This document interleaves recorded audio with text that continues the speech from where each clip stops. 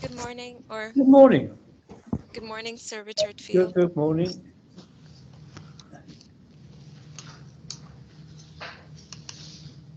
Is everyone all present and correct? Yes. Yes. Good. And who do we have supervising us today from the registry? Oh, Ms. Shahla Al-Gharib from the DIFC Court Registry. Thank you very much. Well, we'll get underway. Please proceed, Ms. Ahmed. I'm grateful, Your Lordship. Mr. Al-Ali, Yes. please can you take up page 8607, section 8, page 607.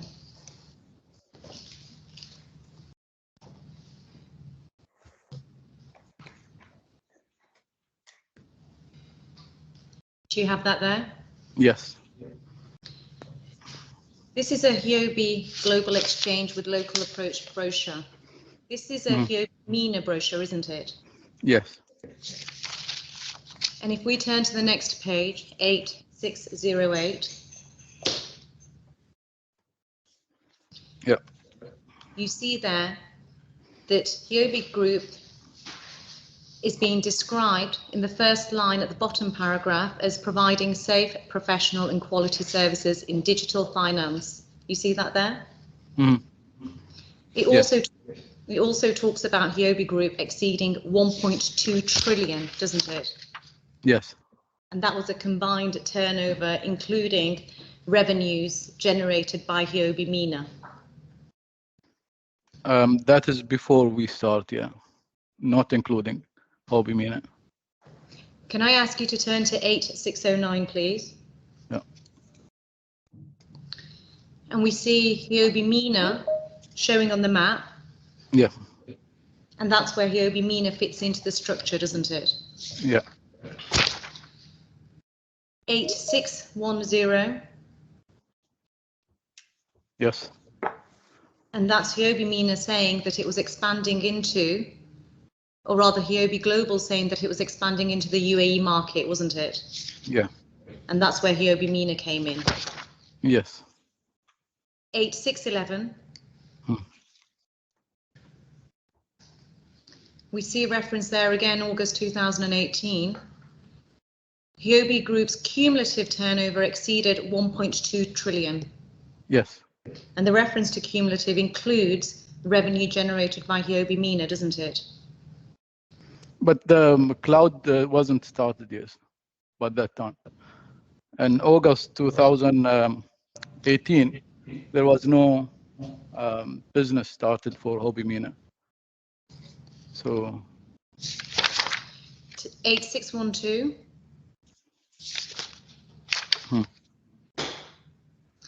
These are services provided generally by HUOBI, and that's HUOBI Global, and HUOBI MENA was to provide these services too, wasn't it?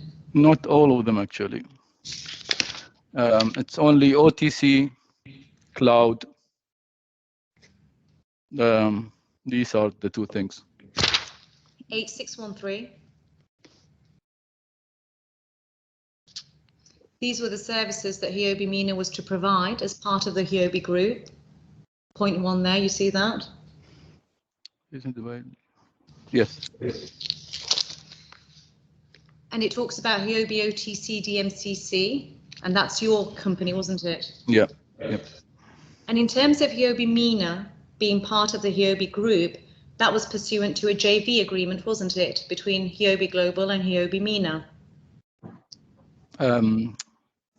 Not between HUOBI Global and HUOBI MENA. It was between HUOBI Global, myself and Mohit to set up their JV here. The company is here, and then the company will be owned later by both parties. And that JV agreement hasn't been disclosed to the court, has it? No. And under that JV agreement, it was agreed, wasn't it, that any revenue generated by HUOBI MENA, which was owned by both you and Mr. Devar, would be provided to HUOBI Global, and HUOBI Global would share the revenue with HUOBI MENA. No. How? Why did you say that? Like, how do you come to that conclusion? In terms of HUOBI Global's oversight of HUOBI MENA, it's right, isn't it, that that oversight also related... No, that's wrong. Sorry. I haven't asked the question, Mr. Alali. I mean, by the Mr. saying... Alali, forgive me, Yeah. do forgive me for interrupting. Let's hear the question. Okay, sorry, And then I apologize. we'll ask you to answer it as best you can, please. Thank you. Sorry, I apologize. Yes, again, please. Let's look at 8613. Can you look at point 4, please? Yeah. And it refers to HUOBI MENA committed to bring the global ecosystem and standards of HUOBI to the local markets. You see that there? Yes. And therefore, under the JV agreement, it's correct, isn't it, that HUOBI Global would be providing to HUOBI MENA their know-how and safety protocols in relation to buying and selling Bitcoin. So what is the question now? The question is that as part of HUOBI MENA bringing to the local markets the global ecosystem, that also included any safety and security protocols in place with HUOBI Global. We're bringing their system for the exchange. So that is what the ecosystem here they meant.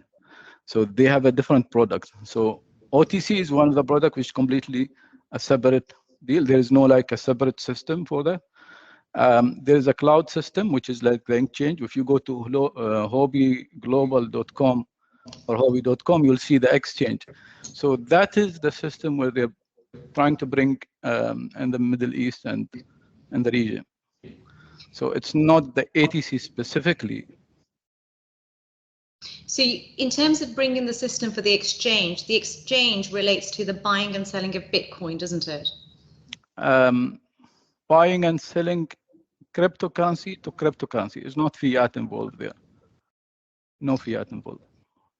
So in terms of the buying and selling of cryptocurrency, that in itself involves security protocols, doesn't it? It is, they implement all the security. So let me just give you a brief about how the cloud system works. So Mr. Alali, Yeah, let him keep it brief. Mr. yeah, I'll try Alali. to make it very short. Yes, please. So Thank you. the cloud system is just a front end to HUOBI cloud system, the exchange system. So they are taking care of all the security, all the background process, all the programming. They white label it for the companies here locally in the UAE who would like to start an exchange. So they will have the front end only is labeled to the local companies here in UAE. So, so everything is handled, yes, by the group. so not only do they implement the OTC exchange system, but they would also implement the security protocols applied to the exchange system, wouldn't they? I mentioned also there are two different things. The OTC is completely different. The exchange system is completely different. So there's no relation between two. There's no direct relation. I think you're being asked whether you accept that this entity would implement the security protocols. Do you agree with that? Yes. Thank you. Thank you. Can I ask you to turn to your first witness statement, please? And it's 614, section 6, page 14.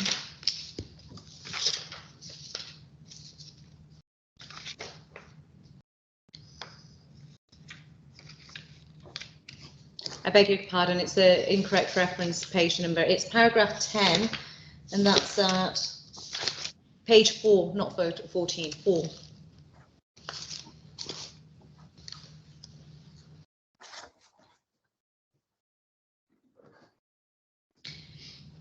And you set out there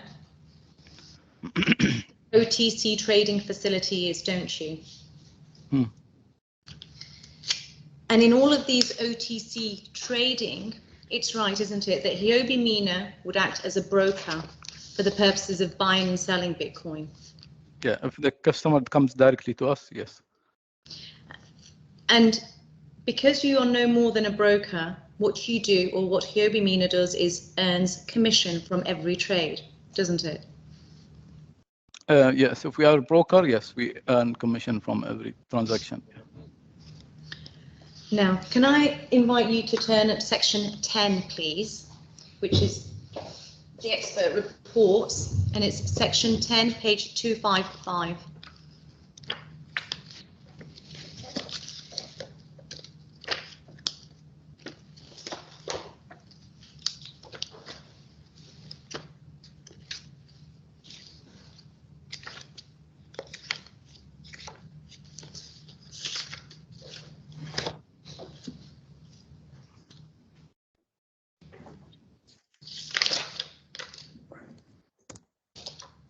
I beg your pardon, let me just check that reference again. 222, sorry. No, 225, I beg your pardon, 225.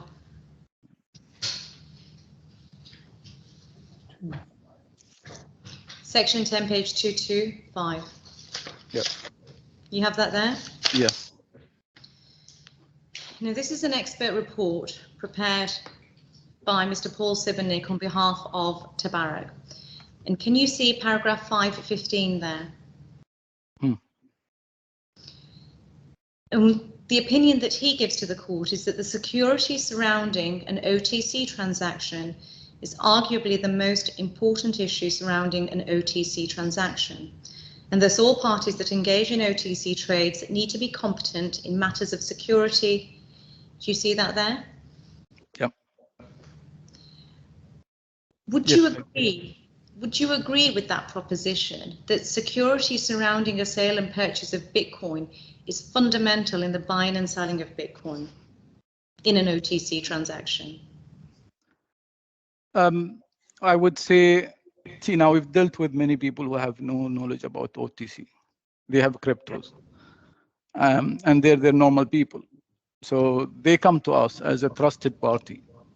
So they're expecting us to do the whole security for them and help them to do the deal.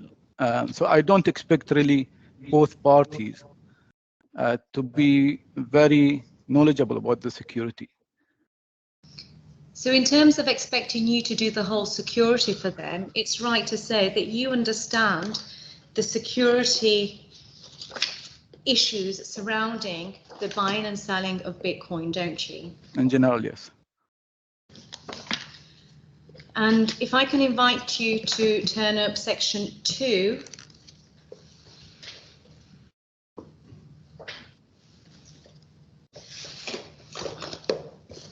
It is page 133.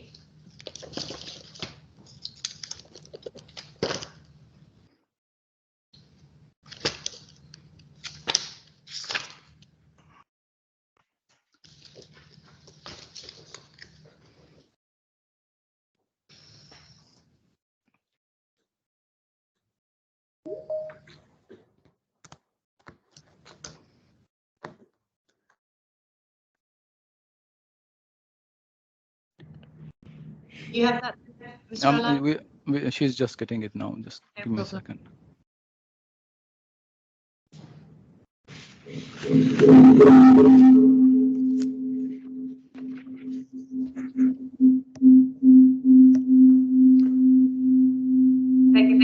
There's interference here at our end for some reason. Can you go and get Shazam, please? Oh.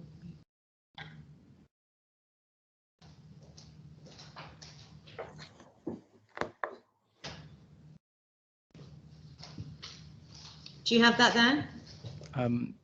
It's just, yep. This was a request for information that was served by the second defendant on the 9th of November 2021. Yes. And in this request for information, questions were asked. However, your solicitors on your behalf responded on the 18th of November and said as follows. If you look at the bottom of that page, and it's the penultimate paragraph, This was in respect of a report, the transaction report. And your lawyers said that the author or authors of the report, and that's the OTC large transaction report, as far as the claimants are aware, came from HUOBI Global Security Team based in mainland China. Do you see that there?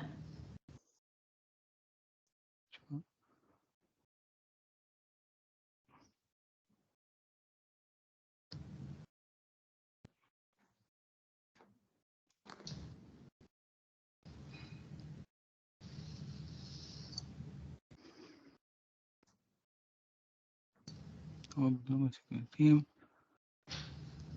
Yes? Yes, yes.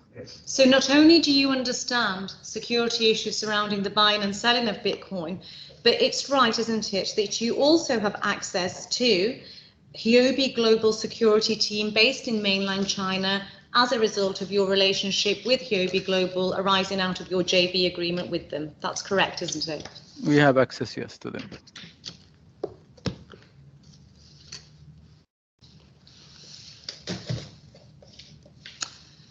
And if I can also ask you to turn up section 17, please.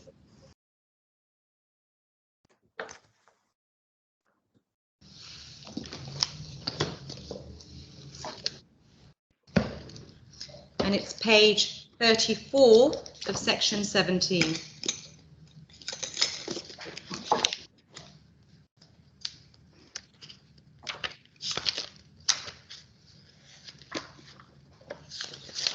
Actually, we'll start at page 33.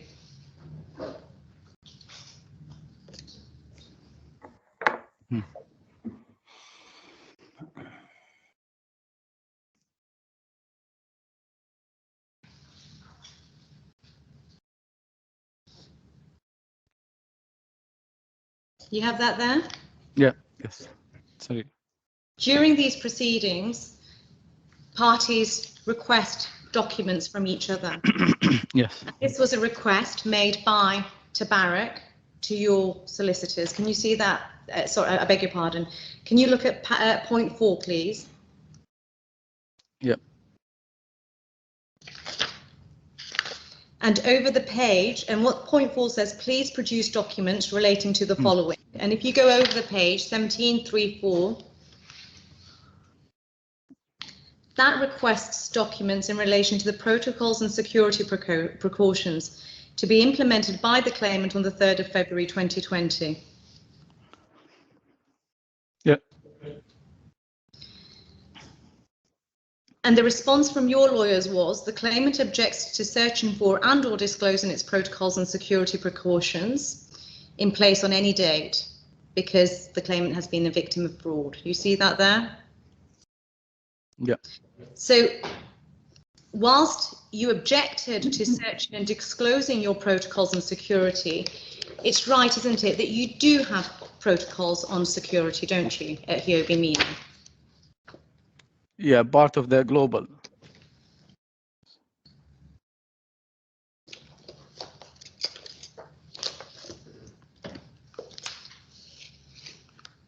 And therefore, Mr. Al-Ali, I'm going to suggest to you that you did not need expert advice on how to establish a process for the intended sale and purchase of Bitcoin, because you yourself have access to not only a security team, but you are also knowledgeable about security processes in relation to the buying and selling of Bitcoin.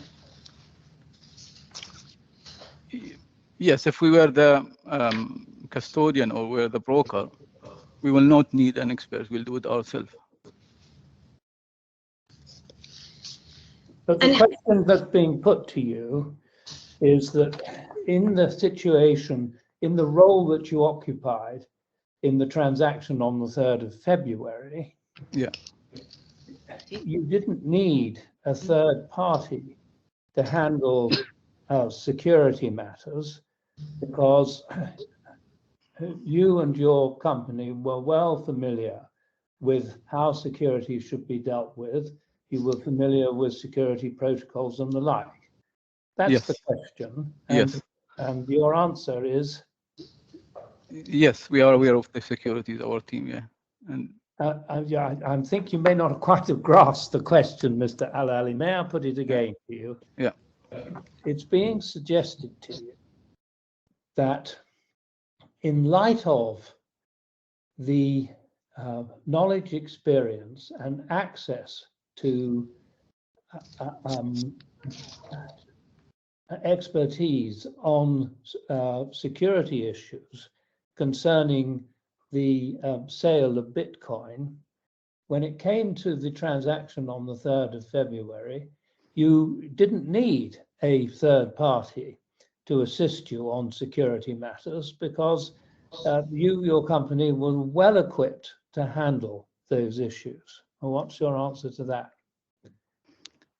Yes, we don't need really a security, someone to take care of the securities on the trade. Yes, I mean, if that is the question again, I'm just.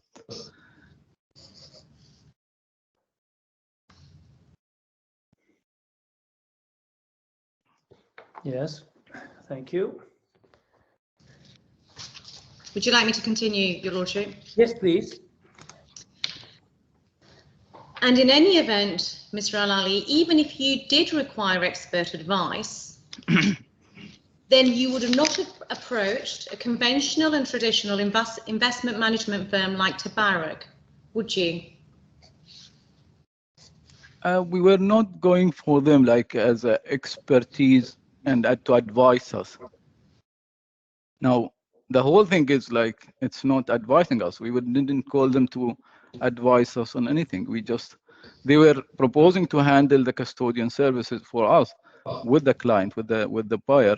See, if the buyer came to us directly, we will not need TABARAK. We wouldn't like go to them and ask them, okay, can you help us to do the custodian service? We won't. But the buyer was not willing really to follow our procedures, rather than he is happy to go with TABARAK procedures.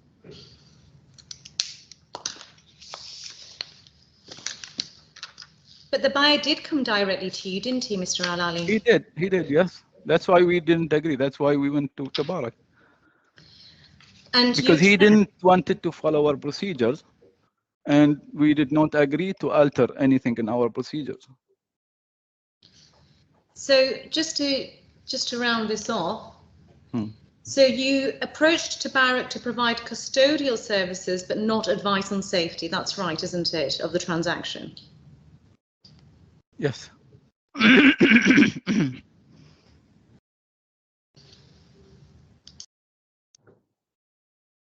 Yes, well, we have the witness's answer to that question. Thank you. And you accept, Mr. Al-Ali, that TABARAK had no track record of conducting transactions relating to the selling and purchasing of Bitcoin, did it? I don't know. They told us they have done this before. I mean, we cannot access their record. I don't know what is their record, but they confirmed to us, and they have their own wallet, and they have done this before. So based on all this, we will have comfort that they have a knowledge and the expertise. At the end of 2019, was HUOBI MENA profitable? Yes. I mean, well, the transaction happened after, yes, but we did a huge deal which made us profitable, yes.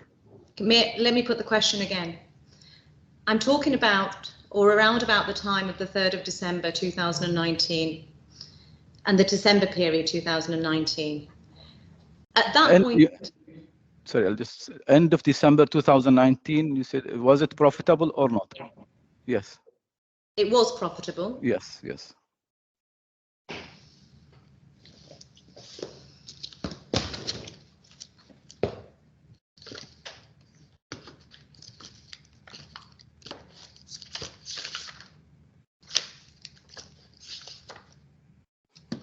Can I ask you to turn up section 9, please, page 5.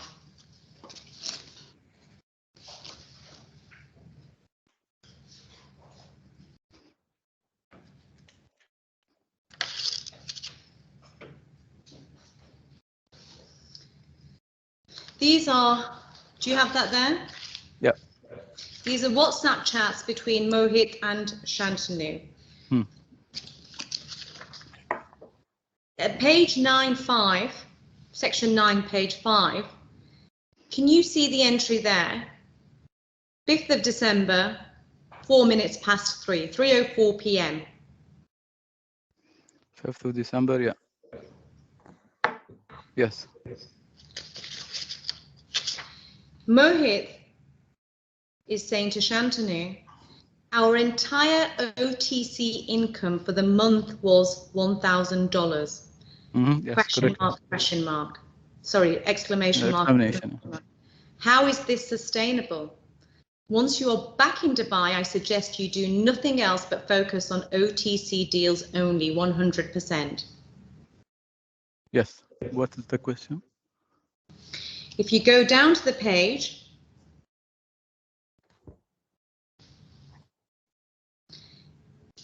(6:32 p.m. Mohit then says to Shantanu about KPIs, and that's the subject of the discussion. Yes, but November we hit no KPIs virtually. Sorry to be a pain, but the team has to start delivering. We are operating over a year now. We have 2 marketing people. Their salaries are more than our marketing budget, and we spend 100% of revenue. See no increase. Vishal is new, but right now operating as a highly paid admin. And if we go over the page, page 6, 9, OTC income is less than the salary of a dedicated OTC staff. No cloud deal so far, and we have been fighting with China on cloud. You, Sultan, and me are all overheads, extremely top heavy given the size of the business. And then if you go down the page, 9:10 p.m, the bottom line is we have to produce revenue, right? I can't keep giving excuses to China. Also, I don't agree with all the points. I think the team is too focused on internal issues and not enough on business development. To be honest, the marketing plan is not impressive at all. I made that point when we reviewed the plan. Anyway, let's see what December brings. We need to see a dramatic increase in OTC activity.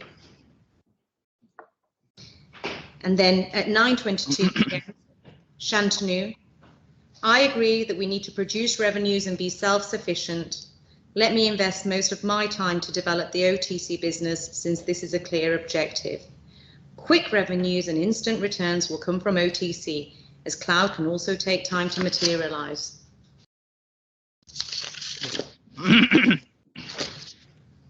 And then, can I ask you to turn to 9:14, please?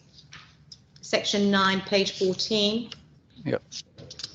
This is another conversation between Mohit and Shantanu. Mr. Saxena. At 10:21, he is saying, let's meet tomorrow or day after to discuss the marketing activities for the OTC business.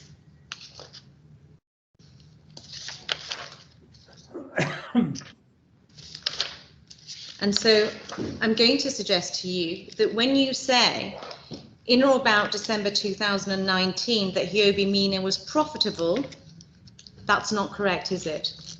No, I said that and it's correct. I mean, see, now you're just referring to 1 month, which is November and December. We had before that. Now, when you ask me, you say your question was end of December 2019, was it profitable or not? And then you're referring now to individual month and low performance during these 2 months. And you don't know also what other profits we have in HUOBI MENA, what other revenues. So either you are not like specifically asking about this month or this deal or this business or this service. You just said a general question. So I answered you, and I still stand by my answer. Mr. Alali, I'm going to suggest to you that in fact the OTC business at the end of December 2019 was unsustainable. It wasn't generating profit. you were getting questions from HUOBI China, which is why you were keen to undertake the transaction with the buyer. See, before November and December, we did a deal for like $32 million with MR. And that was the first 10% of the whole deal. That's one deal which will make us profitable for 2 years, 3 years. Now, if 1 month gone dropped, and then we cannot stand still without pushing the team and start being aggressive toward them to make more profit, to go out, to start getting business. Of course, everybody will be keen to have more business. Now, doesn't mean that because we're looking for business, we throw ourselves to any other unprofitable deal or anything. Thank you, Mr. Al-Ali. I am also going to suggest to you that because you wanted to undertake this transaction, you turned a blind eye to all and any red flags during the period between December 2019 and the 3rd of February 2020. I don't understand what you mean by red flag. That anything that you may have found alarming about either the buyer or the buyer's proposals, you ignored them. No.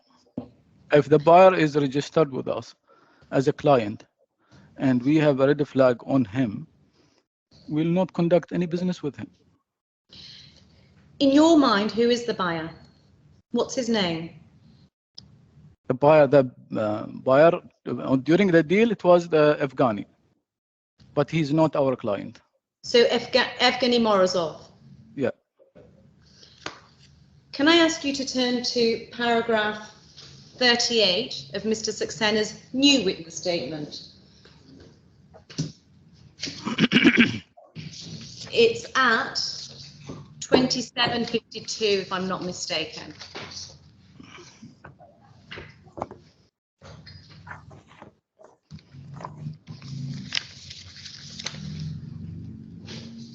Um, 2760. Well, I said 2752, but you are right. I was going to take you to 2760. You're absolutely right. You've obviously preempted the question. Can I ask you, before we go to the question and that page, to turn at page 2764?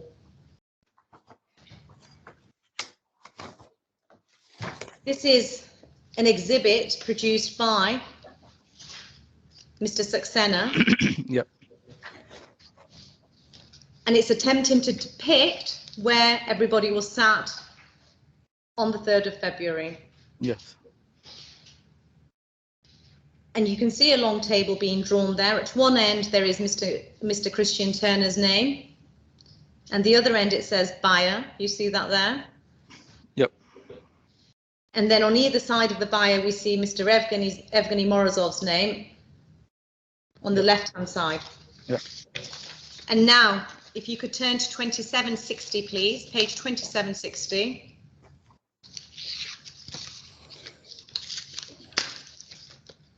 And it's paragraph 38.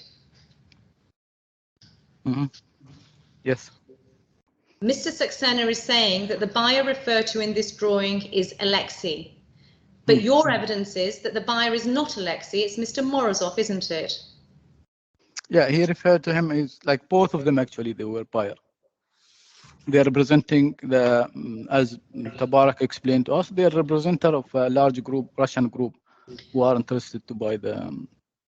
But your evidence when I asked you, Mr. Al-Ali, was that the buyer is Mr. Morozov. You did not mention Alexei, did you?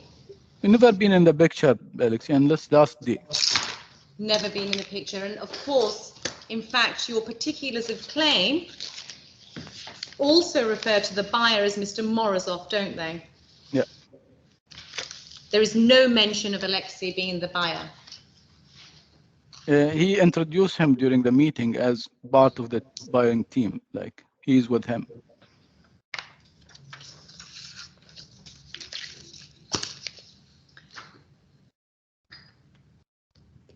Can I invite you to turn at paragraph 19 of your witness statement, please? Which one? Which Pardon? witness statement? The first witness statement. That's one, right. Yes. It's page 68. What's the section that the witness statements are in, remind me? Section 6. Oh, it's 6 and page 8, is it? Section 6, page 8, yes. Thank you very much. And I'm taking the witness to paragraph 19.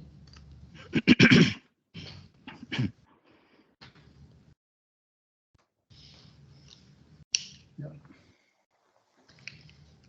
Mr. Al-Ali, do you have that there? Yes. And you say, I explain my dealings in this section and the dealings of HUOBI with Mr. Morozov, the buyer, with our third-party contact, Rudolph. Now, Rudolph was the person that you say introduced you to the buyer, Mr. Morozov. Yes. And you say you met Rudolph at a cryptocurrency conference around February 2019. And you say that at paragraph 20. Yes? Yes, yes. Where was the cryptocurrency conference?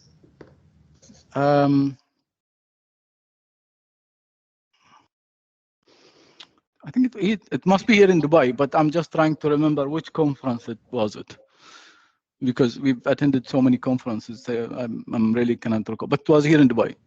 So it was a I beg your pardon. It was a cryptocurrency conference around February 2019. You think in Dubai.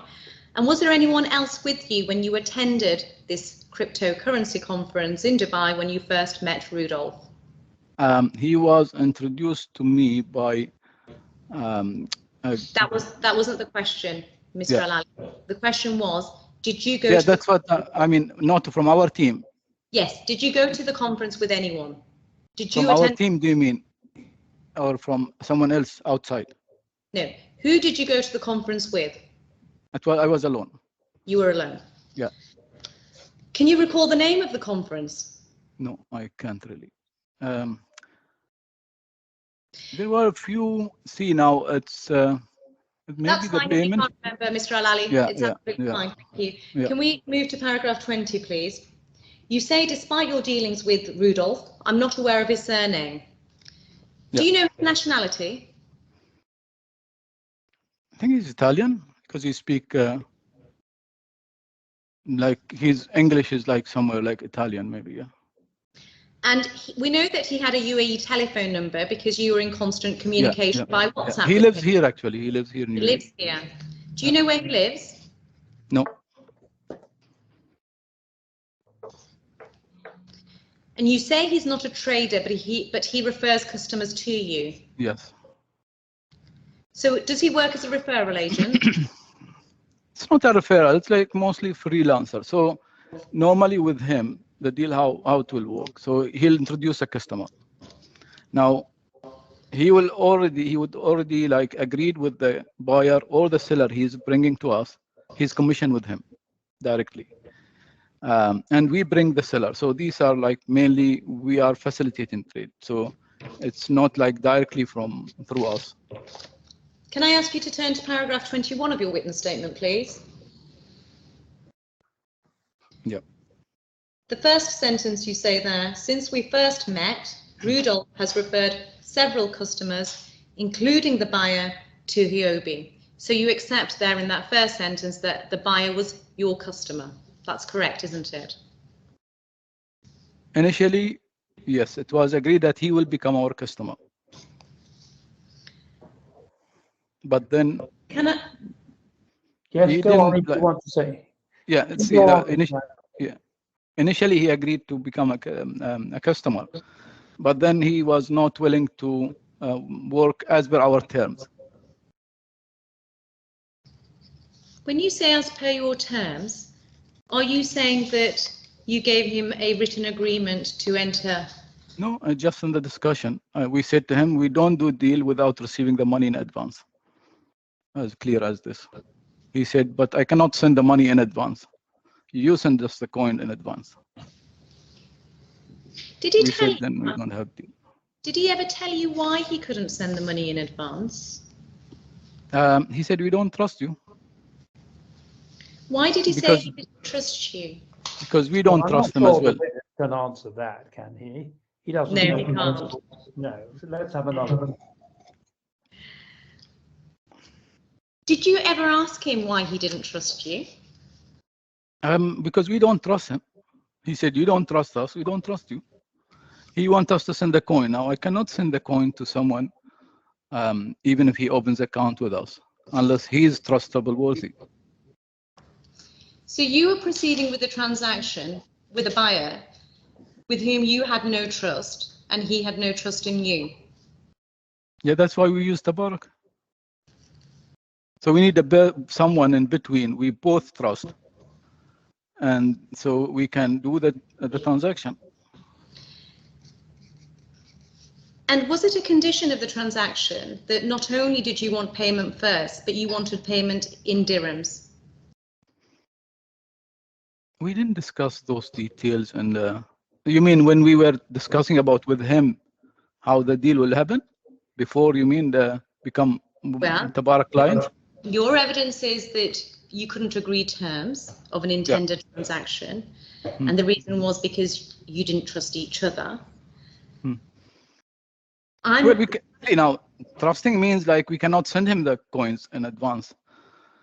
I don't know about his other personality or how's his business or whatever is there, but the only thing, I don't trust sending him my coins in advance, and he also cannot send me the money in advance. That's the meaning of trust. Can I ask you to turn to paragraph 22, please? Yeah. Same page? Yes, 6.8. Yeah. You say there that from early to mid-December, Rudolph mentioned the buyer. You also say there... I think I corrected this in the 5th statement. Yes. Did you refer to that? I have, but let's deal with this first. Mr. Al-Ali, you said that you later learned that the buyer was a representative of a group of Russian investors. Yep. And that Morozov was their agent. Yeah. And so you thought that he was the buyer for the purposes of the transaction. Rodolph, Afghani, you mean? Yes. Yeah. Now, this knowledge about Mr. Morozov representing a group of investors, I'm going to suggest to you, must have been when Rudolph told you during that telephone call. That's when he told you, didn't he?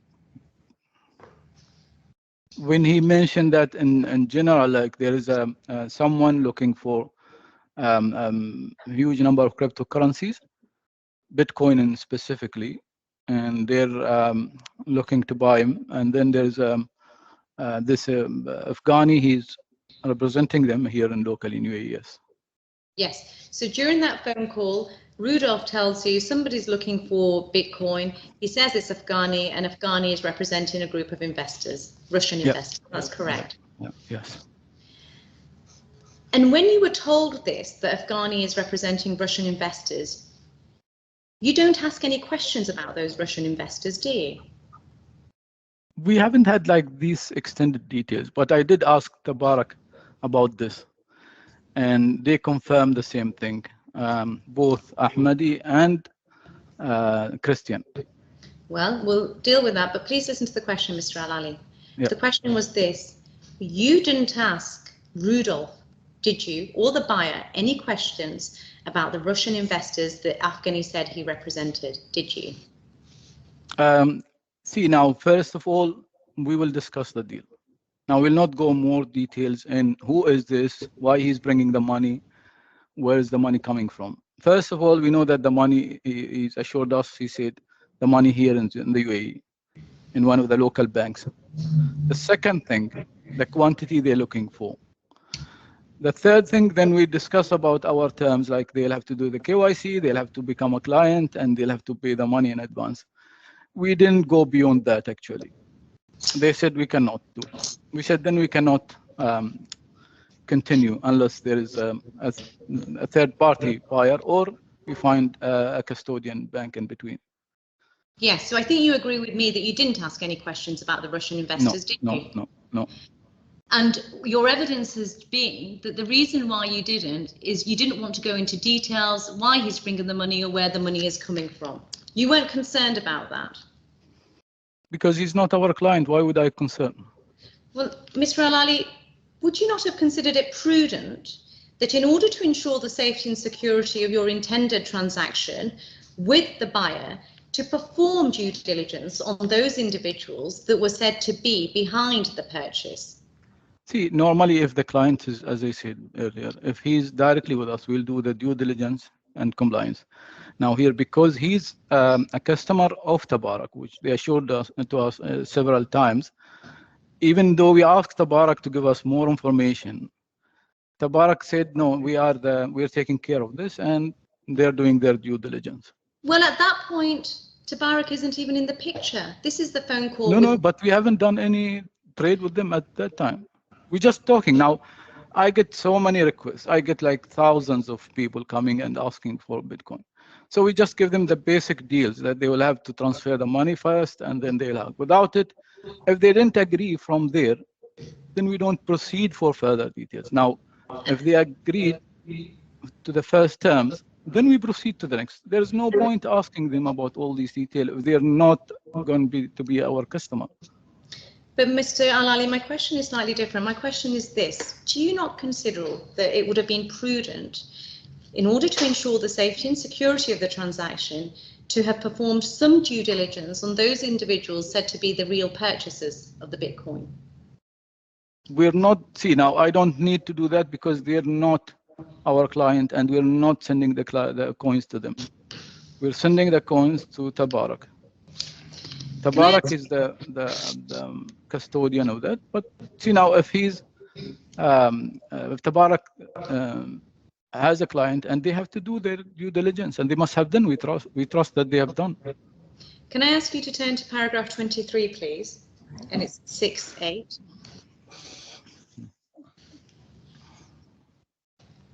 Now here you say that you met with the buyer and Rudolph together at a meeting in early December 2019 in Dubai Mall.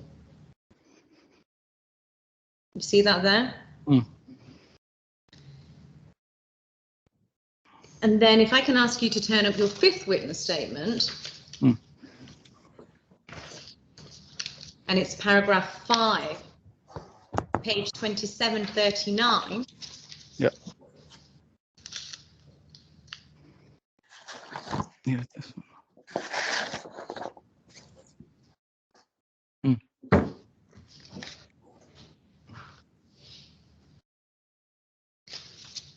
What you say there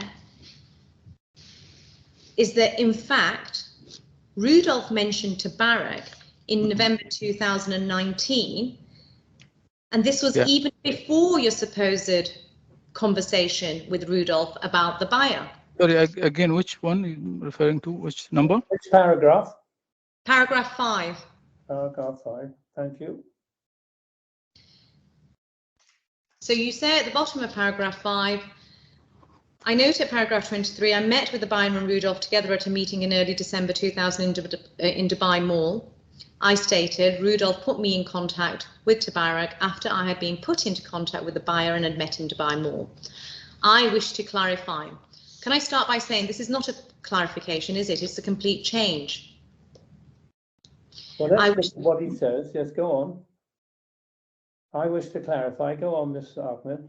I wish to clarify that the first time Rudolph mentioned TABARAK to me was in November 2019 at an in-person meeting during which he gave me Mr. Turner's number. Firstly, Mr. Al-Ali, that's a complete change from your first witness statement, isn't it? See, now, how do you see it? I'm not a legal person now, first of all. Second is, I remember that things I need to really add it to the statement, and then I did. So now, if you look at it differently, I don't know really. It's just a legal issue. Well, it's not an addition, is it? It's a complete change. You've changed your story. I said the truth. Now, If it was the first time, I didn't remember that the incident, because the first meeting, the first time he introduced or he brought up Tabarak, it was not for this deal. Mr. The Alali, first time he brought it as a bank, local bank. We were looking for a local bank. He said, why don't you use Tabarak?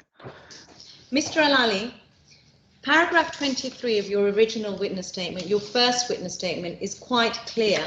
If we go over the page 69, where you say, yeah, the whole paragraph, if you like, is about you first meeting the buyer at Dubai Mall. He presents you with his demand. The buyer wishes to purchase 2,000 Bitcoin. Yep. You're not interested in selling your Bitcoin. You talked in general about the prospects of doing a trade. The buyer would pay HUOBI in advance to purchase a number of Bitcoin. However, the buyer did not want to pay in advance, but wanted the Bitcoin to be exchanged simultaneously. This is why we identified the need for a custodian to enable and trade in this way. This is quite precise, isn't it? That it was after your Dubai Mall meeting that a custodian was identified, and you say that custodian was Tabarak. You mean after we met with Rodolphe or with Afghani? In Dubai, in the Dubai Mall meeting. So at the Dubai Mall meeting, you say in your first You just let the witness finish his point. Of course, I apologise. Go on, Mr. Alali. Yeah. So in the Dubai meeting, we were looking for a bank. That was before even Afghani requirement comes up. So we were looking for a local bank. We were like struggling for having to have a dirham bank account in UAE. We had 2 banks in US, but we could not have a local bank here because the banks are not happy to have a crypto dealing. I was mentioning that to Rodolphe. He said, there is an investment bank in the IFC who can help you to facilitate dirham payments locally. But at that time, we were not sure that we need an investment bank. We need a proper bank, so also to be other expenses. Later on, when Afghani came up with Rodolphe introduced Afghani that they have a requirement for BTC. We had the meeting. We discussed about, like, as I said, our process. How do we deal as a HUOBI? He did not agree. And we said, sorry, we cannot then agree. So we start looking for a custodian. Again, Tabarak name came up by Rodolphe.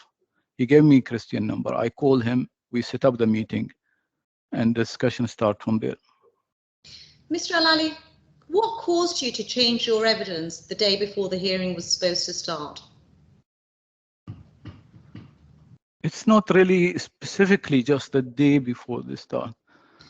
I've reviewed, see now, before the trial, I would have gone again and again through the evidence, the statements, and I start remembering things which I was not remembering at that time.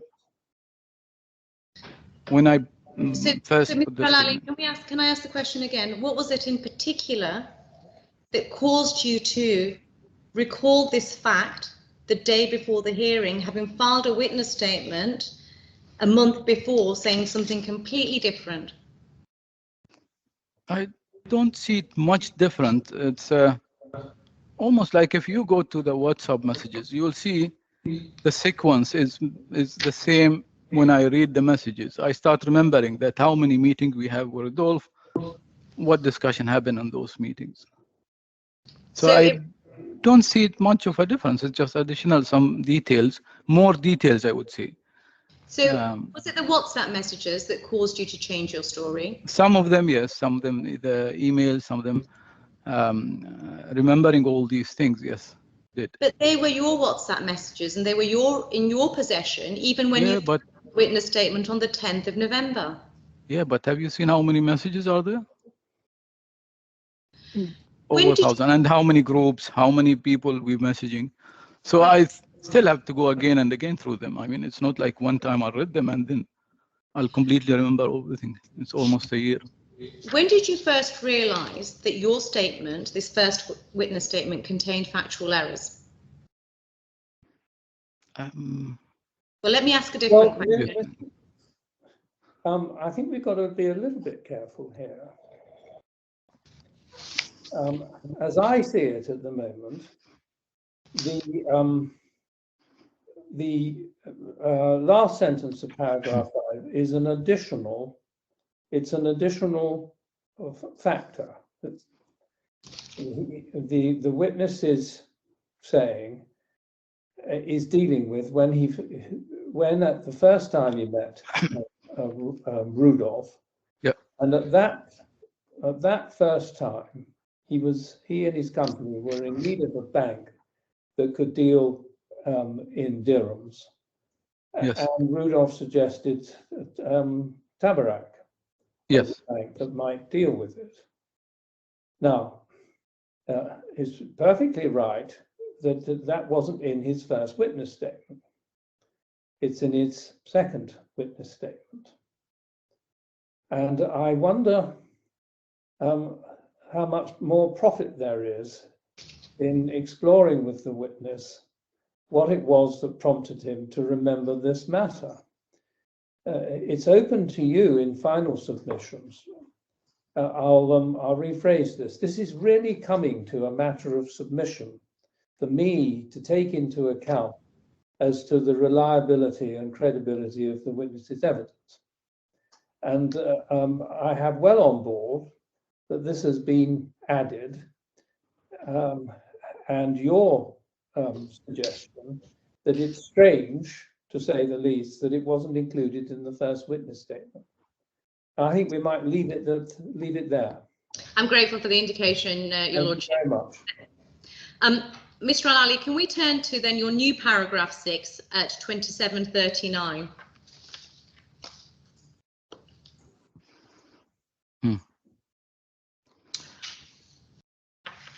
Now,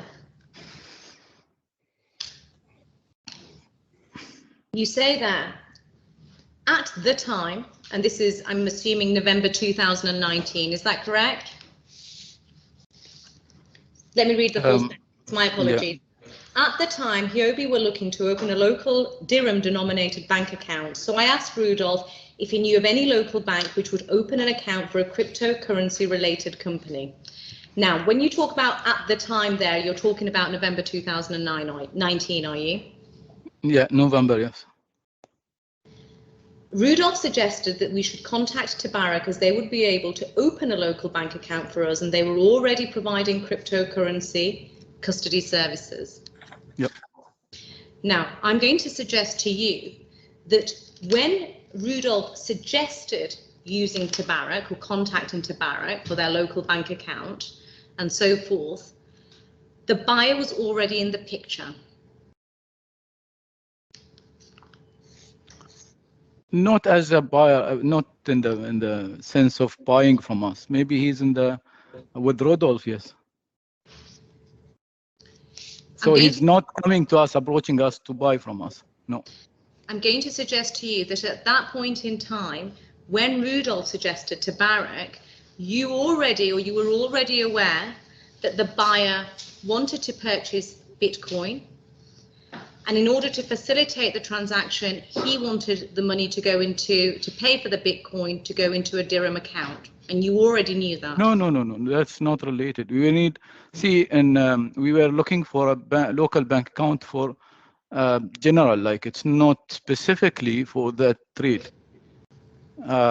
We applied in Emirates MBD, we have submitted application UNB, many banks, many local banks. We use even local lawyers to help us to open. It's not like specifically for that. No, sorry. Can I ask you to open section 9, page 286, please?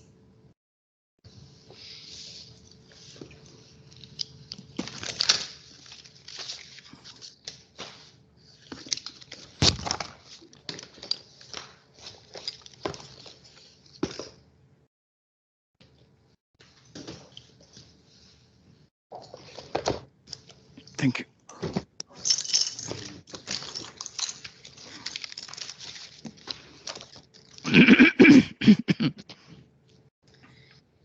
Do you have that open there? Yes, yes. these are WhatsApp messages between you and Shantanu. Yes. And at 5:01 p.m, we see Mr. Saxena WhatsApping you to say, hello, Sultan, how are you? We got a call from Fun Guys, and they want to do a test transfer of approximately, in the coming week, any feedback about the local guy in Dubai who can do the trade. Can you just explain to us very, very briefly what the FAM guys, who the FAM guys were? FAM, a real estate developer.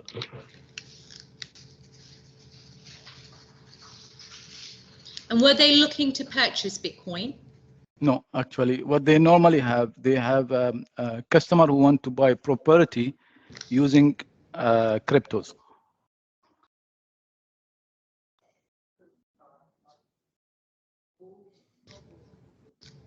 So let's suppose someone has like Bitcoins and he want to buy property. The real estate company, they did not accept the cryptos. So they come to us and to do the deal.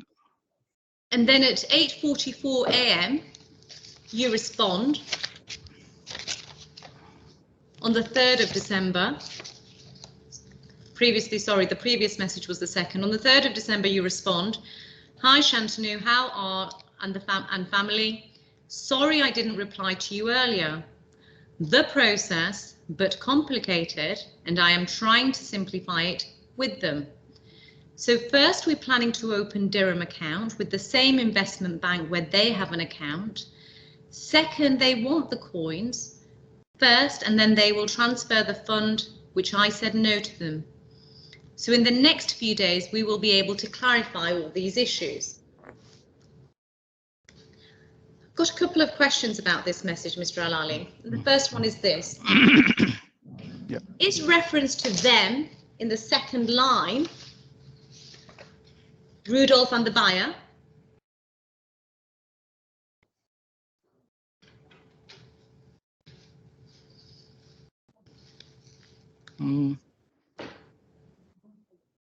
See, it's not related to trying just to remember, because the first Shantanu message was about FAM. FAM has nothing to do with the buyer, with this deal. So I'm just trying to remember if this is really related to that. Yeah. Sorry about that. That may be a test alarm. We'll just adjourn for 5 minutes. Okay.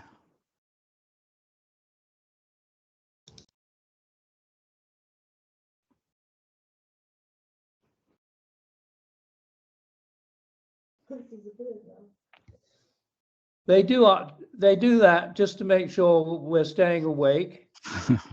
It's all over and we can carry on. I'm just wondering, is this an appropriate point for transcribers? Because I know the transcribers are quite own of the photo. Right. Okay. They're okay for the moment, and please, they're to raise their hand metaphorically at any time that they want a break. They can interrupt the proceedings and ask me for a break, because there is a tendency, as they will well know, for those in charge of the proceedings getting sucked into what is going on in the proceedings and forgetting the poor subscribers.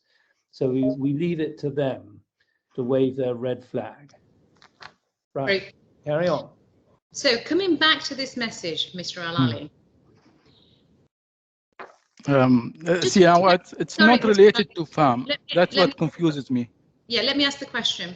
You know where you see there, second, this is the third line. Second, they want the coins first, then they will transfer the fund, which I said no to them. Now, this is precisely the condition that the buyer was imposing, wasn't it, when he was talking about the intended sale and purchase of Bitcoin? Do you agree with that? Yeah.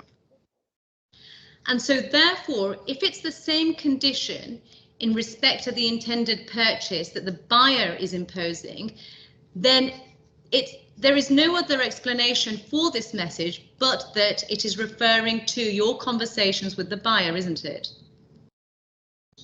Mr. Morozov. The process completed. I'm trying to. Yeah, I think it's related to the. And therefore, when you talk about simplifying it with them, the them is the buyer and Rudolph, isn't it? Yeah, yeah.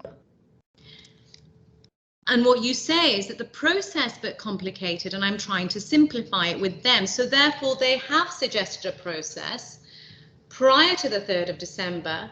And what you want to do is simplify it for them, don't you?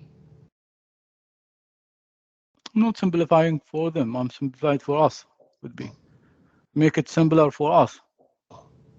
Like, right. So, like for example, if they're saying to us, we send the money to them, we will never agree. Right. We cannot agree to them. So.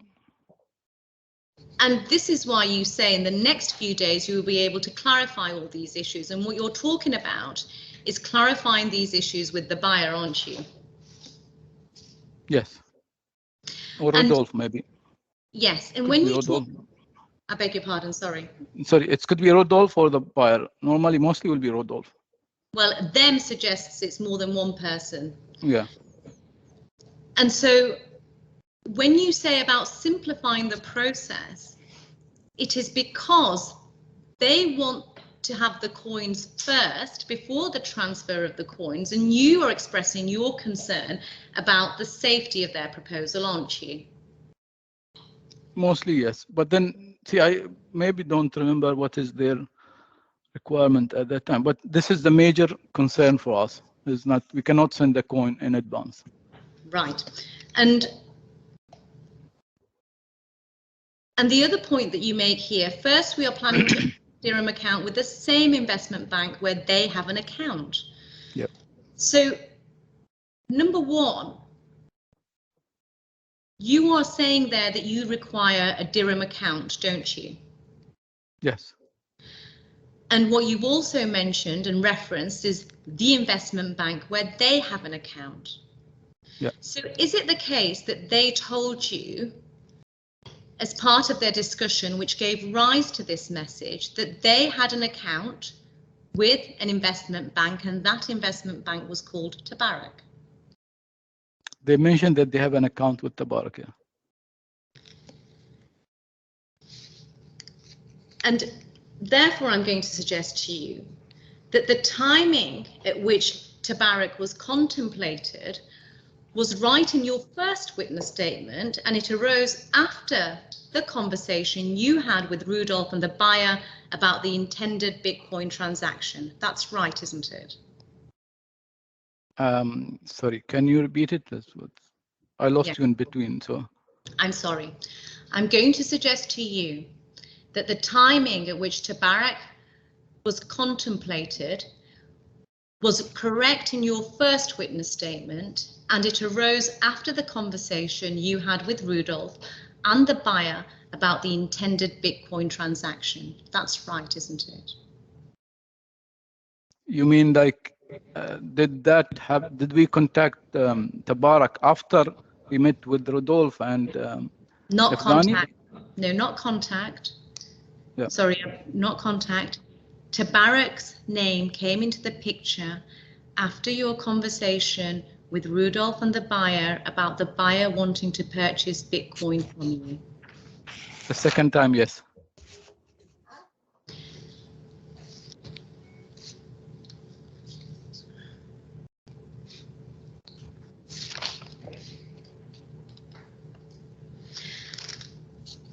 And therefore, TABARAK is mentioned in the context of your requirement for a dirham account, because you wanted a local bank account to receive payments from the buyer, didn't you? In general, yes. Yes. And you've also accepted that, in fact, TABARAK wasn't engaged because of any safety protocols that and advice to be implemented into the transaction.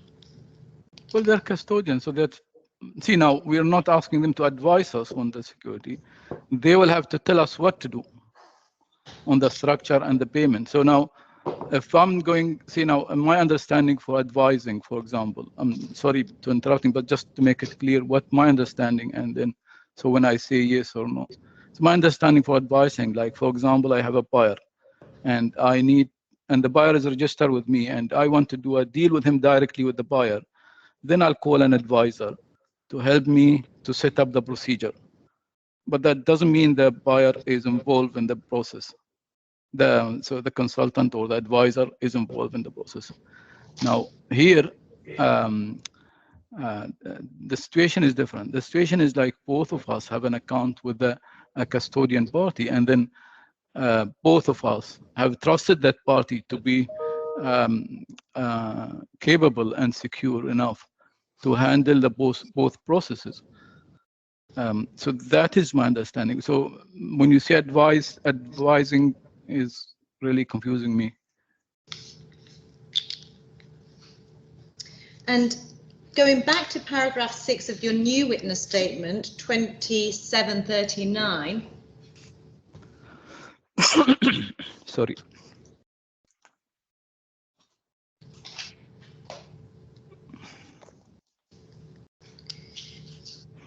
The last sentence where Rudolph suggested that we should contact TABARAK as they would be able to open a local bank account for us, and they were already providing cryptocurrency services.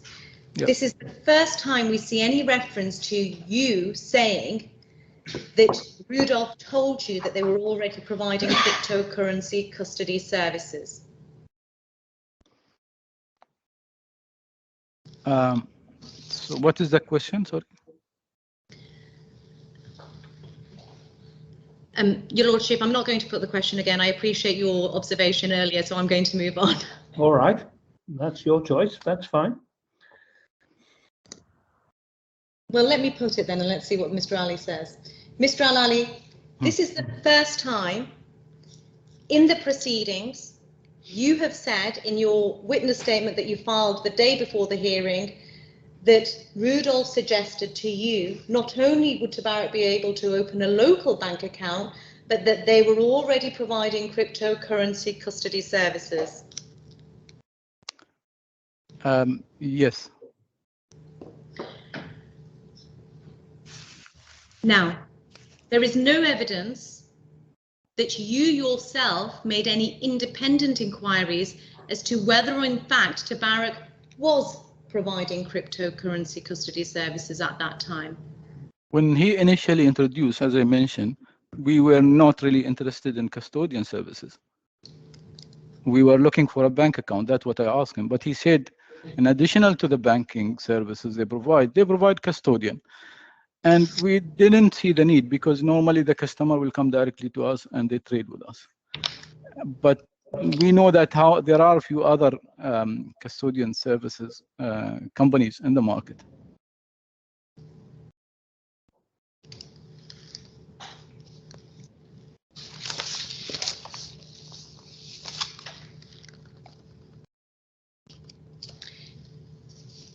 Now, just again, dealing with section 9286. You've mentioned there that the buyer, Rudolph and the buyer second, they want the coins first. I just want to clarify the number of coins that you understood the buyer wanted. Can I take you to paragraph 23, please, of your witness statement? Which witness statement? Which one? The first one, section 6.8. Thank you.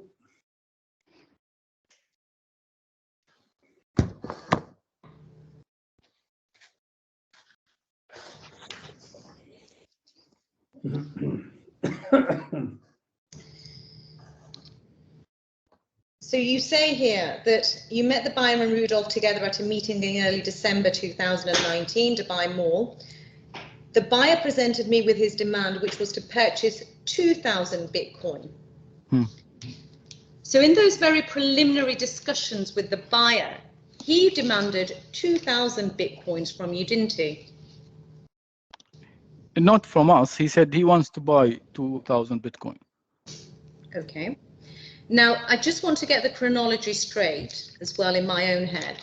So you have a discussion with Shantanu on the 3rd of December about the buyer.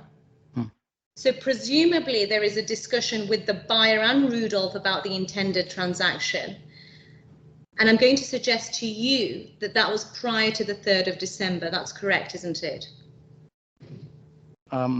You get me? When you say I'm going to suggest to you, that mean I'm asking you, or?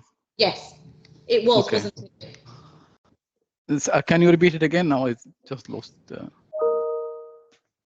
Given your WhatsApp message about the buyer with Shantanu on the 3rd of December, what I'm saying is that it is likely, isn't it, that you had a conversation with Rudolph and the buyer about the intended transaction before the 3rd of December, didn't you? Yes. Was that in late November or 1st or 2nd of December? Can you recall? I cannot recall, but there are messages about. Now this is here. It's talking about like a custodian bank account. Right, Mr. Now, Mr. Ali, sorry, I'm just asking. I'm just trying to fit the chronology in my own head. Okay. If you say you can't remember, that's fine. So we then have a conversation with Shantanu on the 3rd of December.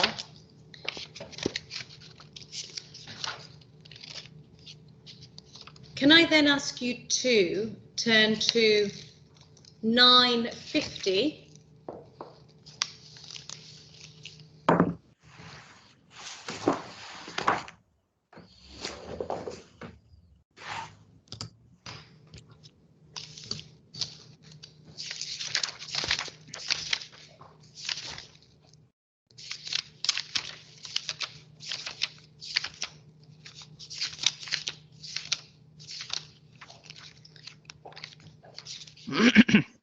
Just need to check the reference.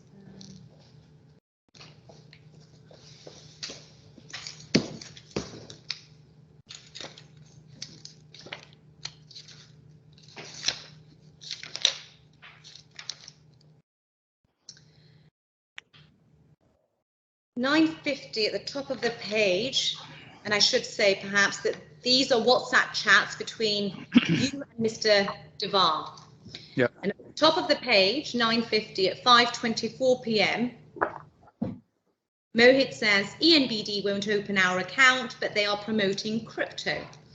Yeah. And that's in accordance with your evidence that you were looking for a dirham account because ENBD was not opening one for you. Can I ask you to turn to the entry at 4:23 p.m, please?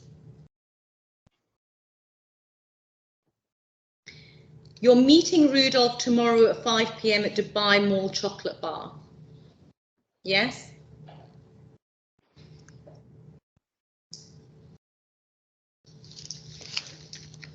Yes. So there, and that's the Dubai Mall meeting that you talk about at paragraph 23 in your first witness. I cannot really confirm that because I had like most of my meeting with Rudolph was in the same place in Dubai Mall. Okay. So I cannot say which meeting is which in Dubai Mall when I say. Okay. Well, are you saying then that there was more than one meeting in December 2019 in Dubai Mall? I'm having like, whenever there is an opportunity, now with Rudolph, because as I said, he's a referral, so he keeps bringing clients to us. So we had like several meetings, could be in 1 month or 2 months. So it could be like more than a meeting in December, in the same place. So just to put a timing on this, there is a 12th of December Dubai Mall.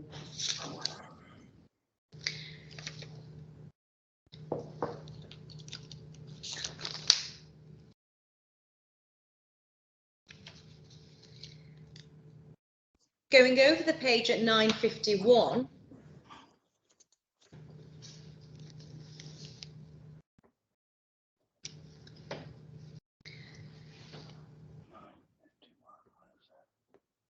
So we're looking at, let's see, 16th of December entry at 12:27 p.m. Yes. And you see there that you sent to Mohit the public register entry for TABARAK, don't you? For the first defendant. Yes. And that's after your meeting in Dubai Mall with Rudolph and the buyer, isn't it?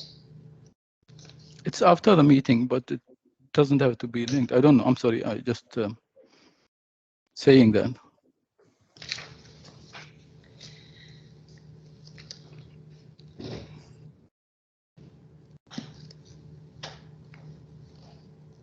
And before we move on as well from the conversation of the 3rd of December with Shantanu, it was your condition, wasn't it, that the buyer must put or must have the funds to pay for the Bitcoin before you transfer the Bitcoin to him? That was one of your conditions, wasn't it? Yes. If they're going to trade with us directly, yes. And had you adhered to your own condition on the day of the transaction, on the 3rd of February, it's right, isn't it, that you would not have lost the coins? Can you rephrase, please? Sorry, just one word I didn't understand in between. Had you insisted on your condition that he pays for the Bitcoins before the transfer of them, you would not have lost, HUOBI would not have lost its Bitcoins. But that is what I keep saying. We have nothing to do with the buyer. It's with TABARAK. Now, if TABARAK said to us, you transfer the coin, then that's why we appoint them as they were like a custodian. That's why we use them. If we are going to have this debate who sent what first, then we will go back to the same point. And I just want to clarify another point with you in your evidence. Paragraph 23, we've already dealt with this, and you say, and it's the first witness statement, the buyer presented me with his demand, which was to purchase 2,000 Bitcoin. Can I ask you to turn up, please, section 2(6).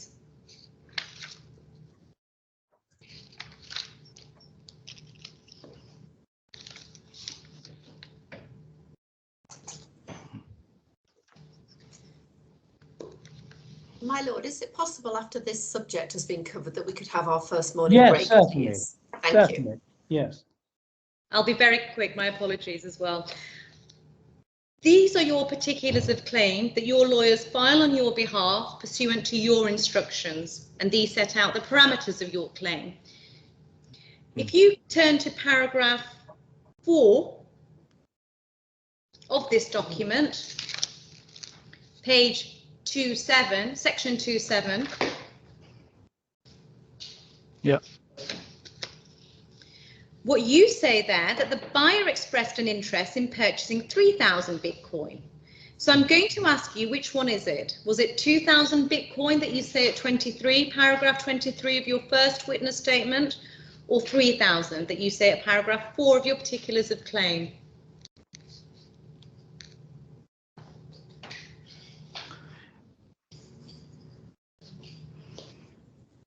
I'm trying to calculate when he mentioned that it was 2,000, yes. So your particulars are wrong. You mean which one? The 3,000? Yes. It's not like an agreement or anything. It was just proposing that they'll have 3,000 or 2,000. But 2,000, I think, is the right one.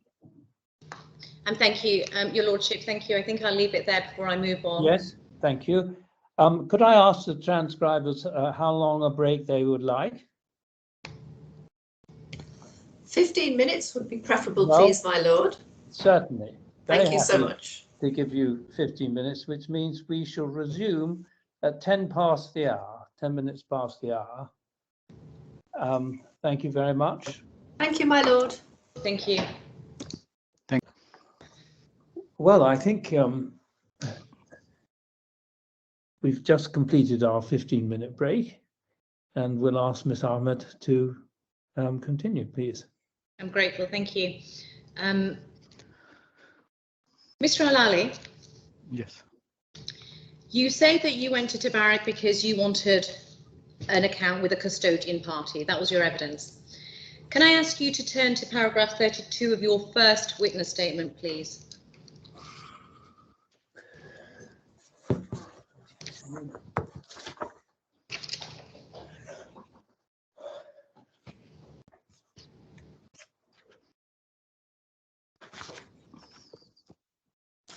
And it's section 6, page 10. Yes.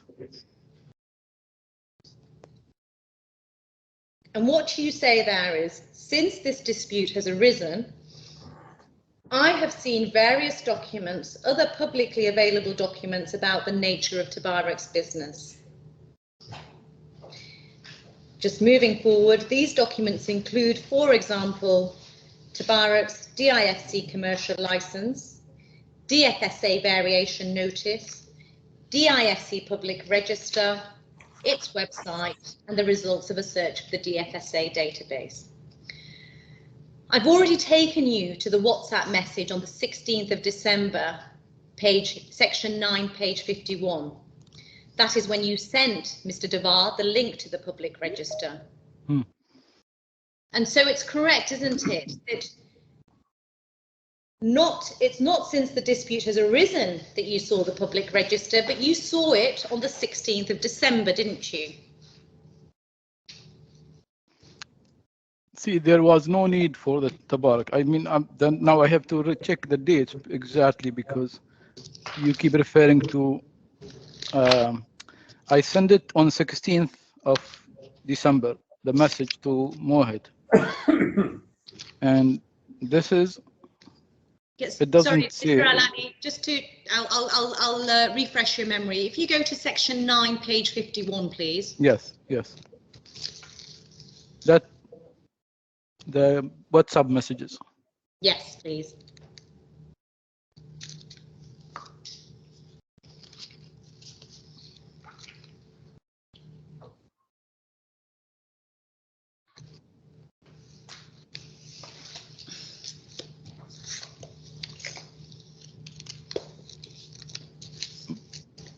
Yes, I got the WhatsApp messages. So 16th of December 2019, 12:27 p.m. you send Mr. Mohit Devar the public register to Tabarak, don't you? Yes. And so you saw that not since the dispute has arisen, but even before you went to see Tabarak. Before I go and see Tabarak, you're saying? Yes. And if we can just perhaps open the public register, please. It's at section 8.439.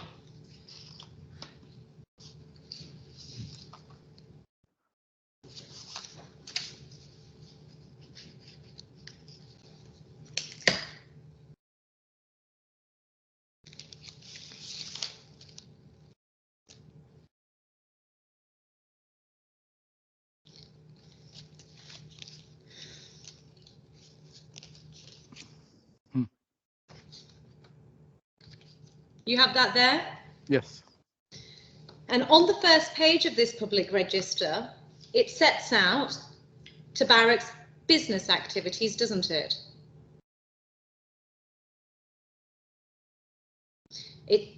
It says arranging credit and advising on credit. You see that? The first page, Mr. Alali. First page, yeah, okay. Yes. It then goes on to say arranging custody. It then goes on to say managing assets, advising on financial products, arranging deals in investments. Yes. What it does not say, does it, that it provides custody?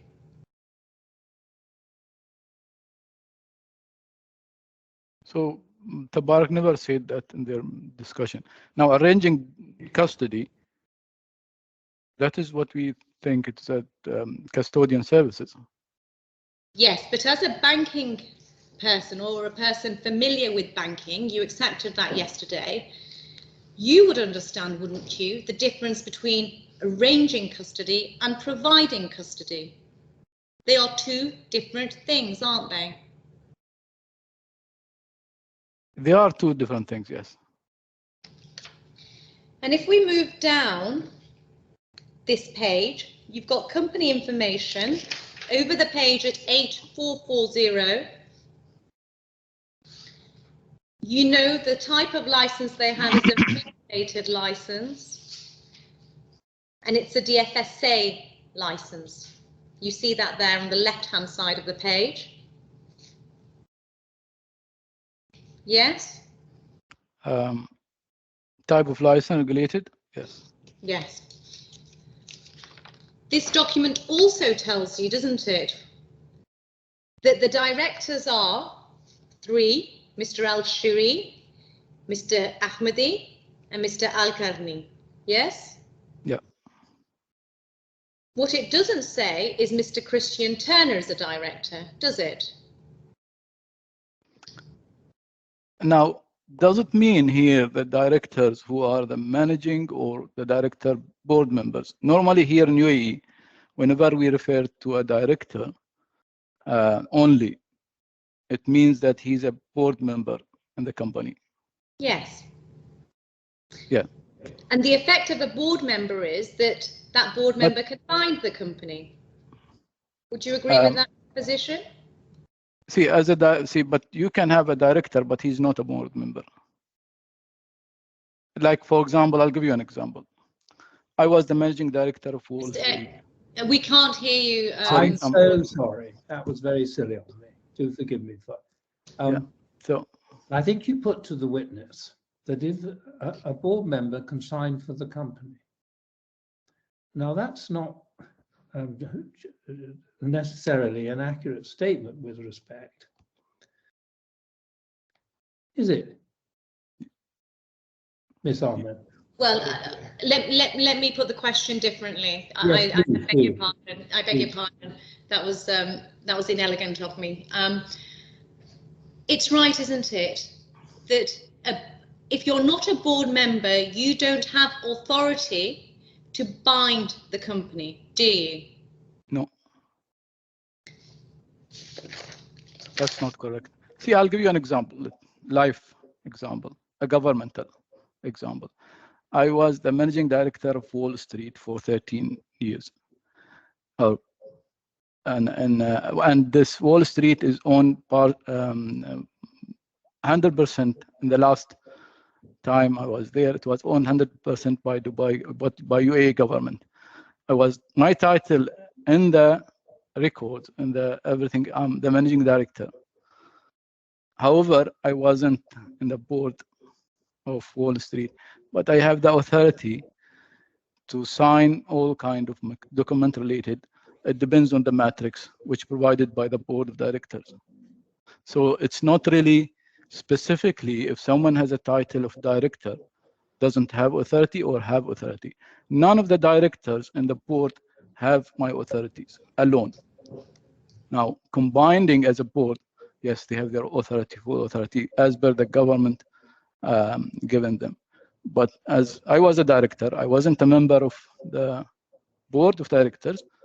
So this could happen here. It's not necessarily a person with a title director is a director in the board. And a director doesn't have necessarily signing authority, and he might be having a signing authority. It depends on the matrix of the company. Thank you, Mr. Alali. So I'm going to suggest to you that before going into the meeting of the 16th of December, your knowledge of Tabarak was that its license, or rather it was only authorized under its license to provide traditional investment management services, which wasn't providing custody. That's right, isn't it? I was under, see now, when I asked them they provide the custody, they said yes. I'm talking about the point before you go into the meeting on the 16th of December. See now, what is, Rodolphe explained to me that do custodian. I asked Christian, he said, yes, we provide the custodian services. When we had the meeting with Muhammad, he never denied that they have a custodian services. Now, here in UAE, maybe there are many companies that really do the custodian services based on the similar licensing the TABARAK has. Mr. Al-Ali, I'm talking about the point before you go into the meeting on the 16th of December. So at that point, Rudolph has told you that TABARAK, on your case, that TABARAK offers or provides custodial services. Yet having looked at this license, public register rather, before going into the meeting, you understand, don't you, that TABARAK does not in fact provide custodial services? See, I don't know what kind of licensing they have now, and the IFC. So now when they say arrange custody, do they have something else? Is like managing custody, providing custody? Do they have other? I don't know. So for me, is arranging custody means is providing the service to the customers of custody service. Now, I don't know what kind of categories, additional services or additional activities they have different than under custody, but maybe providing custody, or I don't know if that is there. But that is, I cannot really say that I know really for a fact that they cannot provide custody service. Now, again, I'm talking about the period of time before the 16th of December meeting. Yeah. The meeting with TABARAK on the 16th of December was at 12 o'clock, wasn't it? I need to check where the exact time. Before Where do you refer to this one, please? Let me put the question, then perhaps I'll go to the document. I don't have the reference immediately before me. My apologies, Mr. Al-Ali. Before you attended the meeting with TABARAK on the 16th of December, it's correct, isn't it, that you also met with Rudolph and the buyer for coffee at the Four Seasons Hotel in the DIFC, didn't you? Is it the same day or before? I can't remember really. We had several meetings before. So now you are saying that you had several meetings with the buyer and Rudolph before the 16th of December? Yeah. Even there, we mentioned also, not before 16th of December. Can't remember. See, the first time I met the buyer with Rudolph, it was in, can't remember the. Mr. Al-Ali, I'm sorry, but Yeah. we've already covered this. I'm talking now about the 16th of December. Let's just stick with that period. Yeah. My question to you is that before you went into the meeting with TABARAK on the 16th of December, you had and I'm going to describe it as a pre-meeting with Rudolph and the buyer for coffee at the Four Seasons Hotel, didn't you?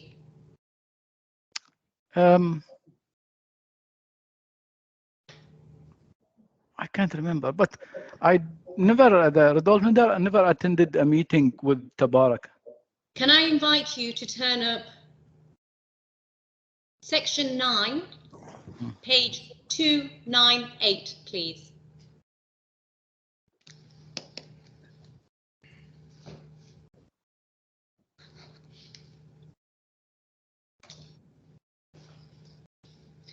These are WhatsApp messages between you and Rudolph. 16th of December 2019 at 6:53 a.m. You say to Rudolph, "I'm at the Four Seasons Hotel." He responds, "We are on the way. We meet in the coffee shop and bank is ready at 12. Okay. You respond, "I'm at the coffee shop." First question, the we that's being referred to there is both you, so I beg your pardon, is both Rudolph and Morozov, isn't it? Yeah, must be. And therefore, you are going to meet in the coffee shop before you go to the meeting with the bank at 12 o'clock on that day. Now, this is something that you don't mention in your witness statement, do you? But there it is in the WhatsApp, so we will look at them. See, because here when I said in the meeting, Rodolphe did not attend the meeting. I know, the 16th of December, but we'll come to the meeting with TABARAK. Let's just deal with this pre-meeting first. You've also given evidence that there were several meetings. Were those With several Rodolphe, meetings around about this time?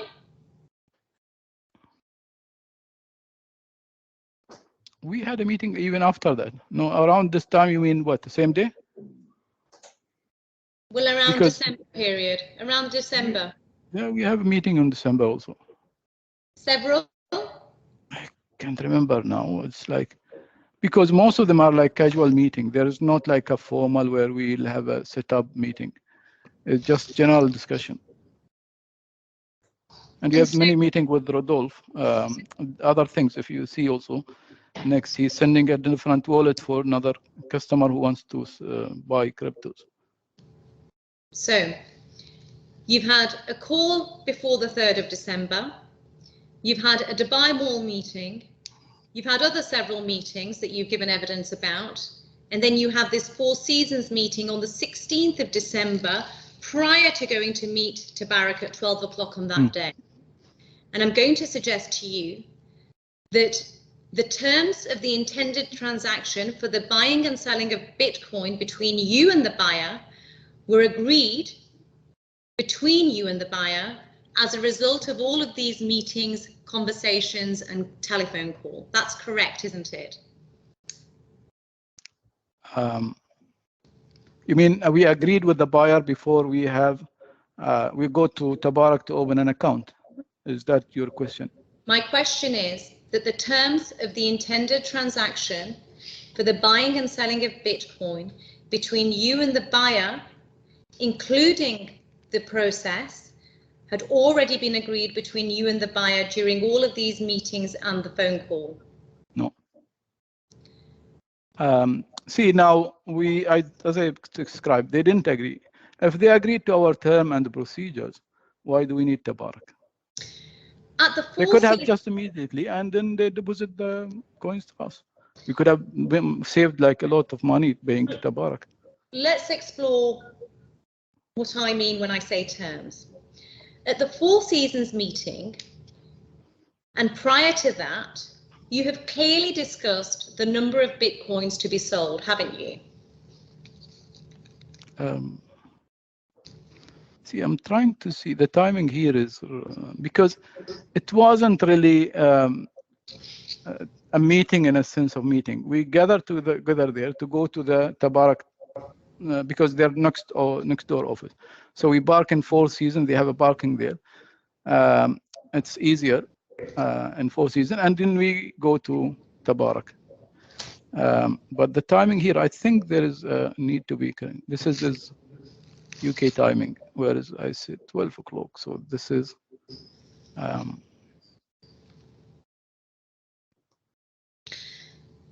So. No, the witness is still trying. I beg your pardon. So this is 6:55 UK time, which is almost a few minutes before 12 o'clock. So I would say 5 minutes. If we say 4 hours less. It's around 11 o'clock UAE time. Yeah, 11. December, there's 4 hours difference. Yeah, so no, I mean between 12 o'clock, the meeting with the, so on 7:15,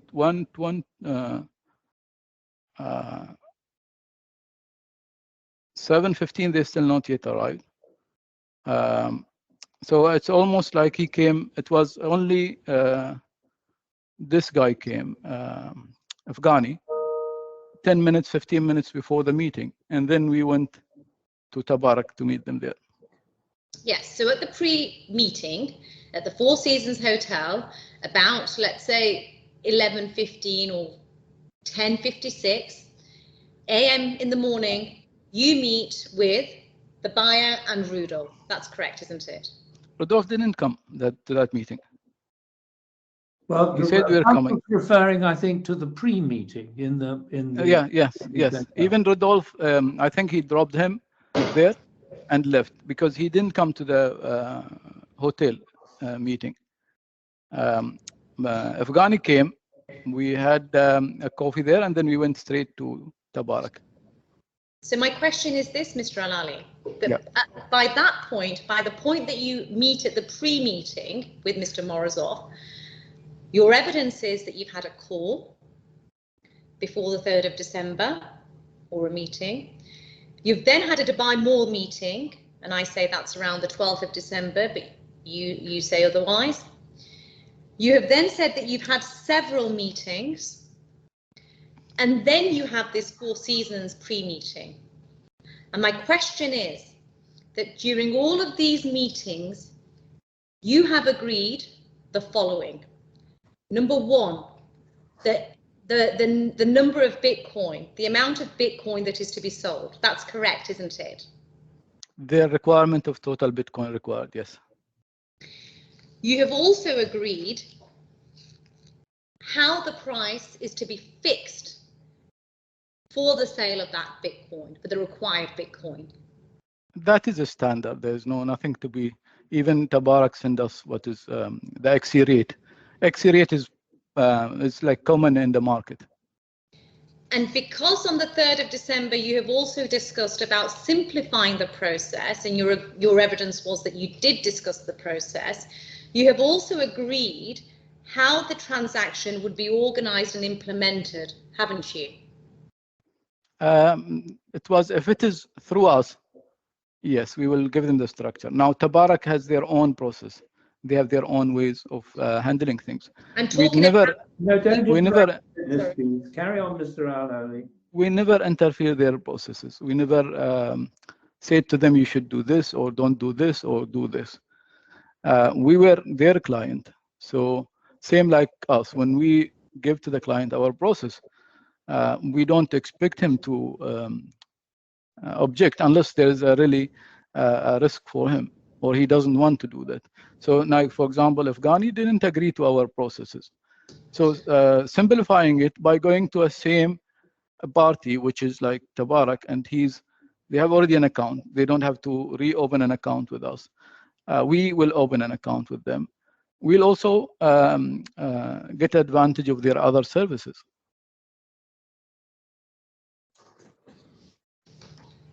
And it had also been agreed between you and the buyer during all of these conversations and meeting as to how the buyer would affect payment to ensure the safety of the transaction, namely that you would be paid, which is why you were going to Tabarak. The buyer will pay to Tabarak. That's what he agreed to. He never said he will pay us directly. Yes, but my question is slightly different. I'm saying that between you and the buyer, you have agreed, haven't you, that payment should come in first, and therefore you have discussed the safety of the transaction. That if they're doing the transaction with us, yes, directly.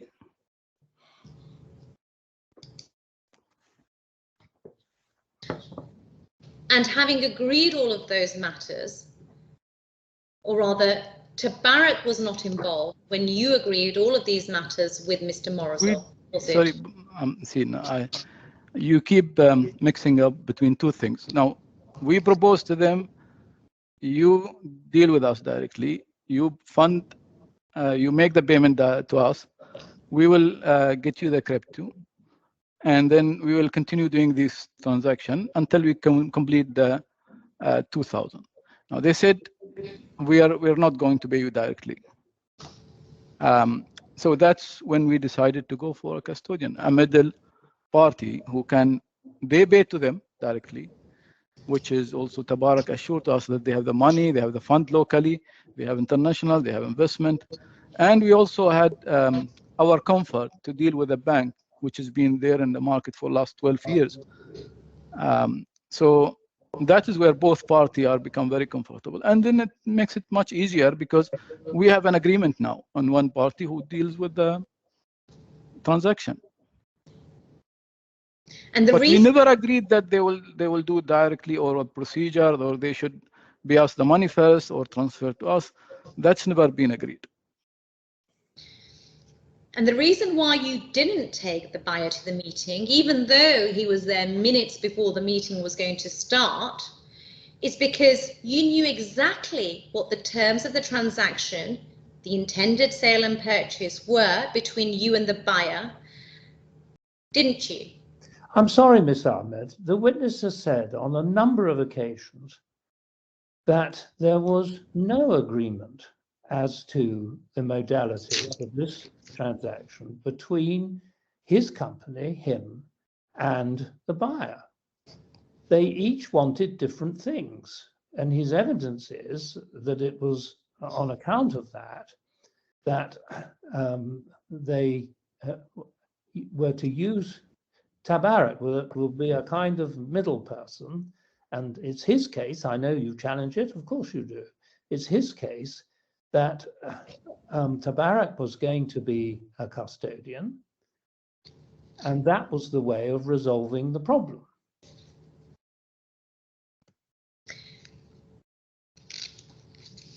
Mr. Al-Ali, how long was the meeting on the 16th of December? I can't remember, actually. I can't remember how long is the meeting.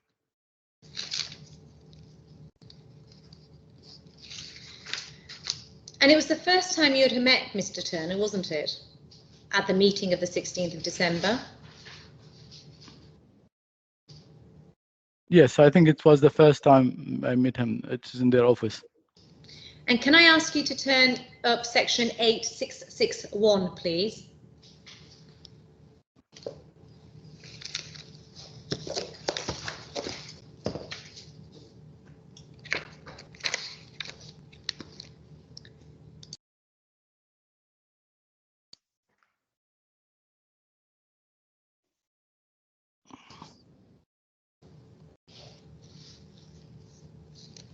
Yes.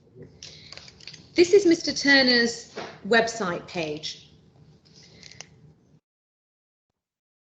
Did you see this page before you went to the meeting on the 16th of December?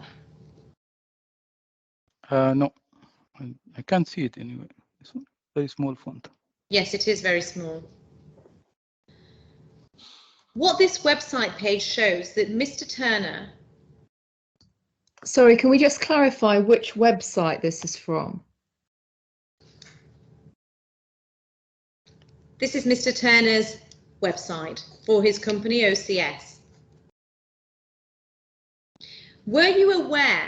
Sorry, what was the date of this website? I don't have a date on it, and we can come back to that. We can clarify that, but we need to establish whether this actually existed at the time of the 16th of December. Well, maybe we can clarify it if I put the question and then we can move on. Mr. Al-Ali, before you went into the meeting on the 16th of December, did you see this website page? No. And during the meeting of the 16th of December, did Mr. Turner tell you that he owned his own company, OCS International FZE Dubai? No.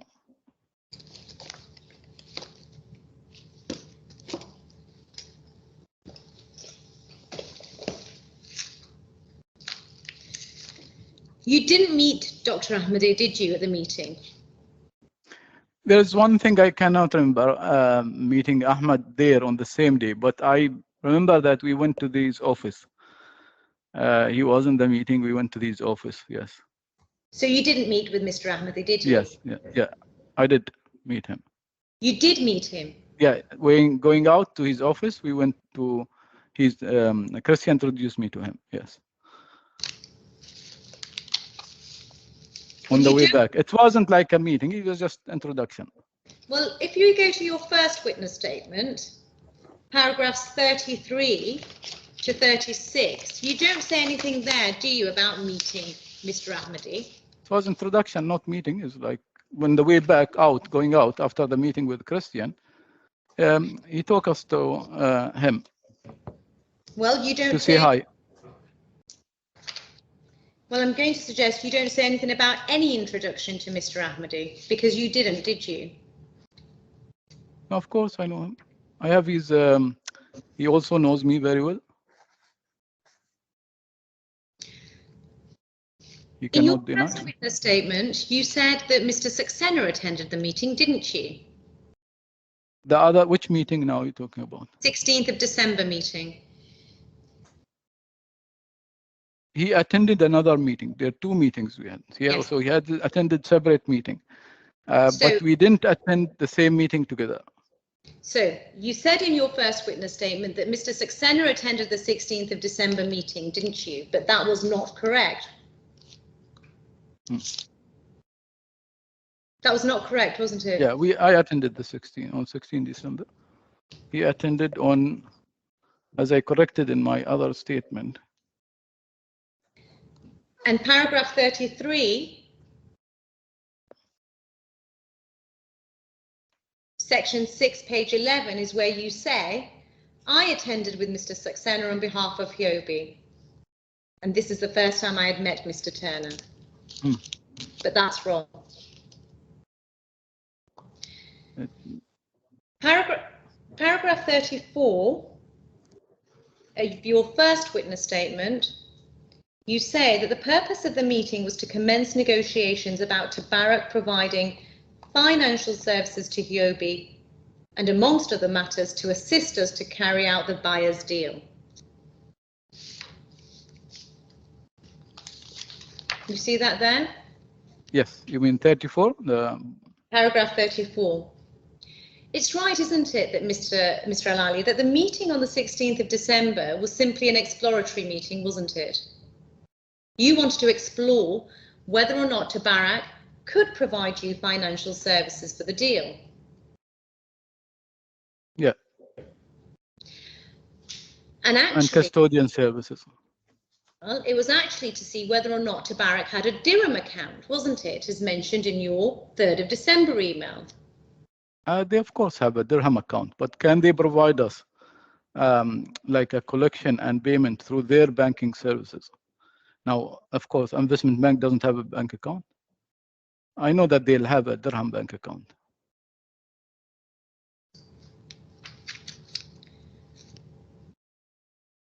Can I take you also to paragraph 34, where you say at the bottom there?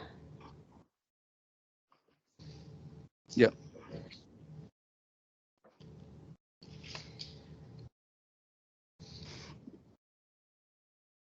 I also recall, and I think it's the last sentence, it is, I also recall that I asked whether TABARAK could provide assistance in facilitating the transaction with the buyer by acting as an escrow agent or custodian.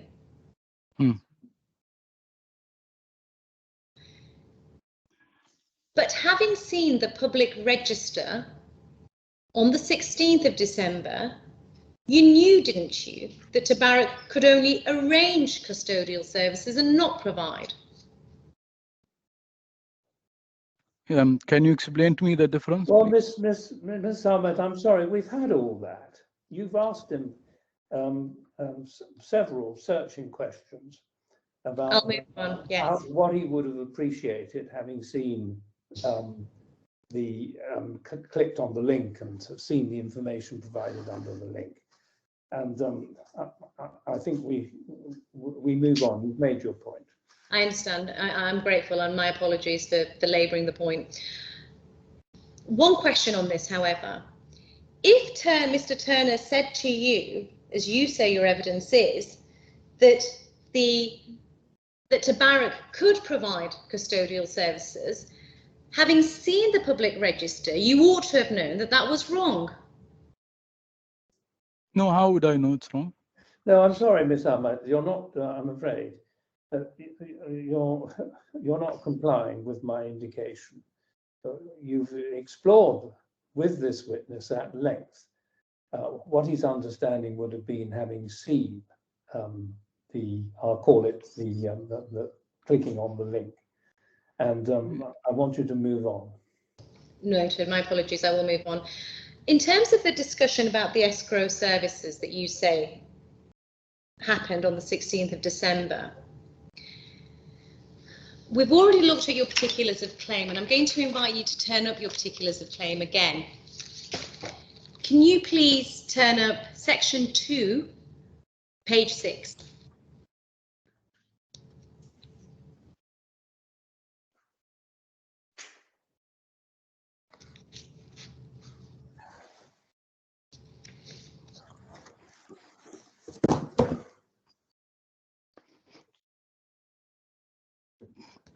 Yes.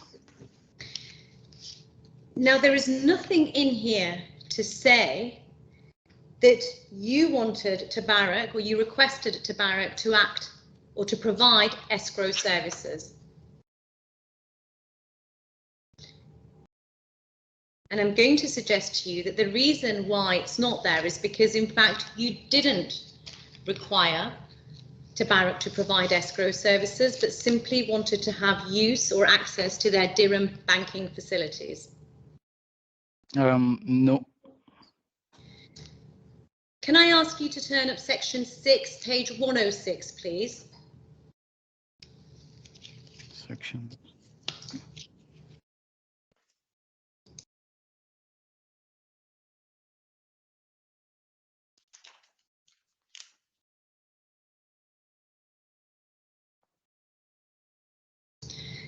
The document starts at 6105. It is Mr. Turner's fourth witness statement, which is the trial witness statement. Before I take you to the paragraph, I'd like to ask this question. At no point during the 16th of December meeting did you ask Mr. Turner, did you, whether or not he was a crypto expert or whether he had been involved in Bitcoin transactions? Did you? It's not specifically as that, but he confirmed us that they've been doing crypto custody services for other customers. So you didn't ask the question? No, they explained to us what their services they provide. So one of them was the custodian. I mean, they were very clear. Apologies. Can I ask you to turn to paragraph 7, please, of his witness statement? It's at 6106. I beg your pardon, paragraph 8. Which page? 1061? 106. Yeah. 6106. Yeah. Yes. Paragraph 8. And Mr. Al-Ali, had you asked the question, Mr. Turner would have told you that he's not a cryptocurrency expert or involved in Bitcoin transactions as a professional. Never mentioned that he's not a cryptocurrency expert. Further, he would have said that at no point have I ever been instructed in my personal capacity or otherwise to structure a Bitcoin sale and purchase deal agreement or put together a deal structure term sheet for such transactions. But he sent us the terms and all the structure. We never sent him any structure, or we never asked him to do any structuring. So he sent us the structure, we followed. Can I ask you to turn to page 6108, please? Yes.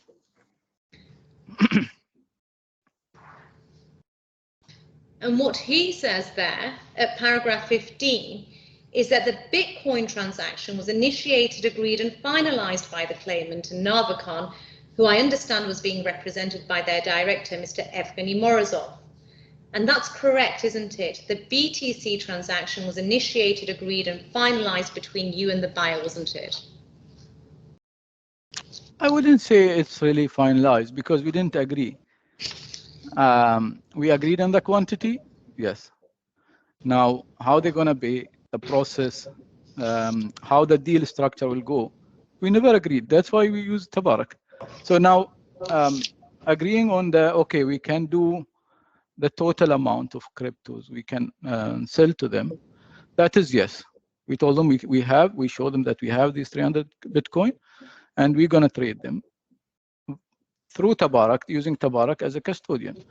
But we never agreed that they will be asked to which bank account, because they cannot pay also, one of their claims is they can pay only to a local bank account. So that is why we use TABARAK. And Mr. Al-Ali, if we turn to paragraph 16 of Mr. Turner's witness statement at 6108. Yeah. It's correct, isn't it, that he never had any financial, transactional or contractual dealings with the claimant or Narvacon? I don't know. How do I know? I don't. Can I ask you to turn up section 8, please? page 89.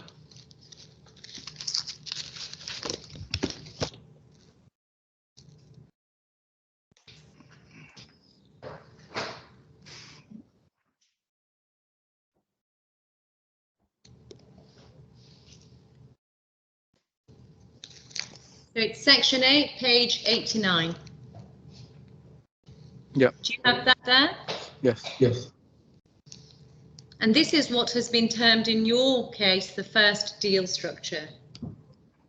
Yes, they send it to us. Yeah. The meeting was at 12 o'clock, and this email is written, and I'm not looking at the top email, I'm looking at the one underneath from Christian Turner. 16th of December, 8:09 p.m. So it's written at 8 o'clock, about 8 o'clock in the evening, isn't it? Hmm. And you're copied in, and Mr. Morozov is copied in too. Yeah. Subject: process and handling digital asset deal. I'm going to suggest to you that this was in fact not a proposal for how the transaction should occur, but it was a note of the meeting, of the discussion that had been had at that meeting on the 16th of December at the offices of TABARAK. Not particularly. See, now what we have agreed with them, the two things, that we will open an account, yes, with them. They have told us that he has an account, Afghani has an account with them already. And then we said that we will bring the OTC, the BOC. BOC is a confirmation of cryptos. So it's a proof of coins, we call it BOC. POC, as in P yeah. for Papa. Yes, P for proof. Yes. So once we do that, then this is a normal process we do in all OTC deals.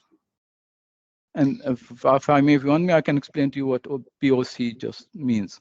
No, that's Yes, okay. go on. Yes, I'd like to hear that. Apologies. So, Sir, there is proof of coin. So if I send a coin or any fraction of a coin, which may be worth $1 to anybody, the other party can really verify how many I have in my wallet. So it is publicly available. I see. So if I can just break that down. So if I send any fraction or any coin to anybody, the other guy can really look and see in my wallet how many Bitcoin I have or whatever currency I send him. So that is what we call it a proof of coin. So Mr. Al-Ali, if I can just perhaps break it down. When you say proof of coins, number one, if you send, like you said, even a fraction of a coin, so 0.000125 of a Bitcoin, because then that appears on the blockchain, the other party to whom you have sent that fractional Bitcoin is able to determine the total value of Bitcoins that you hold. Is that right? Unless there's one condition here, it has to be. It doesn't have. It shouldn't be on an exchange. Only if it is an exchange, you cannot verify. So if it's wallet to wallet. Yes. So let me just give that a live example. Let's say, for argument's sake, person A has 100 Bitcoins and they want to show proof of coins, so proof of the total number of Bitcoins, to person B. If they sent a fraction or 0.00125 of a Bitcoin. There are minimum, like, see now every wallet allow minimum sending. So whatever is the minimum, yes. Yes, so let's say 0.5 is the minimum. Let's say $1 equivalent of Bitcoin. Let's say 0.5 Bitcoin is the minimum. And if person A sends 0.5 Bitcoin to person B, then person B can see the total number of Bitcoins that person A holds. Yes. That's proof of coins. Yes. What's proof of funds? proof fund.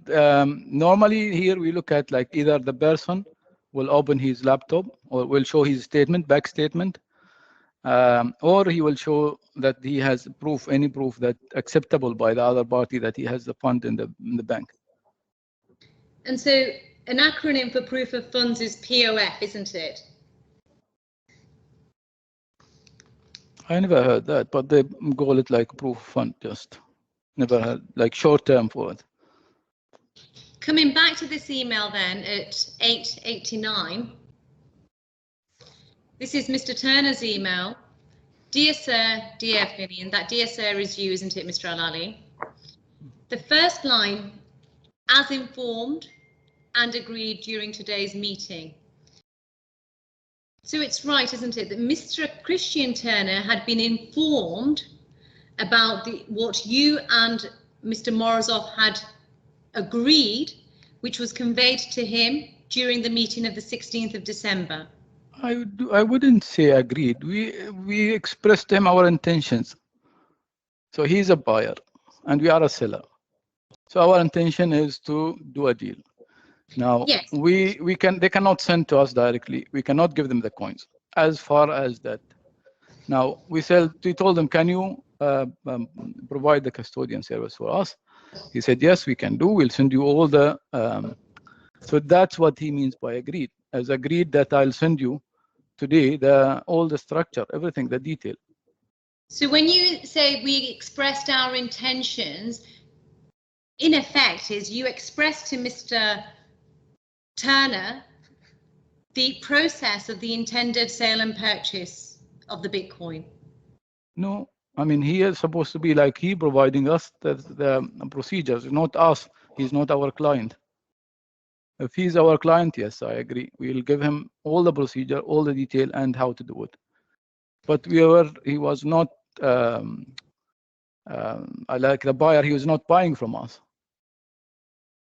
So that's what we're using there. As I repeatedly saying, only if the customer coming to us as a broker directly, we will provide him with all the information, the procedures, how to do it. But then here, I didn't never told like him that they said the procedure or they should do this or they shouldn't do this. We expect them that they will give us the procedure. They'll say, guys, if you want to do the transaction, 1, 2, 3, 4, 5. Mr. Al-Ali, what this Yes. never was, this email, it was not any sort of binding agreement, was it? What do you mean? Like, sorry, I didn't.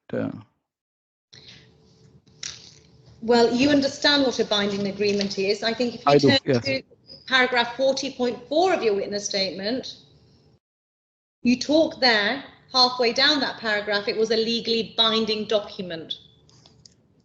Page 614. So you understand, don't you, what a legally binding document is? Paragraph 40.4. 40.4. In the context of discussing the addendum, you say it was a legally binding document. So you understand, don't you, what a legally binding document is? Yes, yes. And what this email was not on page 889 on the 16th of December, a legally binding document. But he changed the structure afterward. Now, I don't know why he changed them.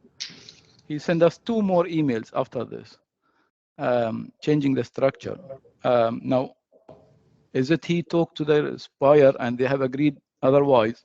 Because we never interfere in the procedure.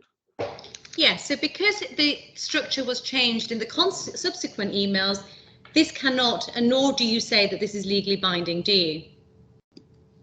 You mean the email? Yes, the contents of this email, what's discussed. It doesn't amount to an agreement between the parties. See, now when you amend something, it doesn't mean you change the original agreement. I don't know. I mean, I'll leave it for the legal people. Now, you ask me a legal question, so I'll leave it for the legal guys to answer.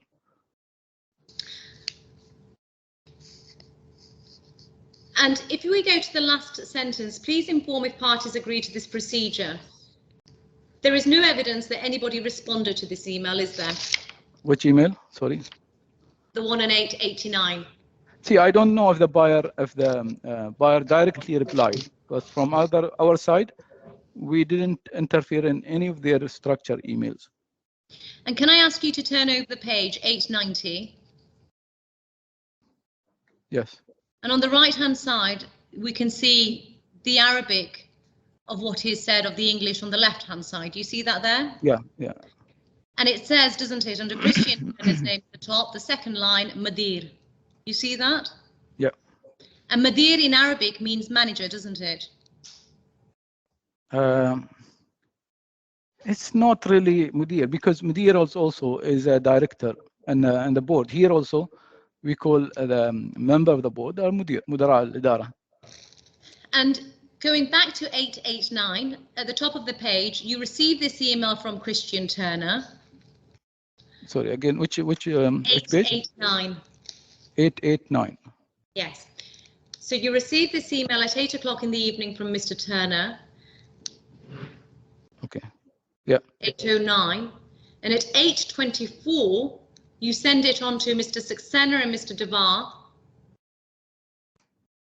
FYI, yes, for discussion tomorrow morning over the phone. Yeah.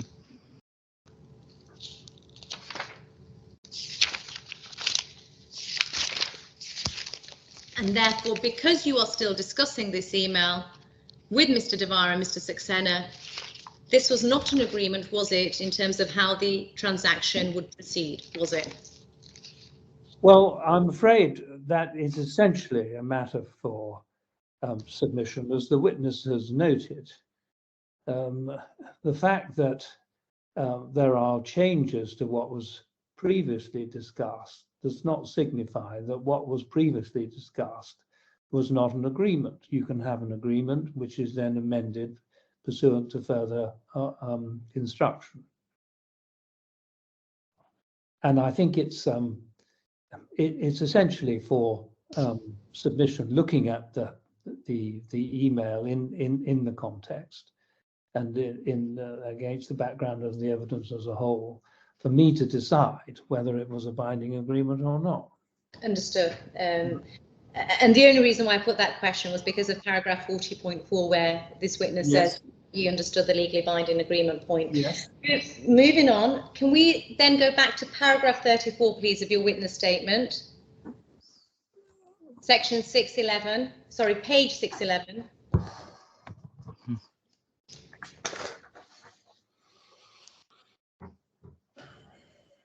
And you say at paragraph 34 that Mr. Turner made a number of representations to you.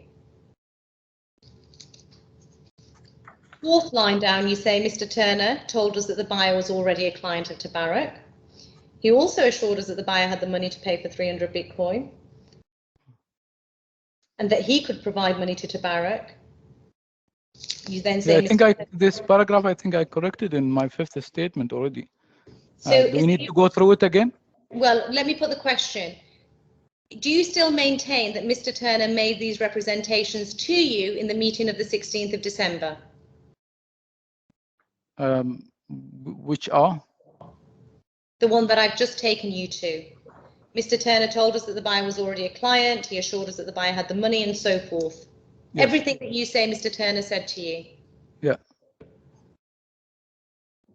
So are you maintaining that he said those things to you at the meeting of the 16th of December? Yeah, you saw the email also next day, same day, saying that Afghani is already a client for TABARAK. Now, in terms of the representation that Mr. Turner told you that the buyer was already a client of TABARAK, if we just cast our mind back to the WhatsApp message of the 3rd of December, it was in fact the buyer and Rudolph who had told you that the buyer had an account with the investment bank, TABARAK. So it was the Rudolph who told you that, didn't he? Both of them actually told me. Rudolph first told me, and then Christian, when I met him, he told me, yes, he's our client. I'm going to suggest to you that, in fact, Mr. Turner didn't say that to you. It was there in his email.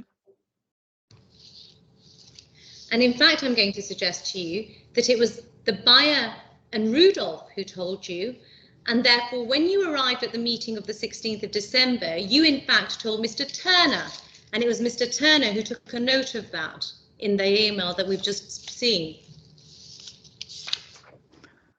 No, that's not what happened actually. That's your assumptions what happened, but that's not really what happened. What happened is we met them there, and then he clearly said that he's our client.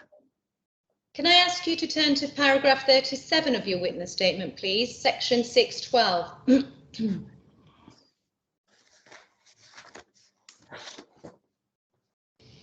Now, what you say, third line down, after the email sets out the terms of the first deal structure. I do not have any notes, contemporaneous or otherwise, of the 16th of December meeting. So what you say in your witness statements is all from memory, isn't it? You mean the meeting? What you say about what happened in the meeting, yes. Yes, yes. You go on to say, but I recall that Mr. Turner said that 2 accounts would need to be opened with Tabarak, one for HUOBI and one for HUOBI's own client, if HUOBI was bringing the buyer as its client directly to Tabarak to facilitate a deal. First question, in fact, you did bring the buyer to Tabarak to facilitate the deal, didn't you? That is other than Afghani. Now, we discussed, you had several things during the meeting. One of them, of course, that the deal of Afghani, that's one thing. Then I told him, listen, we have clients also here locally who wants to pay in dirham. He said, yes, we can open for them, but then they have to open an account with us so we can bring them in as a client, and then we facilitate the transaction. Like, we'll become the custodian. So we'll, whenever. Sorry. Yeah. So that is what I meant here in the paragraph. Yes, but Mr. Al-Ali, let's look at this statement. You say it in the context of the first deal structure email, don't you? That's the title of paragraph 37. Yes, that's the title, yes. But Right. that's not the everything in the paragraph. It's not like everything in the structure. Well, let's now, this is a different agreement, the bringing a new client, additional clients. I think also maybe I have messages or emails to the group talking about we can bring a new client to Tabarak after the meeting. So after the meeting, we have sent the message to the group that now we can, if we open an account with Tabarak, then we can bring a new client directly to open an account with Tabarak and start dealing with them. I'm going to suggest to you that the comment about the buyer who you brought to Tabarak opening an account was in the context of the email of the first deal structure, which is how that sentence starts. That's correct, isn't it? No, we didn't bring a buyer to Tabarak. We went there as he already a client of Tabarak. Now, this point in the paragraph, it's not the same as what you said. Sorry. And in fact, Mr. Al-Ali, what you're now doing is changing your evidence, because Mr. Turner didn't say to you that the buyer had an account with Tabarak, did he? He said he's our client. So what does that mean? And what he in fact said to you is, as recorded at paragraph 37, which is, I recall Mr. Turner said that 2 accounts would need to be opened with Tabarak, one for HUOBI, one for HUOBI's own client, if HUOBI was bringing the buyer as its client. Yeah, but then Afghani is not our client. He doesn't have an account with us. Can I ask you then to turn up? We have like many other clients locally. We have farm, we have many other clients. So we'll bring them now all together with Tabarak. Tabarak, we're very happy, like we're bringing more clients to them. But that doesn't mean, that doesn't include Afghani in this paragraph. Can I ask you to turn up 9367, please?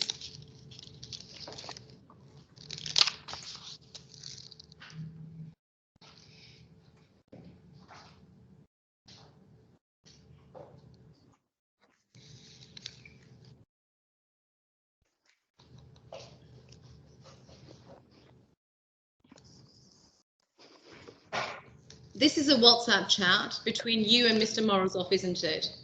Yes. Afghani. And the date is the 18th of December, which is 2 days after the meeting on the 16th of December with Tabarak, isn't it? Hmm. And he writes, "Good afternoon, how are things going? All okay with Tabarak?" You say, "Sorry, who is this?" And he describes himself as your future partner for the BTC deal, doesn't he? Yeah. He then sends a message at 11:05 a.m. What is next? They're waiting something from you, or we waiting contracts from them. Tabarak, HUOBI, and I think that's reference to HUOBI, Tabarak, myself. Do you see that there?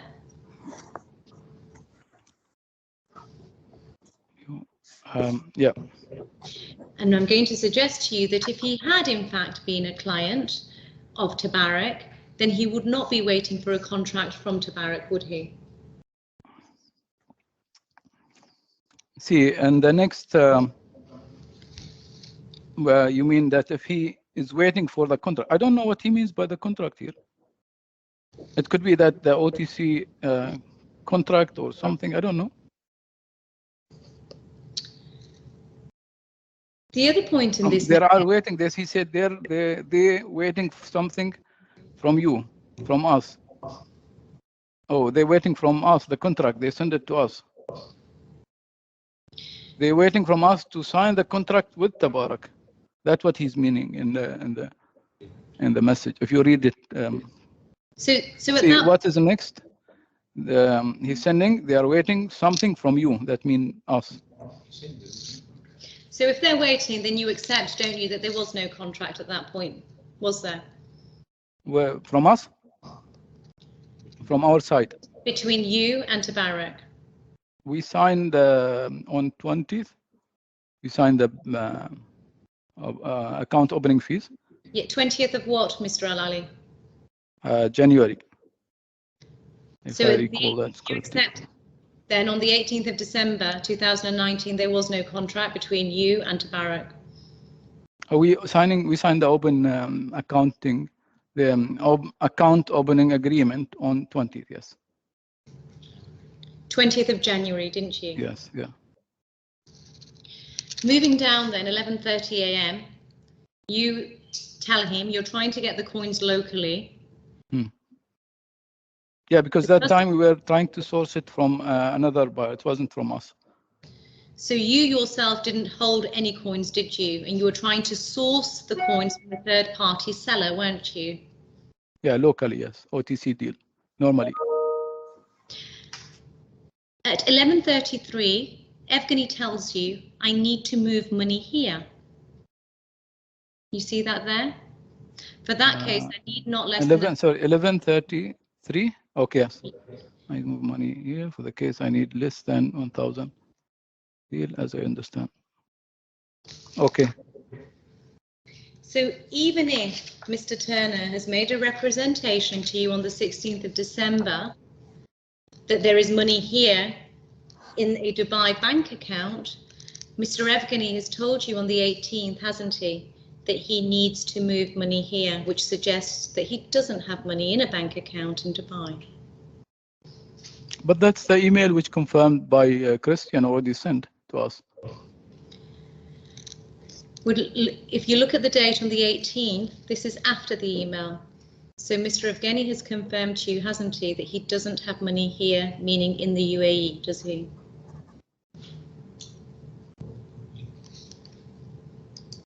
I see sometimes he's just saying this moving money here. I don't know what he means by that, but maybe yes, maybe it could be, I think. But you must have understood that to mean that Mr. Morozov doesn't Then have why, money in a bank in Dubai.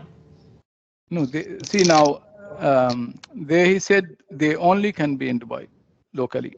Now I assume that they have money in that, and that's what Christian assured to us, that they have money, they have investment, they have enough fund. Now, if it's not for that deal, but they have enough fund to pay for the Bitcoins. But surely, because they're existing client for there. I mean, they said we have a huge investment. which also on 3rd of February assured to us by Mr. Ahmadi. And even at this point, on the 18th of December, Mr. Al-Ali, you are negotiating with the buyer, not TABARAK.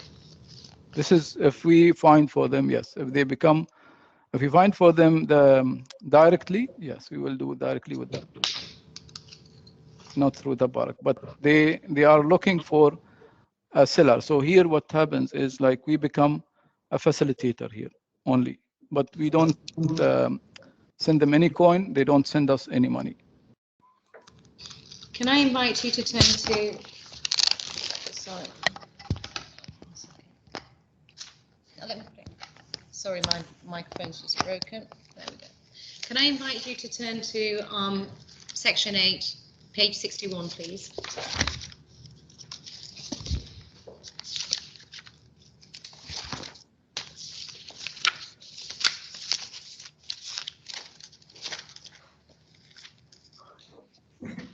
Yes. At the first email at the bottom of this page is from, it says Nastia Zavyalova. That's Ms. Zavyalova, isn't it? Anastasia Zavyalova. Yeah. And it's sent at 3:52, which is about 4 hours after the meeting, if the meeting was at 12 o'clock, yes? Subject, and it's sent only to you, isn't it? Yeah. And the subject is documents to open an account at TABARAK. It was a pleasure meeting you today. As discussed, kindly send us the following documents. First, there was a discussion, wasn't there, at the meeting that for TABARAK to provide you any services, you would need to enter into the account opening agreement with them. That's correct. Yes, to open an account with them, yes. And they also told you, didn't they, or Christian told you, that there would be due diligence requirements from a compliance perspective. Yeah, that is standard process with the banks. And you understood, didn't you, from that meeting on the 16th of December, that TABARAK could not provide you with any services unless they had onboarded you as a client? I didn't understand from them. See, now this is a normal process. What you will do, you will send a form to open a bank account. We will fill it, update, give them all the required documents, and then they will open the account. Yes.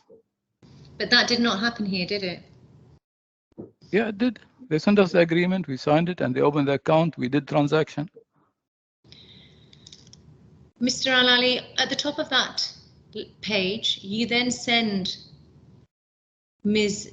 Zavyelova's email to Vishal Chitre, don't you? Yeah. And Mr. Saxena and Mr. Devar. Yeah. And Vishal is a compliance person, isn't he? No, Vishal is the admin who's arranging to coordinate with the parties. He's not the admin. Ismail is the admin person. So, sorry, I beg your pardon. Ismail is a compliance person, is he? And then Vishal Chitre is an admin in the compliance department. Admin in the whole, like organizing, like coordinating mainly. It's not like only in compliance.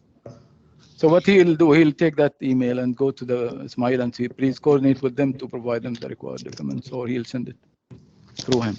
Can I ask you to turn up section 8, page 95, please?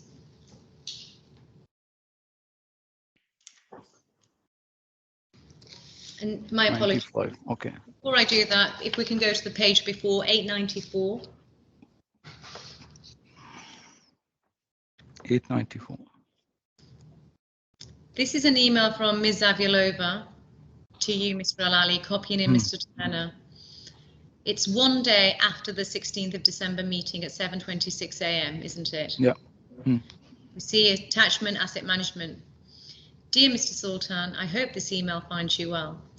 As discussed during our meeting, kindly find the account opening agreement attached. Please sign and send back.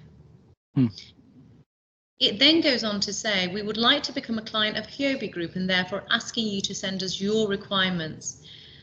Did Mr. Turner tell you at the meeting of the 16th of December that he owned 2 Bitcoins in his personal capacity? No. In the context of wanting this sentence here, did he tell you that he wanted to become a client of HUOBI Group? TABARAK, yes. So he said that TABARAK wanted to become a client. Yeah. Did he say why? They said they have clients who have cryptos, and then they want to liquidate them, to convert them to cash, fiat, or they have, like some of their clients, some of the investors, they want to buy cryptos. So they can do the transaction through us. So you're saying that TABARAK requested an account to be opened with HUOBI Global because some of their clients... With HUOBI MENA. With HUOBI MENA because some of their investors wanted to buy and sell crypto. Yes.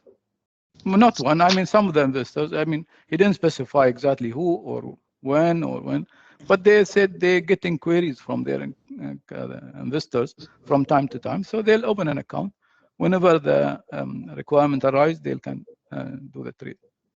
Can I ask you to turn to section 8, page 95, please? This was the agreement that was sent to you, wasn't it? Yeah.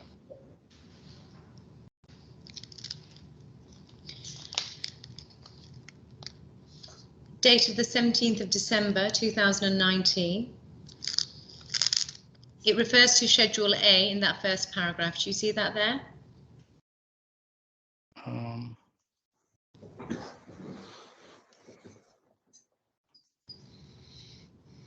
Which page, sorry? 895.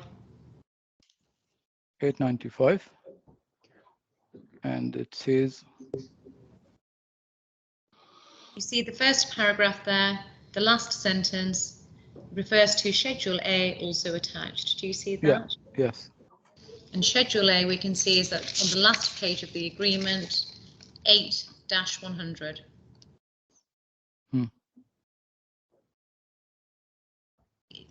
Are you at 8-100, Mr. Alali? 8-100, yes, yes. And Schedule A is part of and is incorporated into the engagement agreement, dated the 17th of December, as between HUOBI and TABARAK Investment Limited. You see that? The first line?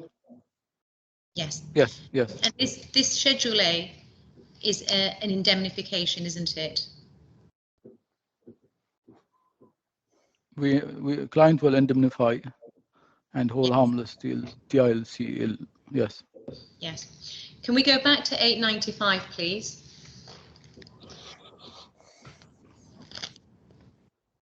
Yep. And if we go halfway down the page to the title TICL Services.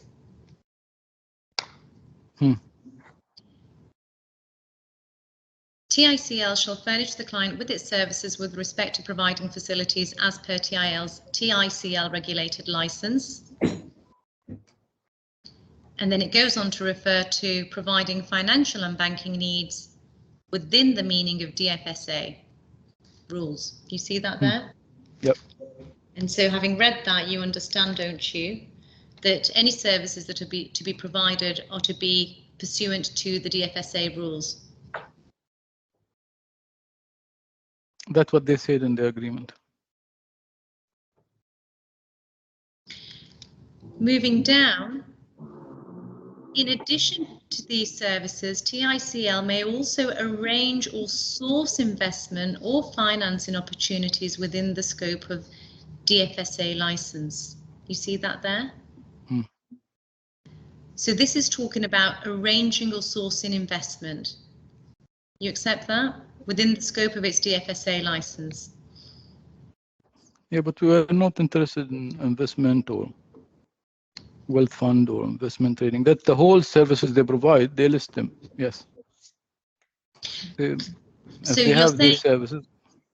Okay. We were not interested in investment and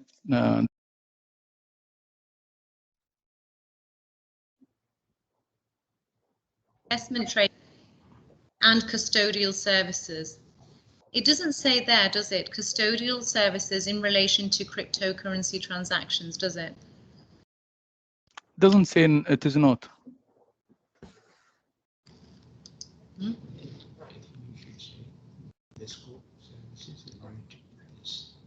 And therefore, Mr. Alali, the scope of services to be provided, if provided by TABARAK, would be limited to these 3 bullet points here, wouldn't they? Yeah, which is including custodial services. You're not, and I think you've accepted this, seeking advice on the Bitcoin transaction, are you?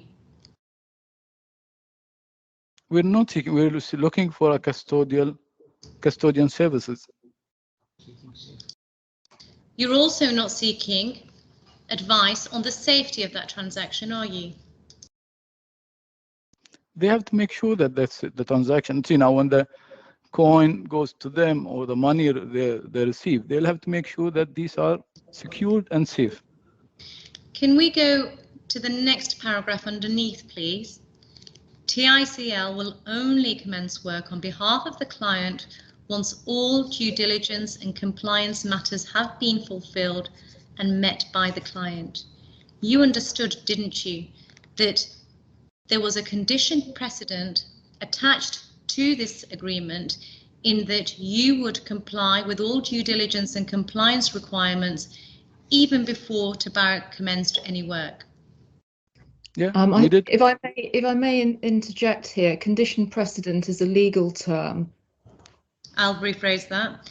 You understood, and I think the witness answered in any event, so he must have understood, but in any event, it's right, isn't it, that you understood that there was a condition upon which TABARAK would provide services or commence work, and those conditions were once all due diligence and compliance matters had been fulfilled and met by you.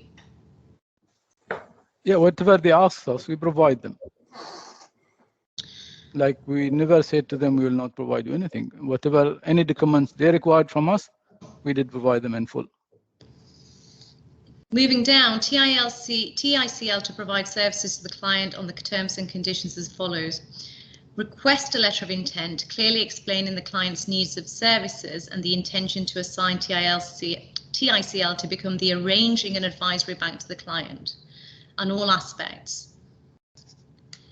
However, on a case-by-case basis, each separate service requested by the client, a separate addendum shall be attached to this contract. This addendum shall include the specific service requested by the client to be provided by TICL. The relevant fee related to each service shall be communicated by TICL to the client. The addendum shall include a reference to this agreement.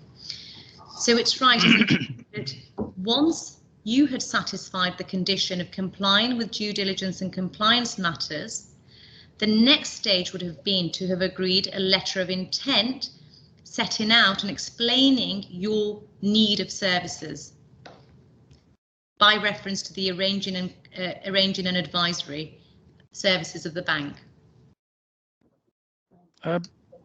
You keep saying advisory of the bank. It's actually custodian service. I keep saying that also. I beg your pardon, you're right. I apologize.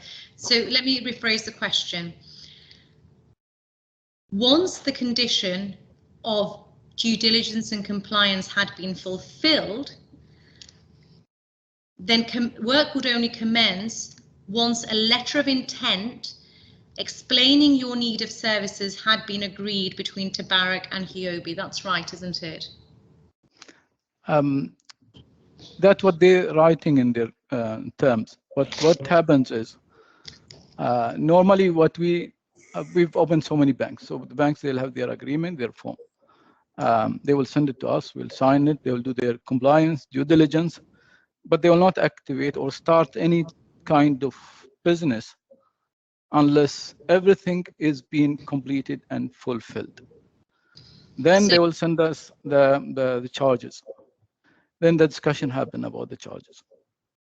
Yes. So based on the volume, based on the business. So and here we have started already the business with them before even the deal, which gave us the assurance that everything from our side has been completed.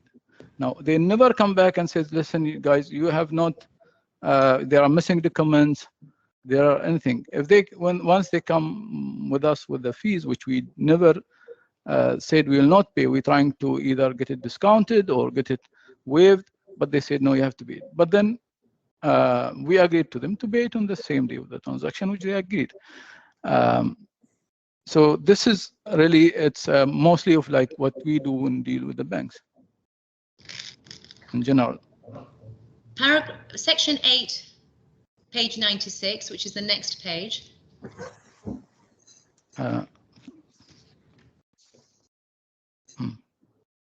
You understood, didn't you, that there was a one-time non-refundable processing due diligence administration fee for the amount of $25,000, didn't you? Yeah, they send us the invoice also.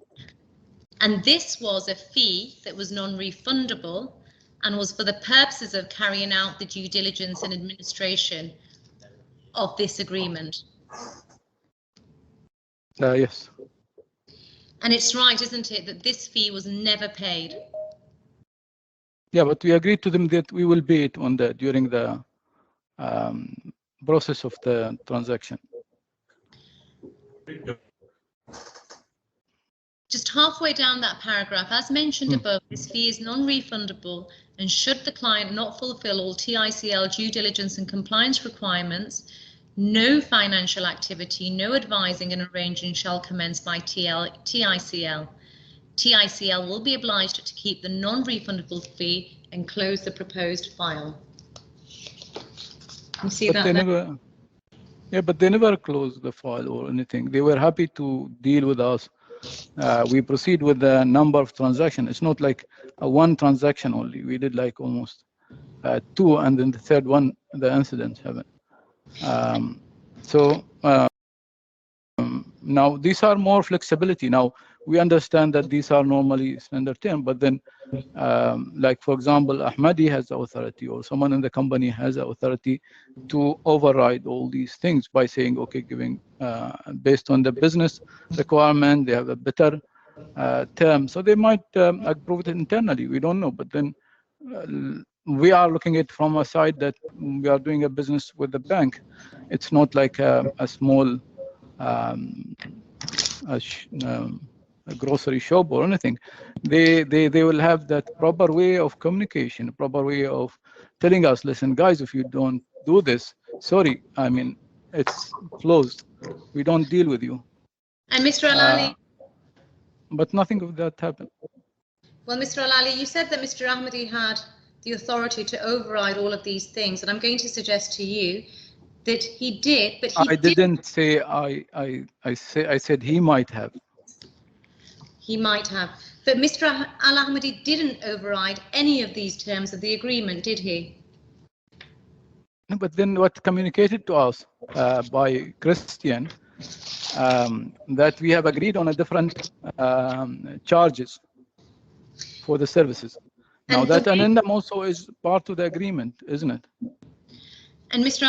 Al-Ali, the way in which this agreement worked was that once it was signed, HUOBI would be required to pay a non-refundable fee, so due diligence and compliance could be undertaken,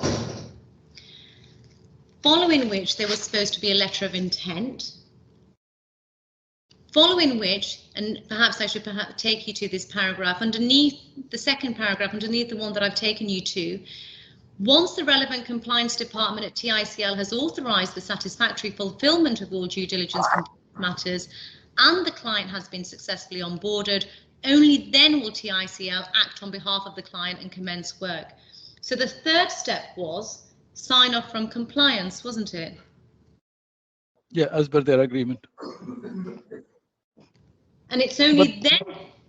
Yeah, but that is, see now, that is their internal processes, and they'll have to do it internally. I don't know what happens internally inside their bank, or normally, see if how does it work with the bank? If the bank, Mr. Alali, I'm sorry for interrupting. I'm curtailed by time. I just want to understand your understanding of how this agreement worked. So, do you accept that the way in which this agreement worked was that once you'd signed it, you had to pay a non-refundable fee for due diligence and compliance? Yes. There would be due diligence and compliance undertaken, then there would be sign off from the compliance. Then a letter of intent would be agreed, and then a fee for those services under the letter of intent would be agreed. That's how it worked. So now nobody in the company has the authority to override all this? Mr. Al-Ali, did you understand that that is how this agreement worked, yes or no? Yes. And if I can ask you to turn to 8101, please. My lord, when this line of question is finished, could we have our substantive break, please? Yes. How long? Remind me how long the substantive break is. It's 30 minutes, my lord. Well, it'll be well earned. Yes. Thank you. By all means. We'll rely on Miss Ahmed to take on board your request. Yes, and hopefully I shouldn't be longer than about 5 minutes, and I'm hoping for Mr. Al-Ali's cooperation in that as well. I'm been cooperating so far. Okay, yes. Sorry, understanding that is, it's maybe the English language sometime, it's the issue. No, but I think so if we it's stick not to the question and answer, then hopefully we can get through this a lot quicker. Right, Yes, well, yes. Carry on, Miss Ahmed, please. 8101. Yeah. Yes. So this is an email that you send to Mohit Davara and Shantanu Saxena, and it's you send them the account opening agreement. FYI, I am discussing with them the one-time fees and charges, which are very high. So you understood, didn't you, that in order for there to be any work commenced by TABARAK, you would be required to pay a one-time fee and charge for due diligence and compliance to be undertaken. See, they send us the invoice, and I saw that the fees, we're trying to waive it because we'll have a different, more future business with them. The charges of the percentage of services was too high compared to the service we're looking for. And then we were negotiating, which is normal, like it's normal process. After this, and yes, Mr. Ali, I'm sorry, very quickly, because the transcribers are waiting, but you understood that in order to become a client, those were the conditions that you had to satisfy, didn't you? Based on my understanding from them, we can start doing the testing, we can start doing the transactions, and then we can pay this that's our understanding from them. And now, if they didn't follow their agreement, I'm sorry, that's their. And my final point before we can break, can I ask you to turn to section 2? Section 2.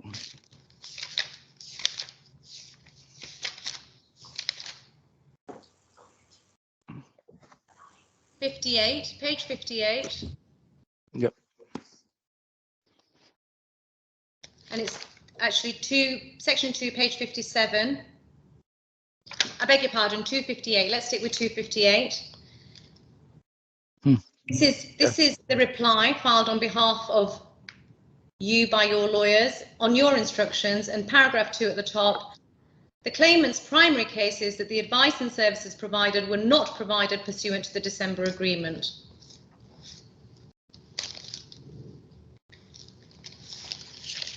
And furthermore, point 3, the first defendant's case is also that the December agreement did not come into force. You see that there?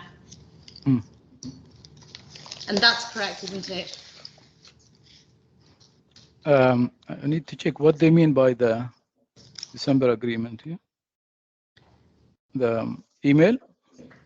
The December agreement is defined in your particulars of claim.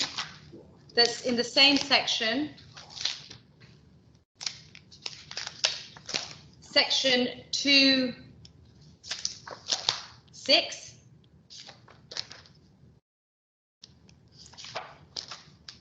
Paragraph 6.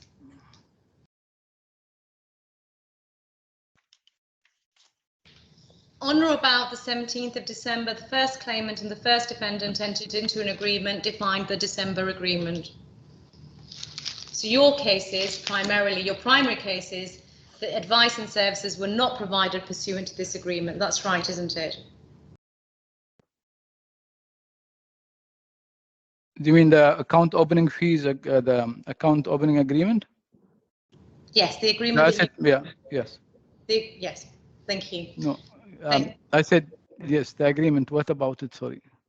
Oh, I beg your pardon, I'm sorry, that your cases, as I've just pointed out, your primary cases that the advice and services provided were not provided pursuant to the December agreement. That's right, isn't it? That's your case.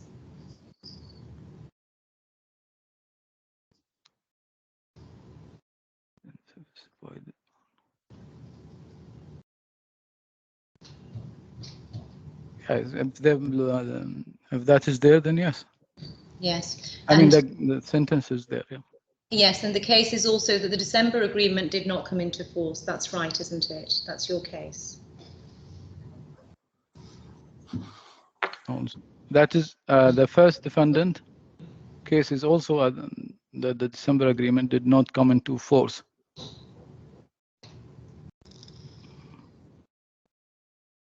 These are the paragraphs here. Well, So, I think ultimately, it's for me to decide what the pleaded case is, and then to hear submissions on the basis of that. So, I think on that note, we can close down for 30 minutes. okay. Thank you very much. We shall resume just before 1:15. Thank you very much. Well, thank you. Your Lordship, there is a housekeeping issue. Well, I don't want to hear it now. Thank you very much. We'll hear it in briefly when we resume. Thank you. Right. Raise, Ms. Stewart. Yes. Mr. Saxena, he needs to finish his evidence by close of play tomorrow because he's travelling from Saturday, as I understand. And we don't want to get into issues about bundles and No. So what I suggested during the break was that Mr. Saxena is cross-examined by D1 and D2 straight after Miss Ahmed's cross-examination of Mr. Al-Ali. Yes. So that would start tomorrow morning for Yes. Mr. Saxena. Well, I think that makes sense. I mean, I'll hear from those representing the two defendants, but it makes sense to interpose. Where there is a full verbatim transcript, the court has a bit more flexibility than it otherwise would have. So, Ms. Ahmed, Mr. Kotik, the proposal is that as soon as the cross-examination of Mr. Al-Ali is concluded, we'll hear Mr. Saxena to have him to be cross-examined in the course of the following day, and then we can go back to the cross-examination of Mr. Al-Ali on behalf of the second defendant.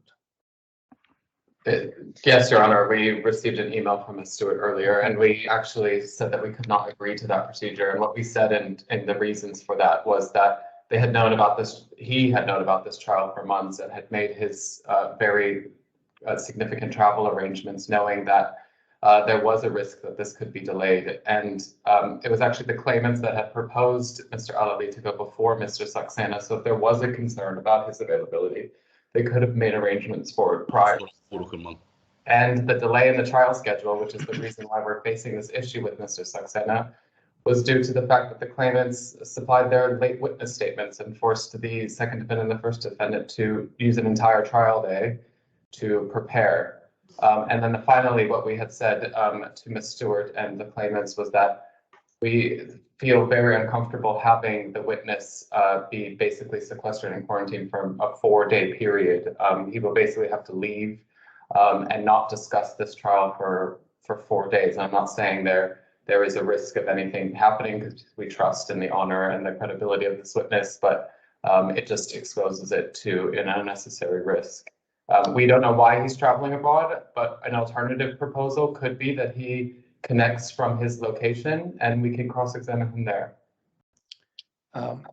Thank you. Mr. Ahmed, first of all, can you, before we get to the point of your position about interposing Mr. Saxena, how much longer do you think you'll be with this witness in cross-examination? If you can give me some idea. approximately an hour and a half. Yes. Fine. Thank you. I mean, just to be clear, Mr. Saxena has no objection, and I've just read Mr. Kotick's email here. He doesn't have any objection to trying to connect remotely from where he's trying. That's not the point. We just, there may be issues about connectivity. He won't have someone to help him with the bundles. He won't have the hard copy bundles in front of him. Well, I think if we're going to interpose him, he's going to have to be equipped with a good, powerful computer, and probably 2 laptops. One where he can have access to the e-bundle, and one where he can join the meeting. And where's he going to be in the United States? That I don't know. I don't think he's in the States, actually. Well, I thought he was going to the States. He's in Tunisia. He's in Tunisia. He's in Tunisia. Yeah. Well, Mr. Kotick does have a point, doesn't he? This trial has been on the stocks for some considerable time. This is a case brought by the claimant. Mr. Saxena is an important witness. What on earth is he doing? Making travel arrangements that are not sympathetic to the demands of the trial. In all fairness, I think it was reasonably expected that he'd be able to complete his evidence by close of play tomorrow. So, but be that as it may, all I can do is flag to the court what the situation is. Well, let's just pause for a moment. Ms. Ahmed has very helpfully said that she thought she'd be, what was it, hour and a half or so, something like that, Miss Ahmed, was it? Remind me, forgive me, I didn't know. An hour and a half, depending upon the responses we receive, obviously, from Mr. Al-Ali. Yes, okay. That would be one. Okay, well, that would be really not leave a great deal of time for the balance of the day today, to begin with, Mr. Satsuma. And there's a question of the well, I suppose the re-examination of the witness could be of this witness could be put back until he's being also cross-examined by the second defendant, and then you re-examine on both sets of. Well, tomorrow is Thursday. That's a working day. Mr. Satsena's cross-examination. Is that thought, Ms. Ahmed and Mr. Kotick, is that thought to take more than tomorrow if we start first thing tomorrow with Mr. Satsena? Unlikely. Mr. Kotick? If Ms. Ahmed takes the rest of the day for a cross-examination of Mr. Al-Ali, I have 2 hours allocated with Mr. Al-Ali, which would be the beginning of tomorrow. Yes, but I want you to concentrate on what I'm looking at the moment. Yes. I've not made any final decision. Yes. What I'm looking at is interposing Mr. Satsena before you cross-examine this witness. That's that's something that I'm considering at the moment. I made no firm decisions. I'm trying to get all the relevant factors into play, and then I can decide. I see. We can look at the allocations or Ms. Ahmed, her allocation for Mr. Saxena. Absolutely. I mean, my suggestion is that we finish with Mr. Al-Ali today. We can start with re-examination tomorrow potentially, and obviously Ms. Stewart can tell us how long she thinks she's going to take.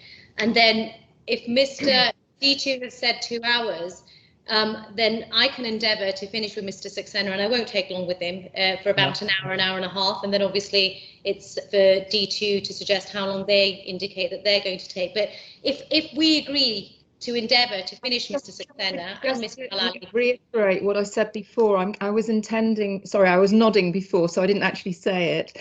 I was intending, and in accordance with our timetable, to re-examine after Mr. Ahmadi has been re-examined, has been cross-examined by both D1 and D2. Mr. Al-Ali, not Mr. Ahmadi. Mr. Al-Ali, sorry. Well, that makes a lot of sense to me. To re-examine on both sets of cross-examinations at one and the same time. So, if we have the re-examination of this witness in what's left of today after the cross-examination is finished and then over to tomorrow, we would, the proposal then would be to interpose Mr. Saxena with some sort of reasonable prospect, but it's not cast iron, that his cross-examination could be completed in the balance of tomorrow. I'm not sure there'll be time to do re-examination today because we've got, first of all, Ms. Ahmed's got to finish her cross-examination. Yeah. And then we have D2's cross-examination. Yes, but what I'm thinking of is getting this witness done so far as cross-examination by the first defendant. And then the interposition of Mr. Saxena. Now, just remind me, when does he depart for foreign? At the moment, he's already abroad. No, he's here in Dubai. And when's he going? He leaves on Friday, as I understand.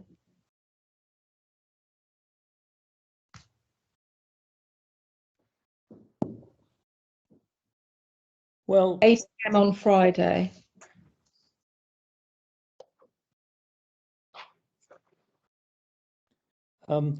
I don't have a witness statement or anything to vouch for how vital it is that he makes this trip at this particular time, with this unfortunate impact on the progress of the trial.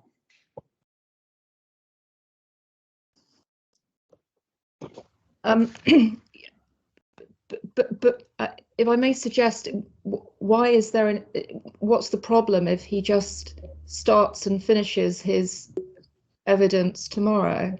Well, the problem is that the re-examination of Mr. Al-Ali will have to await not only the evidence to be given by Mr. Saxena, but also the cross-examination of Mr. Al-Ali on behalf of the second defendant. Yeah.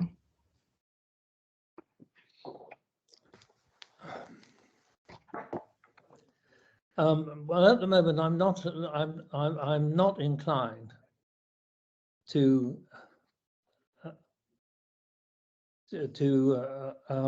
go ahead with the interposition of Mr. Saxena. If the trial were to run its ordinary course, he'd be all over and done with certainly by the end of Sunday. And I think he's going to have to postpone his departure until Monday.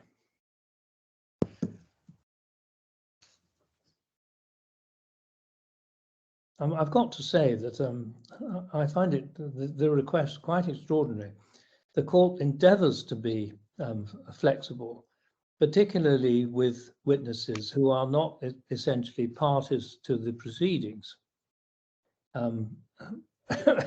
But where Mr. Saxena is really part and parcel of the claim, certainly in terms of his of the evidence that he is to give, on behalf of the claimants, and the claim made by the claimants is a heavy and serious one. That was one of the considerations I had in mind when allowing this late introduction of evidence served the day before the trial. And so I'm afraid I'm not going to make a special arrangements for the hearing of the evidence of Mr. Sasena. It'll be up to him and for the claimants to work something out to ensure that he's going to be available come Sunday.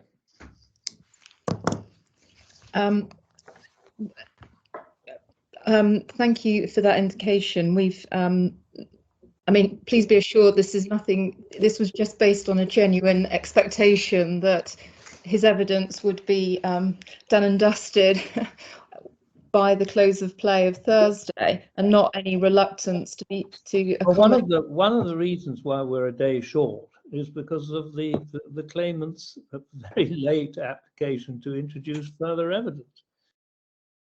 Yeah, no, understood. So anyway, I've made my position clear, and so I'm not going to order special arrangements to accommodate the evidence of Mr. Sasena, and he either gives his evidence in accordance with the ordinary progress of the trial or he doesn't.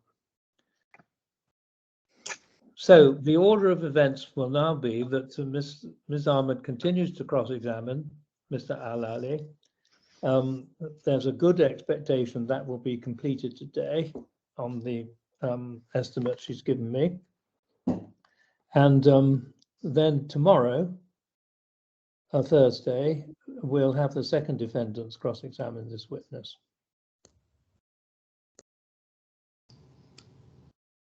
Which would be the normal sequence of events. And then we will have Mr. Sasena, he'll be cross-examined, and then we'll ask Mr. Al-Ali kindly to come back for re-examination at that point. And that'll be around about Monday. Or Mr. Al-Ali, you've been hearing the debate between myself and counsel.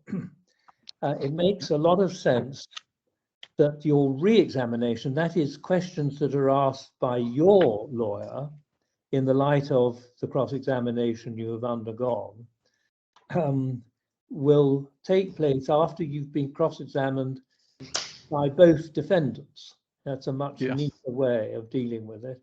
And that will mean that we will want you back in the witness box once Mr. Sasena has been cross-examined. And so doing the best I can, that'll be around Monday, possibly Tuesday of next week. I'm okay. Thank fine. you very much. Yeah. Very well. Now there's a technical issue. I've alerted the registry. I'm having considerable difficulty in using the find facility on the CMS, on the case lines. There have been a number of occasions when I've been unable to get a document up. Fortunately, the important part of the document has been read quite properly by Miss Ahmed, and I've been able to follow the cross-examination, and there'll be a transcript. But I intend to press on this afternoon. But I want the registry's IT department to get on with this straight away. It's clearly something that can be fixed, and I want it fixed just as soon as possible. Sir Richard, the IT team has been notified. They will get in touch with you shortly. Well, I don't really want to hear from them until they've done the job.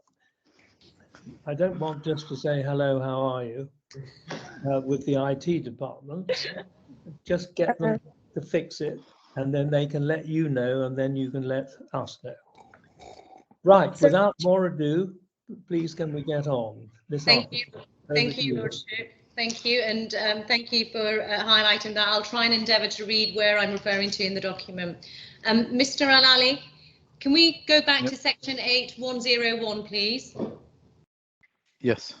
I've already taken you to this email. It's the email that you send Mr. Devar and Mr. Senna, on the 17th of December, you send them the asset management agreement and you say, FYI, I am discussing with them the one-time fees and charges, which are very high. Your reference to one-time fees is to the non-refundable fee that you were obliged to pay to TABARAK in order for them to perform any services for you. That's correct, isn't it? I'm referring to the $25,000 fees. Thank you. Now, can I then move on to the meeting of the 20th of December? This meeting was at TABARAK's offices, wasn't it? Are you referring to something or on a specific paragraph or something? I'm referring just in general. I'm referring to the second meeting that you had with TABARAK after the 16th of December, or rather the second meeting with TABARAK on the 20th of December. Now, that meeting was at TABARAK's offices, wasn't it? Was it 20th of December? Let me remember. No, Yeah. it will be in the first. Mr. Al-Ali, Can you remind me? I'm Yeah, not can you taking- remind me where did I mention that? In the Paragraph, well, are you, paragraph 40.2, page 6, 13. Okay. Yes? 40.2, I then had further discussions with Mr. Turner on or around the 20th of December. It's right, isn't it, that this meeting was the second time you had met with TABARAK, wasn't it? Yes. But this this has been in the fifth witness statement, I believe. This Mr. already Al-Ali, been. Mr. Al-Ali, if I need you to go to the fifth witness statement, I will. I'm very short on time, so if you could just please stick to the question that I ask, I'd be really grateful. Okay. Thank you. This meeting was attended by Mr. Turner, Ms. Zavliova, yourself and Mr. Saxena, wasn't it?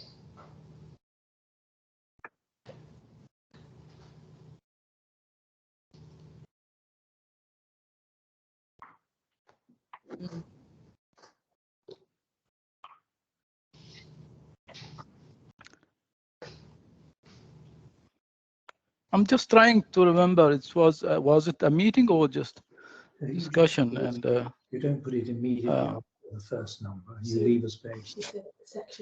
so I'm just trying to find exactly. You're not on mute, Your Lordship. Sorry. Sorry. Your Lord, you are not on mute. I just wanted Right. to. Okay. Thank you. We think we may have. I'm sorry about that. I should have muted. I think we may have cracked the problem with the find the page. So I'm very sorry about that. No need to apologise, Your Lordship. So, Mr. Al-Ali, there was a meeting on the 20th of December, and my question to you is that this was attended by Mr. Turner, Ms. Zavliova, yourself, and Mr. Saxena. Is that true or not? I'm just checking. Was it a meeting or was discussion on the phone? I'm just like trying to recall my documents. Where is the witness? This is for. Yeah, but then. No, Mr. Al-Ali. Yeah.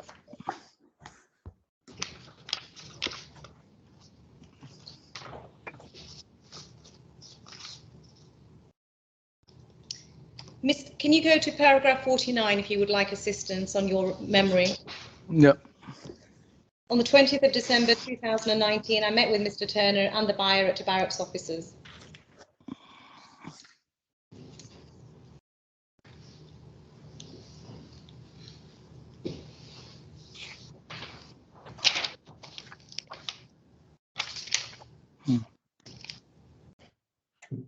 Okay.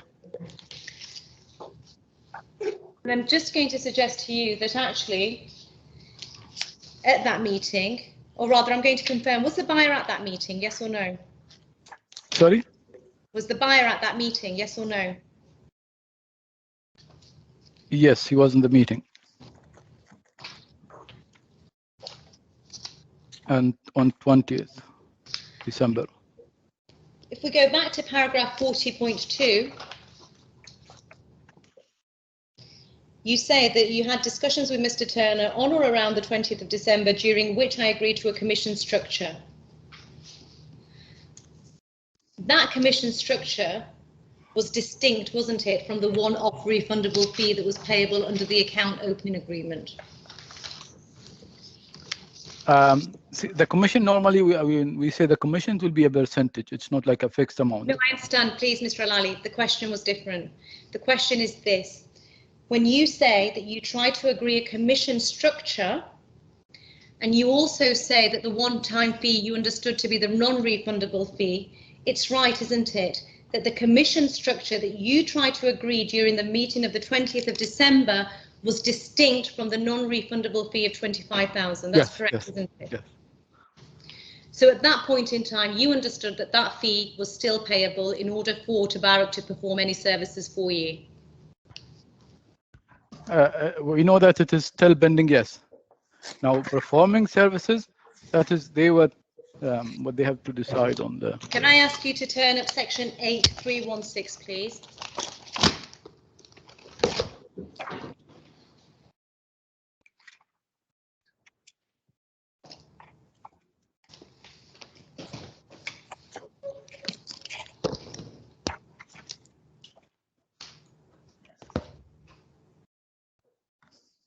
I beg your pardon, before you turn that up, sorry, my apologies. I'm trying to speed through this, but my apologies for that. Can we, sorry, go back to section 9, 288.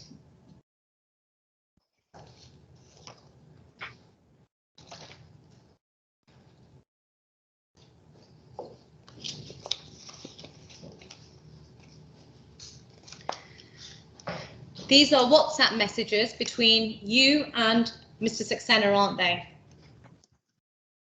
Yes. And at the top of the page, you say, well, it's my page, good morning, any news when we can get the wallet and POC? Yes? Yes.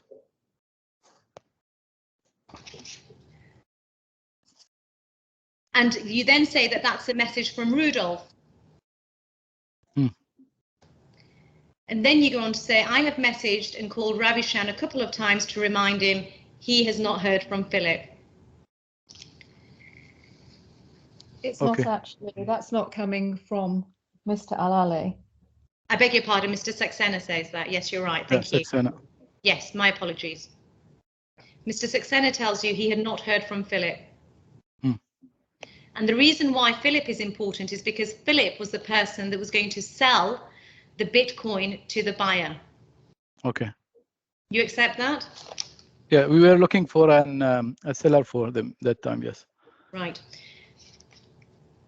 Can I then ask you to turn to 9367, please? 36.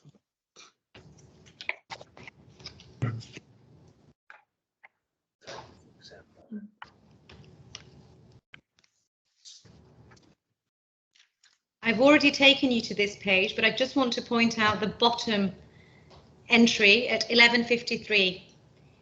These are messages between you and Mr. Morozov, where he says, good, so for now we're waiting agreements from TABARAK. You will be ready to do proof of coin, and straight after I prepare, and there's a $sign and a euro sign. You see that there? Yeah. And so what he is saying to you is once you show me the proof of coins, he will prepare the money to pay for the Bitcoin that he wants to buy from you.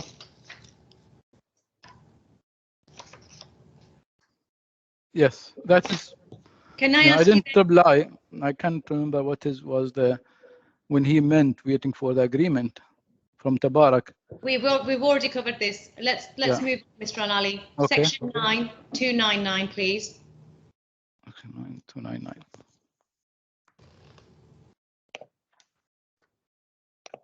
Yes. This is a message between, or messages between you and Rudolph. And Rudolph is asking you, isn't he, on the 19th of December at 6:42 a.m. Good morning. Any news when we can get the wallet and proof of coins? And he's asking you, isn't he, on behalf of the buyer? Yes.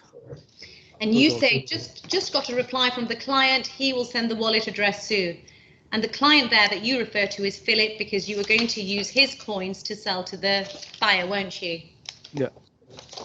If it is the same time, see now, we need to check exactly if it is the same time. If it's same time, then it's okay. Because we have multiple guys, 3 or 4. They were like proposing to sell.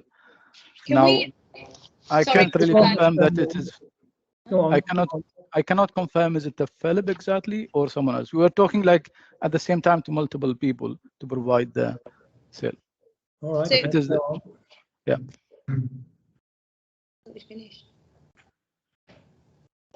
So you were talking to multiple people, third-party providers, to source the Bitcoin to sell to the client, to sell to the buyer. Yes.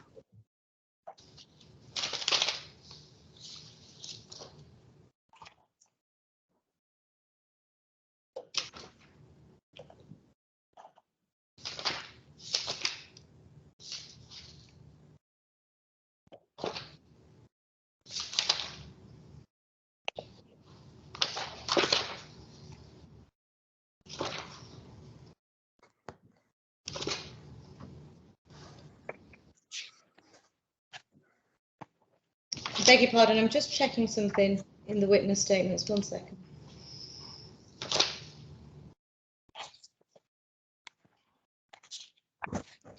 Maybe I'll come back to this point. Can I ask you to turn up 8316, please? Yes.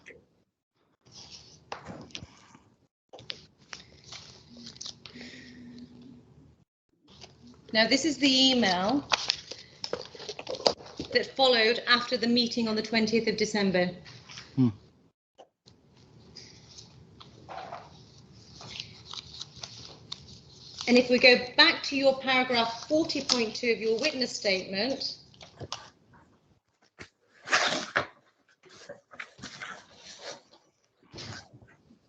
you don't give any evidence there, do you, that Mr. Turner made any representations to you about the buyer at that meeting on the 20th of December? You're referring to the paragraph or the 8316? Paragraph 40.2. I didn't refer here in this, no. Can I ask you to turn to paragraph 50, please, of your witness statement?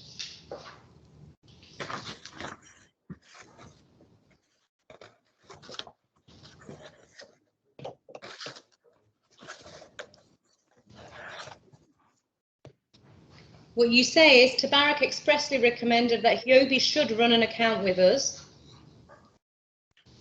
and that TABARAK would act for both clients, i.e. for HUOBI and the buyer Nalbakan. You see that there? Yeah. Now, in terms of TABARAK expressly recommended that HUOBI should run an account, that means subject to an account opening agreement being entered into and the obligations therein complied with, doesn't it? The account opening agreement, yes. That's what we refer to. And that TABARAK would act for both clients suggests, does it not, that at that point neither the buyer nor HUOBI were clients of TABARAK? I'll talk about ourselves, that we are not clients. Now, I don't know about their records. Based on what they keep saying to us, Afghani is their client.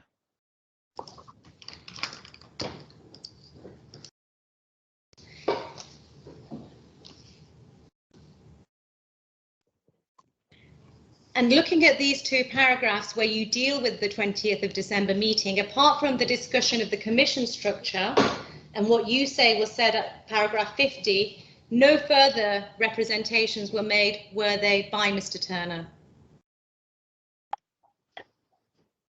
The same paragraph, 50? 40.2 and 50.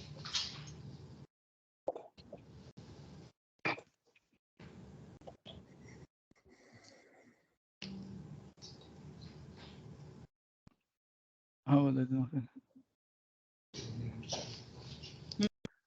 this is you keep referring to the first statement, and this have been updated or corrected on the fifth statement. Mr. Al-Ali, Yeah.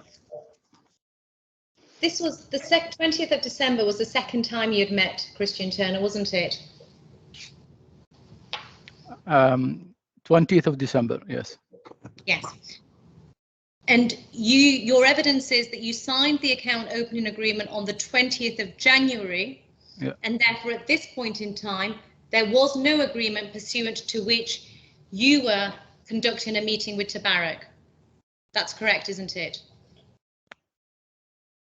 Can you please rephrase? Because you're saying there was no agreement from 20th to 20th January, 20th December to 20th January. Let me put the question in stages, Okay. then, my apologies. Your evidence is that you signed the account opening agreement on the 20th of January, yes. 2020. That's right, isn't it? Yeah, yeah. So when you went to this meeting on the 20th of December with TABARAK, there was no agreement with TABARAK, was there? Not sign agreement, no. And the email at section 8316 yeah. was an email setting out what had been discussed and agreed at that meeting.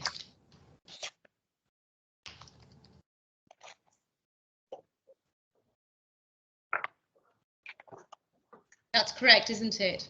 Yeah. I'll just go through the points just to make sure that.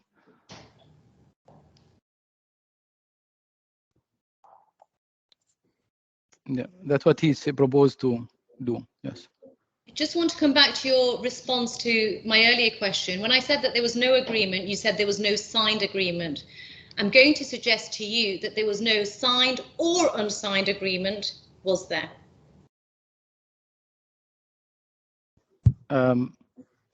So it's the same thing, isn't it? But I said, like, we signed the agreement on 20th January. But you said there was no signed agreement. My question to you is that there was no signed agreement and no unsigned agreement, was there?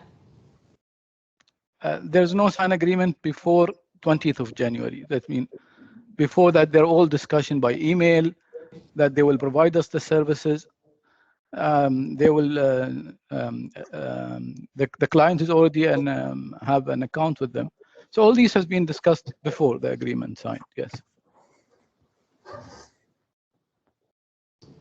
Well, I take it that the effect of that evidence is that there was no concluded agreement, but only discussions and negotiations until the client opening agreement was signed in January. And then you had a signed written agreement. Yes. Yeah. Now, just in terms of this email, can you see the first bullet point? Yes. HUOBI will show a Bitcoin wallet address with 1,000 Bitcoins.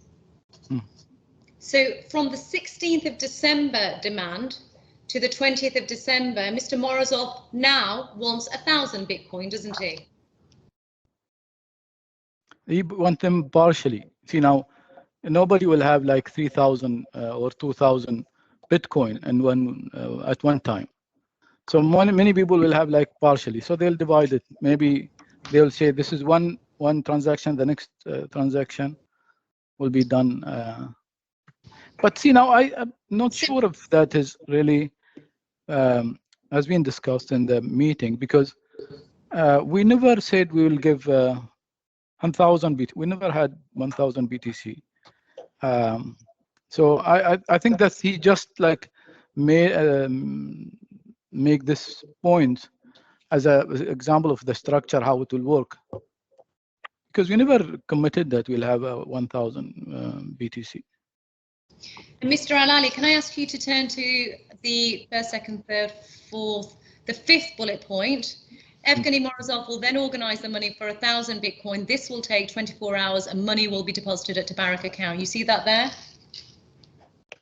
Yes.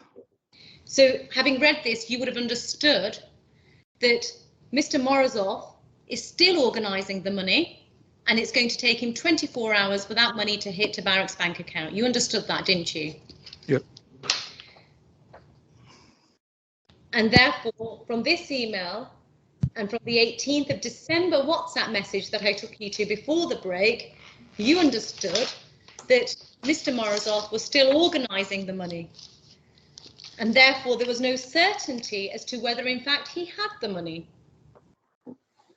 Arranging it to transfer. Now, it doesn't say that he doesn't have money. Now, if the clear indication we got from TABARAK that he has investment, he's wealthy. The group is wealthy money. They have enough money. They verified that they have money. See, now, BOC is one thing from one side of the seller. The fund is the other side. Mr. Alali, I'm restricted my time. The point I'm making, and it's a yes and no answer, that on the 18th of December, Mr. Morozov is saying to you he needs to organise the money and bring the money into the UAE. He's now saying to you in this email that he's still organising the money and it will take 24 hours. I'm going to say to you that you ought to have understood, therefore, that there was no certainty as to whether or not that money was going to be available for the intended purchase of the Bitcoin. On 20th of December?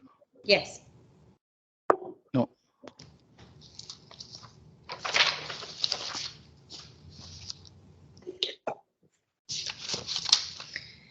Can I ask you to turn to page 8317, please? Okay. This is an email from Mr. Saxena. It's to Christian Turner, to Mr. Alali, you, and to Mr. Morozov. And it's dated the 22nd of December, and it's sent at 4:22, so 2 days after the 20th of December meeting. At the bottom there, it says, as I mentioned during our meeting, we have got this wallet under our risk and security team. The reference to this wallet was the wallet for, needed for the proof of coins transaction, wasn't it?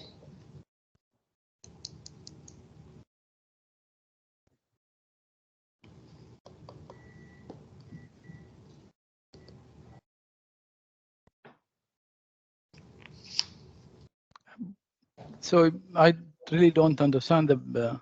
I need to see the attachment. If you can, we can have the attachment. I don't think there is an attachment to this. There must be. We just got the confirmation from the internal account about the available balance in the wallet, which is we can use. Is it something that you can think It's on of? the next page, the attachment. Okay. It wasn't clear to me that that was the attachment, but if Ms. Stewart says so, then I'm prepared to accept that. 8:30. Yeah, Right. this was from Shantanu. Okay. So my question is, Mr. Alali, is... No, just let me finish. I know you're under a great deal of pressure, Ms. Ahmed, but yes, what did you want to say about this, Mr. Alali? See, this was from Shantanu's asking here to Christian. So now we have as I said last time, we have clients who can provide the BOC. So he's just explaining to him that the balance of the wallet, which can be used, is something that I think will serve the purpose. I mentioned during our meeting that the wallet under our risk and security team. So that means there's whenever we send them the BOC, the proof of coin, they will be able to trace back. So that's what we gave them the BOC number. Yes, all right. Thank you. Carry on, Ms. Ahmed. Thank you. So your evidence is that whenever you send the proof of coins, POC, the reason why it's under your risk and security team is so that you can trace back the Bitcoins. That's correct, isn't it? Yeah. And therefore, there was no reason, was there, for the transaction on the 3rd of February not to have been pursuant to a wallet that was under your risk and security team? they could not do BOC. If you remember me when I explained to you earlier, if the wallet and exchange, you cannot do BOC. Now, that is, we confirm to them that this is a wallet, this is the balance, it's a screenshot of the balance. If you can see, there's around 3,000. This is HUOBI global balance. Now, the customer did not accept this, or the buyer, he said, we need to ensure that the BOC happen. I understand they could not that. do that BOC. Yes, but I understand that. But my question is slightly different, and maybe I haven't put it correctly, so let me try again. Yeah. Number one, had you used or had you not used the buyer's wallet on the 3rd of February, it's correct, isn't it, that that could have been a wallet, a HUOBI wallet, which would then have been under HUOBI's risk and security team? No, that won't be possible. Why not? See, now, first of all, we are not using our, the customer will not agree to use our own wallet as a, to transfer the coins to. And then the TABARAK did not request us to provide them any help with the wallet or anything. If they ask for our help in the security and all, we would be happy to provide them, but they never asked. You said in your evidence this morning, in response to a question, and I have the transcript reference, it's page 47, line 5, that, and it was in response to a question, to be fair to you, as to your condition of receiving payment first. And your answer was, but that is what I keep saying, we have nothing to do with the buyer, it's with TABARAK. I'm going to suggest to you that that in fact is not correct, because between the period of the 18th of December 2018 to the 15th of January 2020, all the conversations were between you and the buyer, and TABARAK was not involved. But he wasn't, maybe you're not following. I said only he'll be a client to us if he agrees to transfer the fund to us, and then we will transfer the coins to us. At that point of time, he will be a client to us. Now, normally we get a buyer and seller. These are never been through our system. Ali, sorry to stop you there. This isn't about whether or not he was HUOBI's client.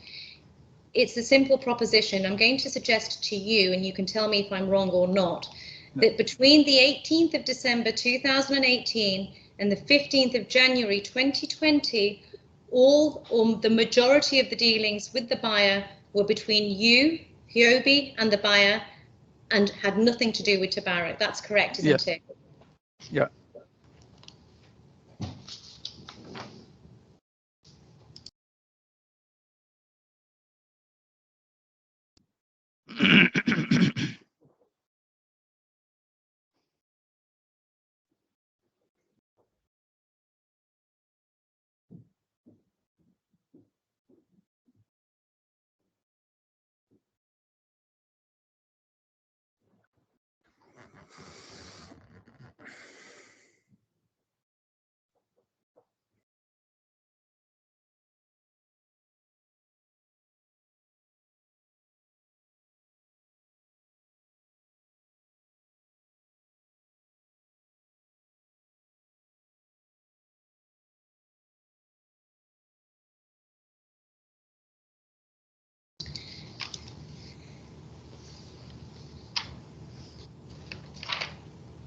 You've also said, and your evidence has been, that you were intending to source third-party coins for the intended sale and purchase transaction with the buyer. That's correct, isn't it? Yeah, yes. Can I ask you to turn to paragraph 57 of your witness statement, please? The first witness statement.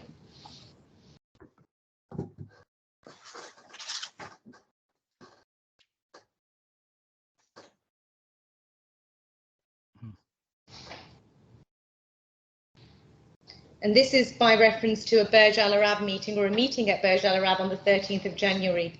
And what you say is, I didn't attend the meeting, but I understood from discussions with Mr. Saxena and Mr. Nahak at the time that it was inconclusive, mainly because the buyer still wished to buy 2,000 Bitcoin and to trade directly with HUOBI when we were unwilling to sell our coins. and we're unwilling to source that amount of coins from a third-party supplier. So it's not a question of not wanting to source from a third-party supplier, it's just that you didn't want to source 2,000 Bitcoin, is that correct? Just me, I think we updated this. If you give me 1 second, please. I need to just, because I remember the تعديل هذا 5.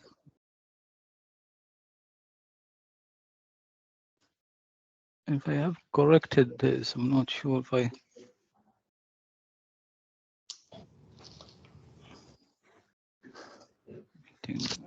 I didn't.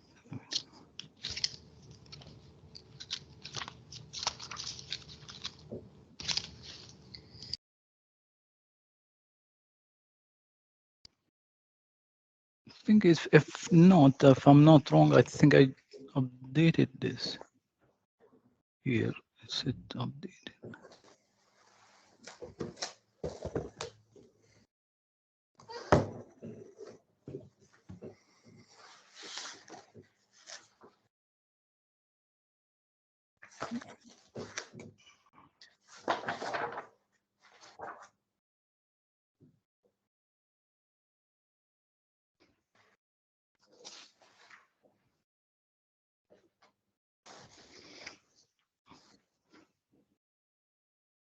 Sorry.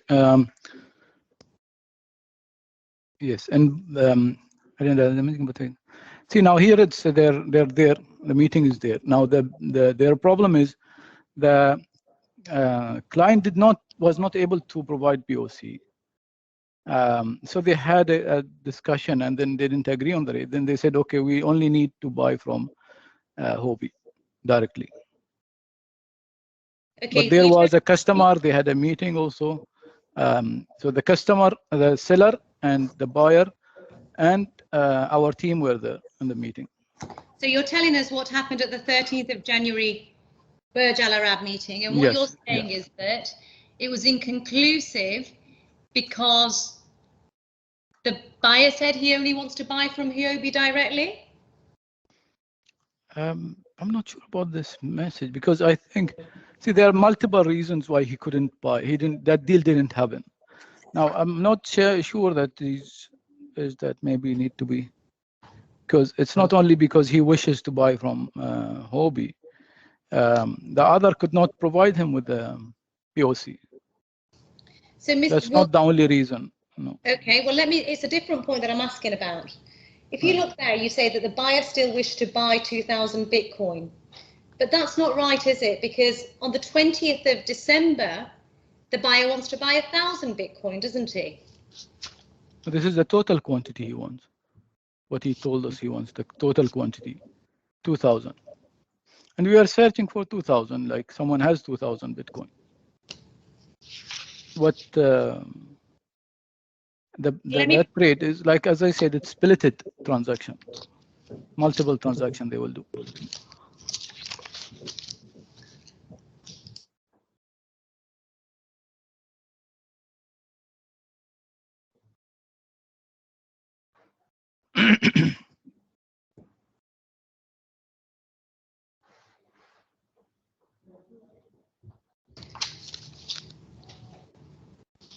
Can I ask you to turn to 972, please?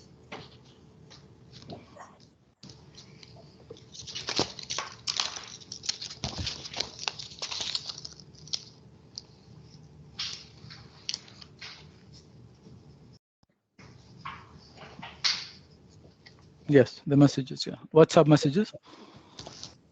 Yes.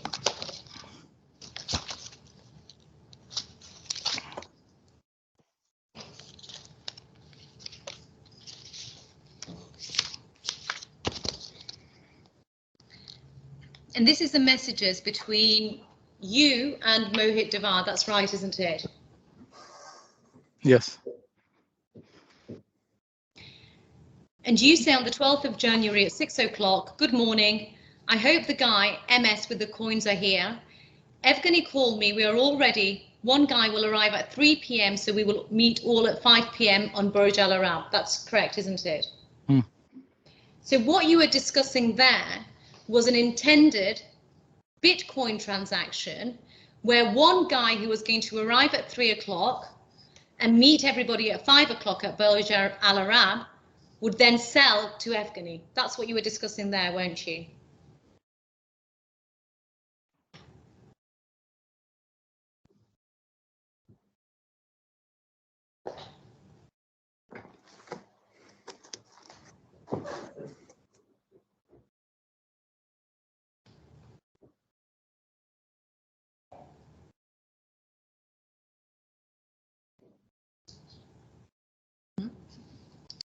Yes.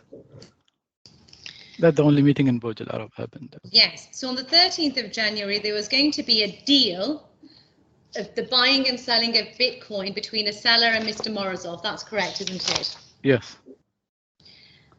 And on the 12th of January, I beg your pardon, if you go to 9299, please.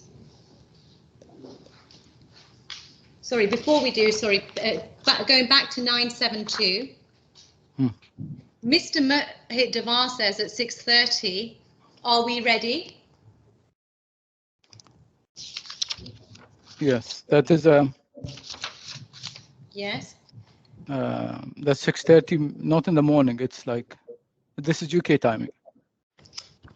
Yes. Then can we turn to 929? That's 2:30 in the afternoon.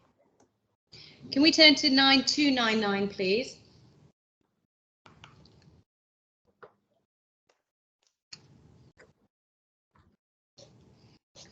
And that's the message that we've just seen about the deal, the intended deal at Burj Al Arab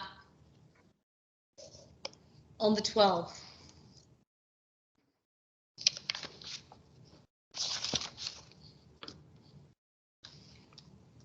Now that deal was moved to the 13th, wasn't it? So it was supposed to take place on the 12th of January, but it moved to the 13th of January. That's right, isn't it?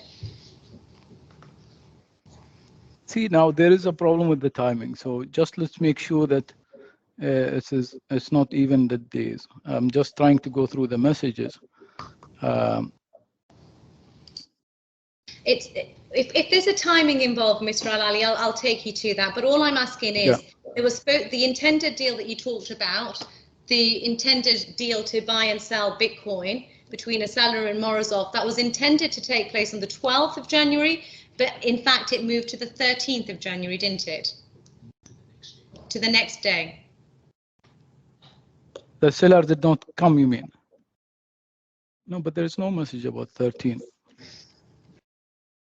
Can I take you to 9406, please? That might jog your memory. 94, sorry, again? 9406.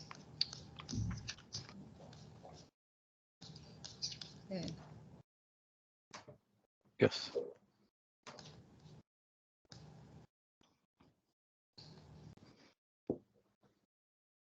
Yes?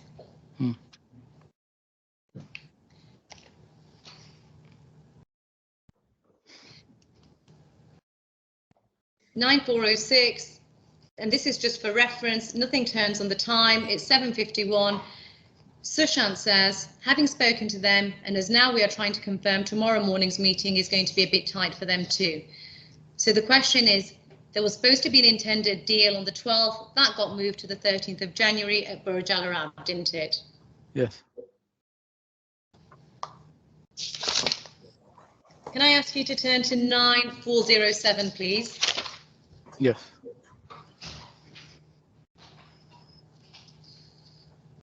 These are WhatsApp messages between Rudolph and you.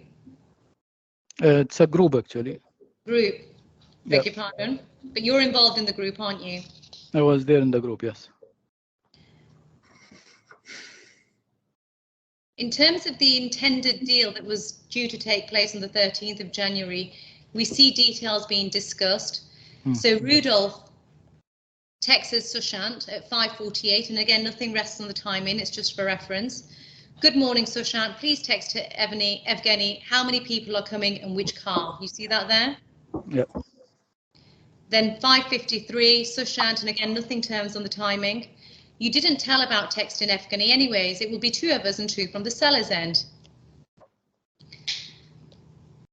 And then 5:55, text Evgeny the car and how many people he is waiting. 5:55, he will give access code. So that is a discussion about the intended trade that is due to take place on the 13th of January at Burj Al Arab. Yep. Can I ask you to turn to 925, please? Section 9, page 25.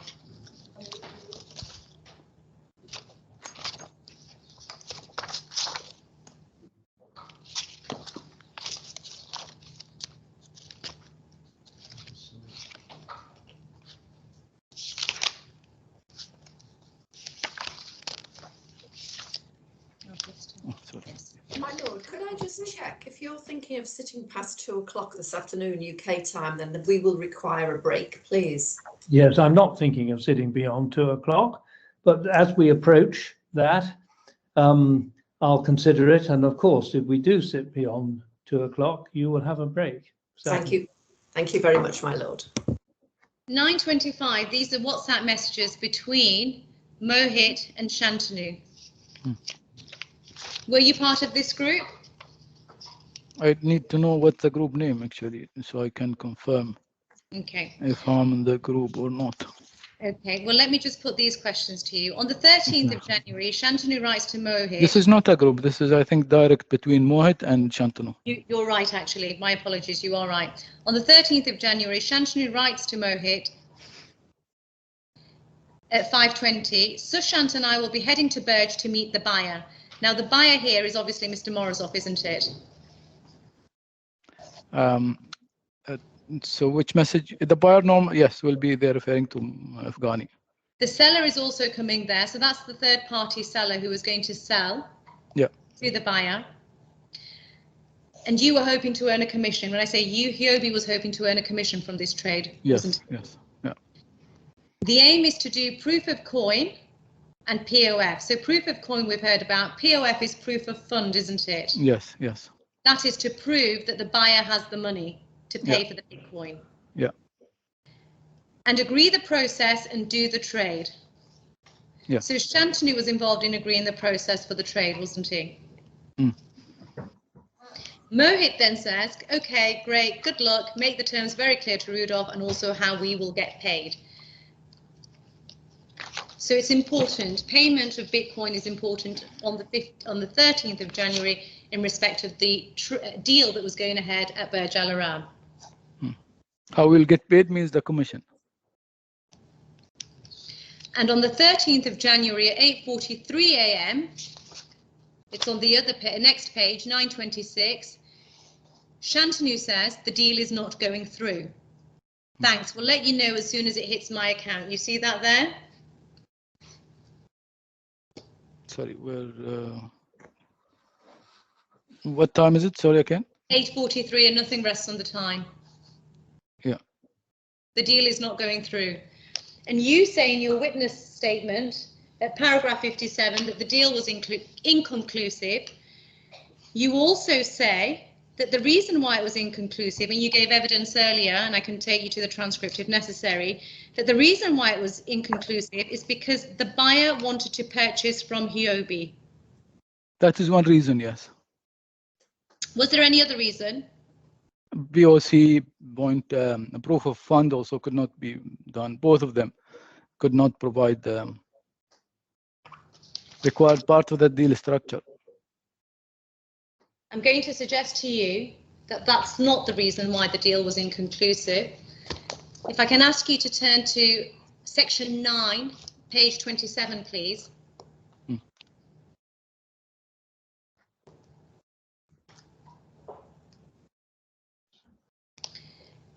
These are WhatsApp messages between Shantanu and Mohit on the 15th of January 2020. You go to the entry at 7:47 p.m. and nothing rests on the timing. Shantanu says to Mohit, yes, spoke to him. He is not very keen to use either of our accounts, M&S and GP. Now, spoke to him is he spoke to you, didn't he? The him is you.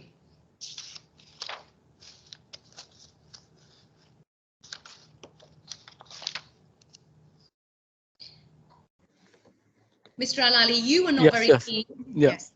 You were not very keen to use either of your accounts, and these are bank accounts, aren't they? Referenced M&S and GP. Yep. Yes. M&S, what does that stand for? Which bank account? M&S company and G Global Bay Holding Company.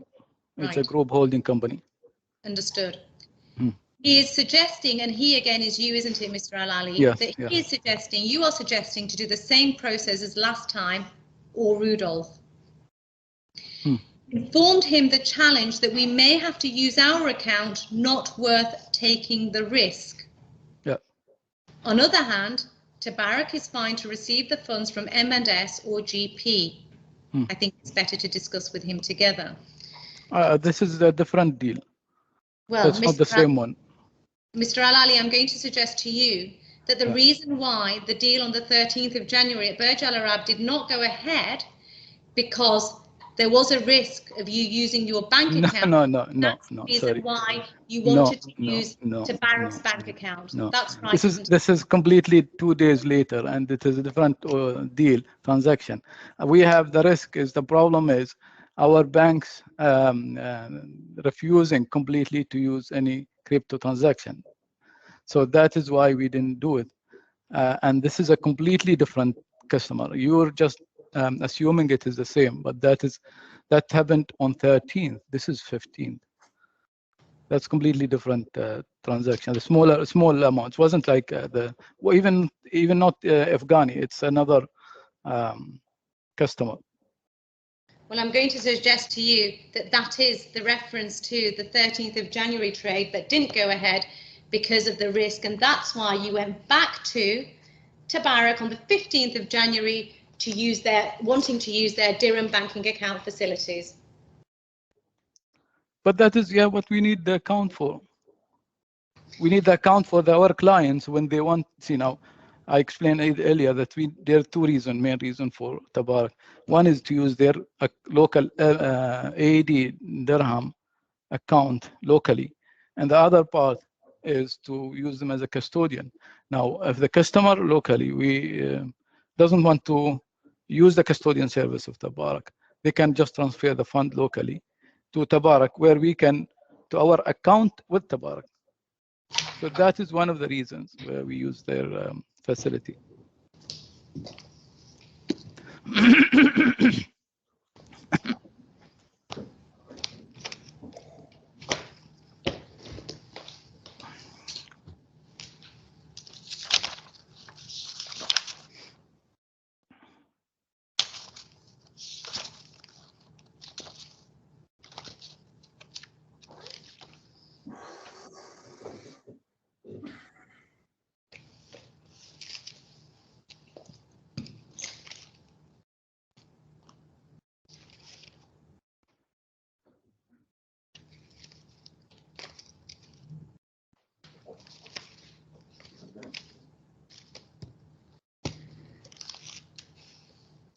And Mr. Al-Ali, Yes. because of the failed deal on the 13th of January, you then reach out to Mr. Turner, don't you? And there is a meeting set with TABARAK on the 15th of January. That's that's one of the reasons, yes, because of we could not find a seller that can satisfy the requirement of the buyer, because then there we are just matching. We have a buyer, we have a seller. We just sit between. They both agree on the terms. They both agree on that. We help them to process the deal. We could not do that. The buyer was keen to buy. We have coins which we were willing to use them during the trade. Then we decided, okay, then if we going to use our coin, then you'll have to pay us in advance, which is he did not agree, the buyer. Then we went to TABARAK. Can I then ask you to turn to page 8, please? 837. 837.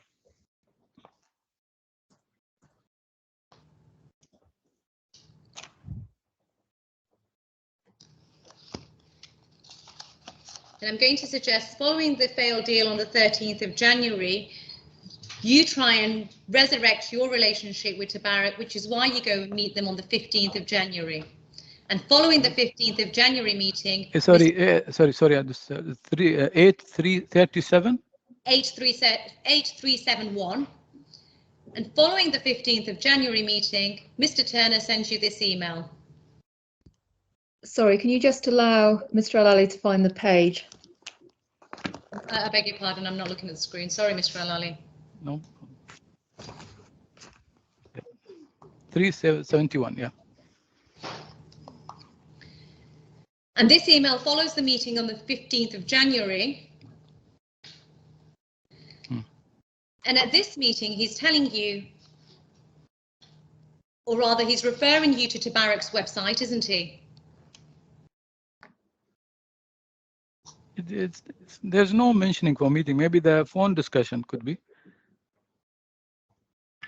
There's no reference here for any meeting. It's just based on the discussion now.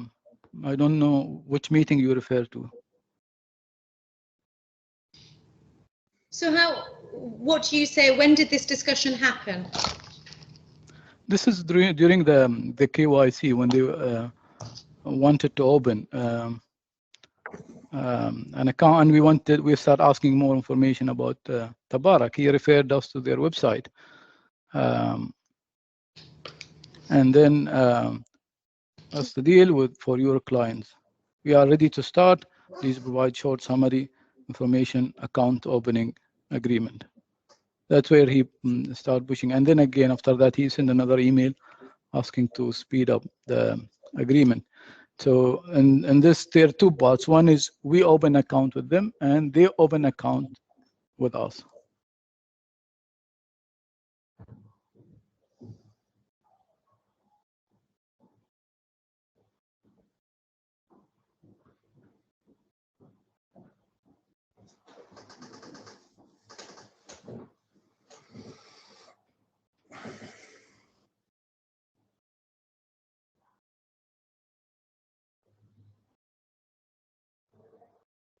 Apologies, I'm just trying to find a reference. No.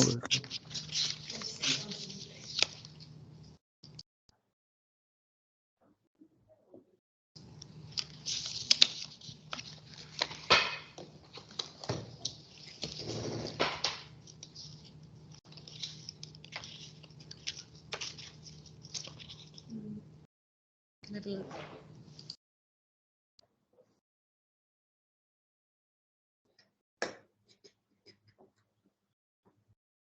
Mr. Al-Ali, can I ask you to turn to 26154, please?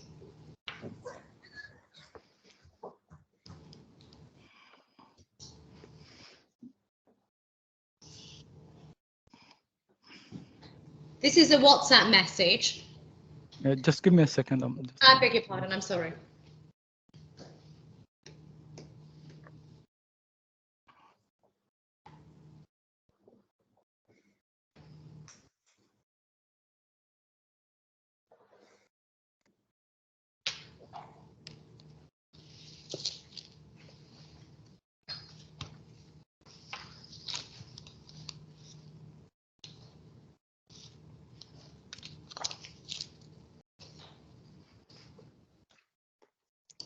Yes. This is a WhatsApp message, isn't it, between you and Christian on the 14th of January. Hi, Christian, let's meet tomorrow at your office at 11:30, and he says confirmed. And again, it became critical to meet with Tabarak after the failed 13th of January meeting, trade rather, because you wanted to funnel the money from the buyer that was going to be used to pay for the Bitcoin through Tabarak's dirham account. That's not right. That's different. See, there are two different deals. That is, the one which is in 15th is completely different than the 13th. The discussion about like the 3,000 was starting as we are trying to facilitate the deal and trying to find the seller. Of course, yeah, that didn't work out, not because of the fund and the risk, because we are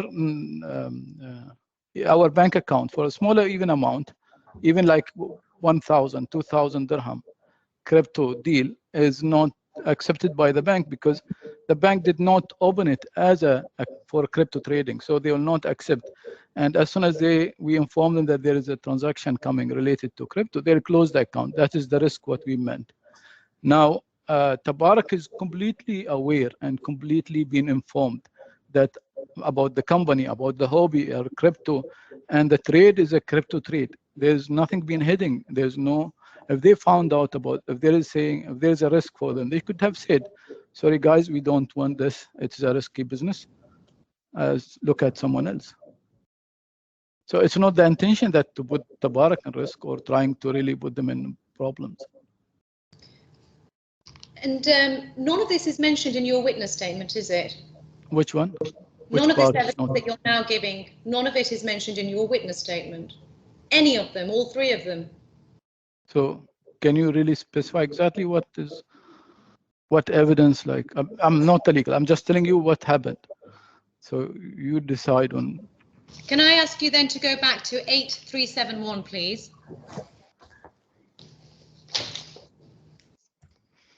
Yes. So do you accept now that this email was sent after the meeting on the 15th of January between you and Tabarak?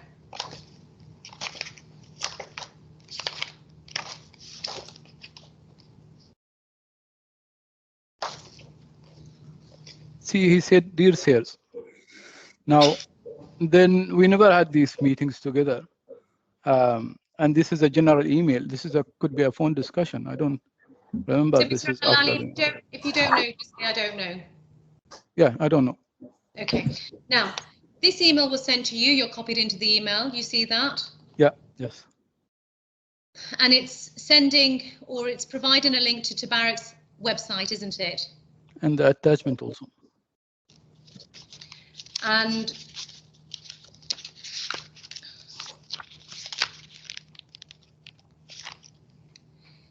it's also saying, regarding the discussed first deal for your client, the reference to your client there was the buyer, wasn't it?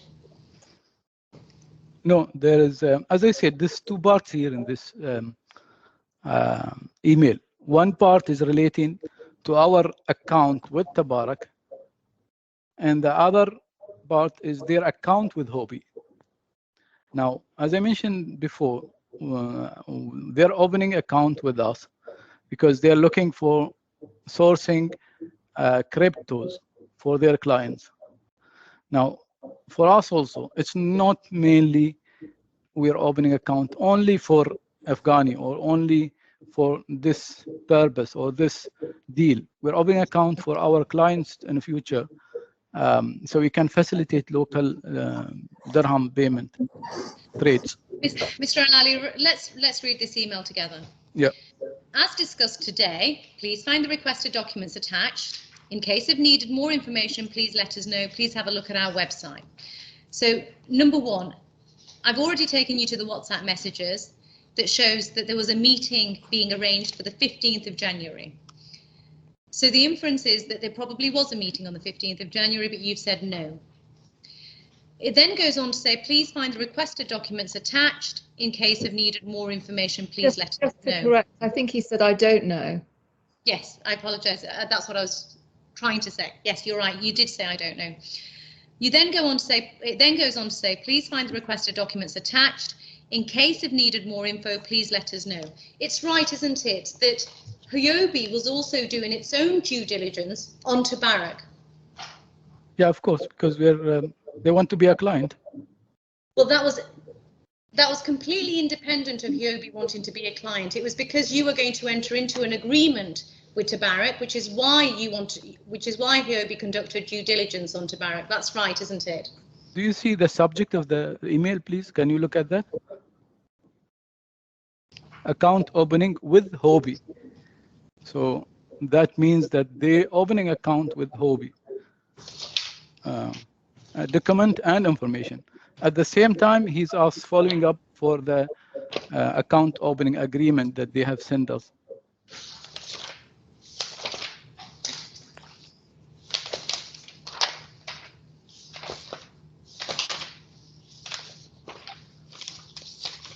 The second part of that email is regarding the discussed first deal for your client, we are ready to start.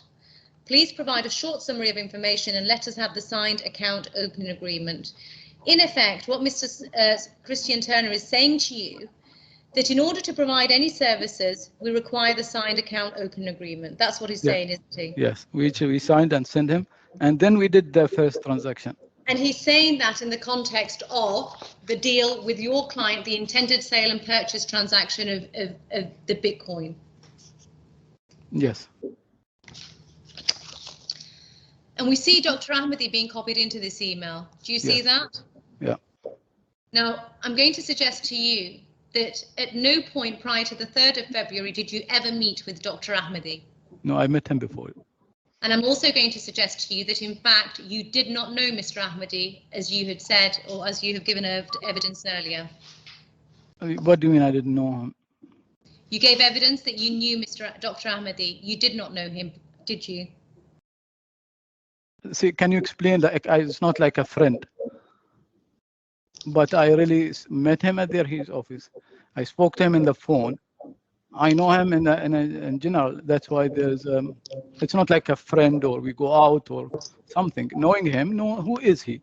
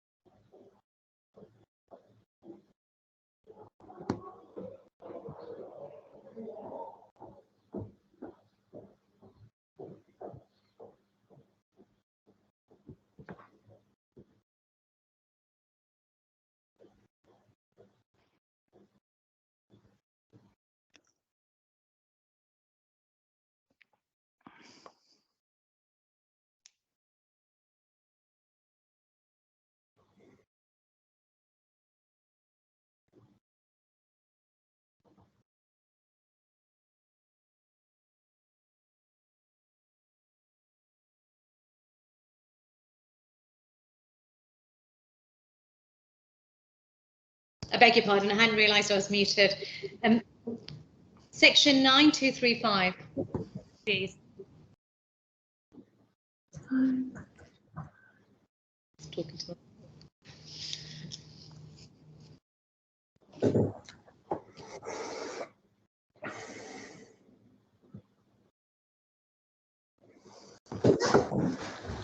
What was that?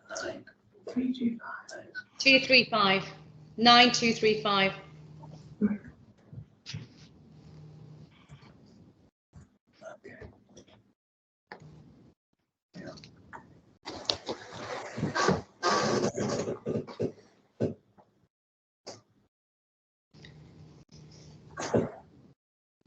Now you see at 6:43, and nothing rests on the time, that Mr. Saxena is saying, should we wait for Philip today? You see that there? 7, you said 6:45? Yes, 6:43. 43, okay. Yep. And Mr. Saxena is saying, should we wait for Philip today? You see that there? Yes. And even at that point, you're waiting on Philip, aren't you, to provide the Bitcoins for the intended transaction with the buyer? Yep. we see now we keep looking. I mean, it's not like we stop at all looking for a buyer. Can I then, sorry. I beg your pardon. Can I then ask you to look at the entry at 7:17 a.m. and again, nothing turns in the timing. Mohit says, no further dialogue other than as Sultan told them, money needs to be with Tabarak before we do anything.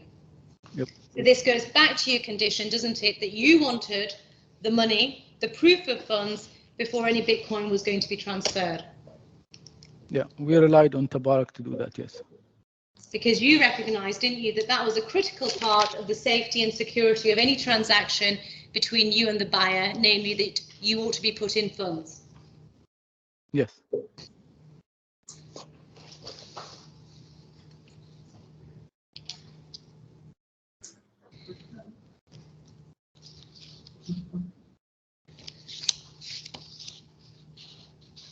Can I ask you to turn to 8419, please?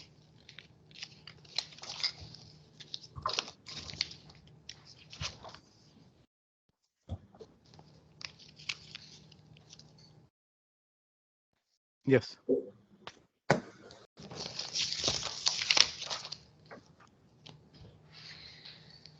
And that's an email that Mr. Turner writes on the 17th of January, copying yourself, Mr. Shantanu, draft addendum 1, account opening agreement, which is the subject. Now, Mr. Ahmadi is not copied into this email, is he? Yeah, but there is Anastasia and Abdul Qadir there. Yes. And in these line of emails, the only email that he is copied into is the previous email, the January 15 email, and that's at 8414.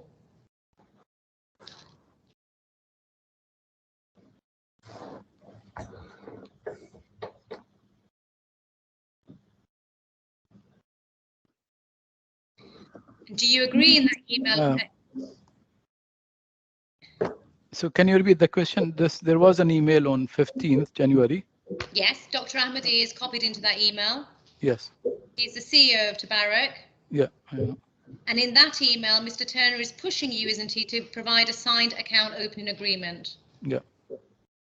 We go to the email at 8419, yes. January the 17th. Mm-hmm. In that email, Mr. Ahmadi is not copied, is he? No.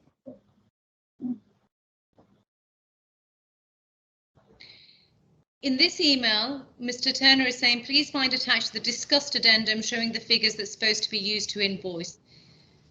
These are those figures, rather the commission structure, that was supposed to be agreed after a letter of intent was agreed pursuant to the account opening agreement. That's correct, isn't it? Are you talking about 419? No. Yes.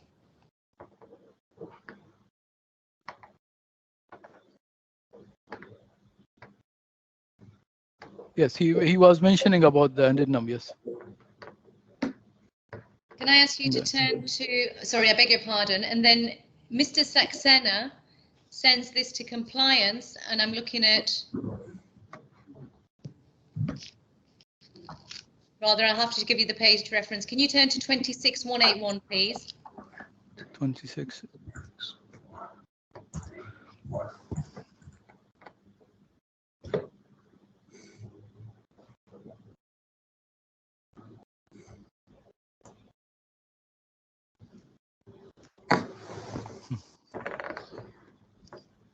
Yes, 26181. Can I have a look?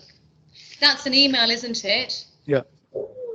On the 19th of January, it's from Mr. Saxena to Ismail and Vishal Chitre, saying, FYI, let's make sure it's all correct. Yeah, based on the agreement, the figures, the percentage. And can I ask you to turn to 8420?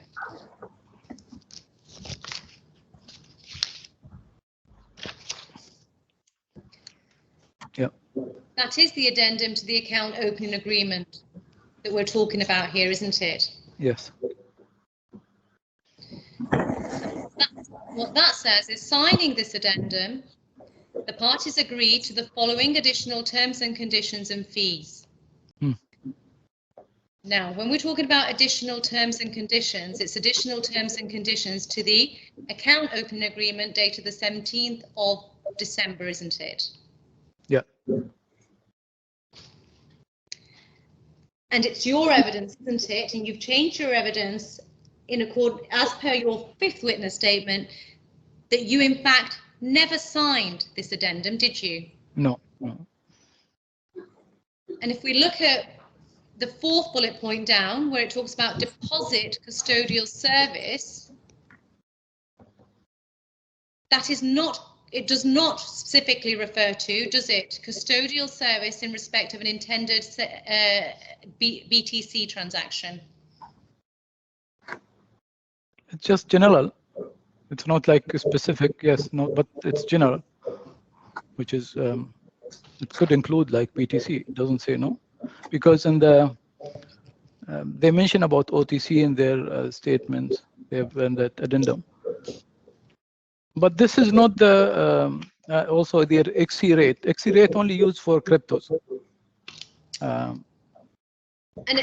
Nobody uses XC rate other than crypto trade or business.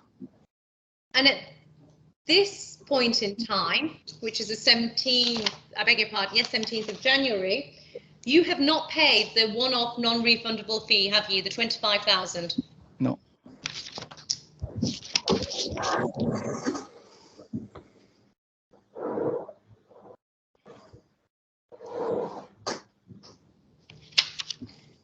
Can I take you to 8? I know there is some noise, I don't know where that's from. Can I take you to 8346, please?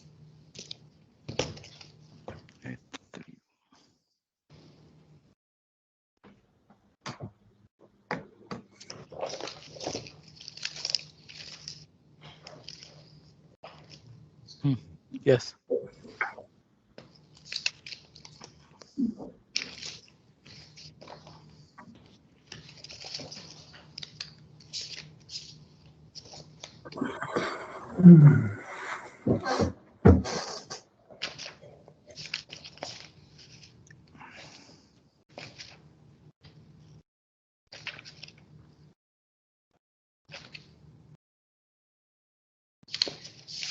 If we go to the chain of emails, they start at H348. That's the third page in the chain of emails. That's and that shows 8348. Okay. And that shows that on the 17th of December, the account opening agreement was sent to you, and we've already been to this email. We've already seen it. Yeah. The next email then is 8347, where you say, FYI, I'm discussing one-time fees. We've already seen that email. On the 19th of December, Mr. Saxena sends that account opening agreement to Vishal Chitre. And remind me, Vishal was the admin person in the compliance department, wasn't he? He's admin in general, yes. General. And following that, Mr. Chitre sends an email to Ms. Zavliova, copying in Saxena and copying in you, saying it's subject institutional KYC checklist. Yep.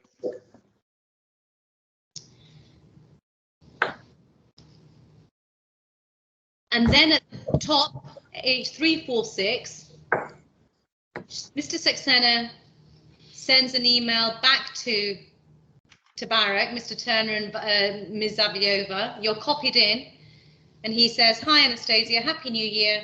Hope you're back at work. Did you get a chance to go through our AML requirements? We need the documents to run through AML and KYC checks. You see that there? Yep. Now, just coming back to the email on the 23rd of December, you accept, don't you, that this is the sort of list one would expect in order for an entity to comply with their AML KYC requirements? To open an account with us, yeah, institutional account with us.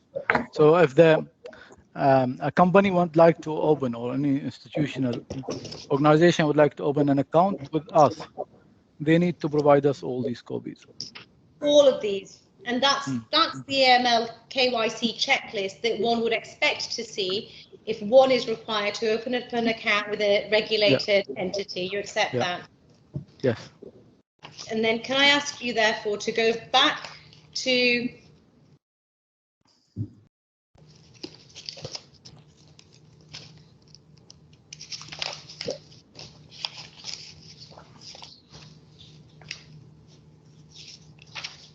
I beg your pardon, I'm finding the reference. No problem.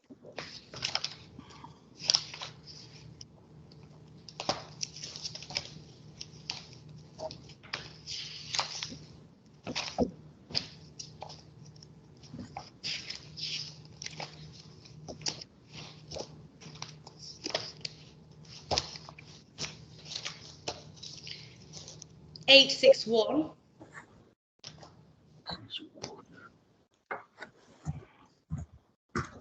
$861. Yes. Yes. 861.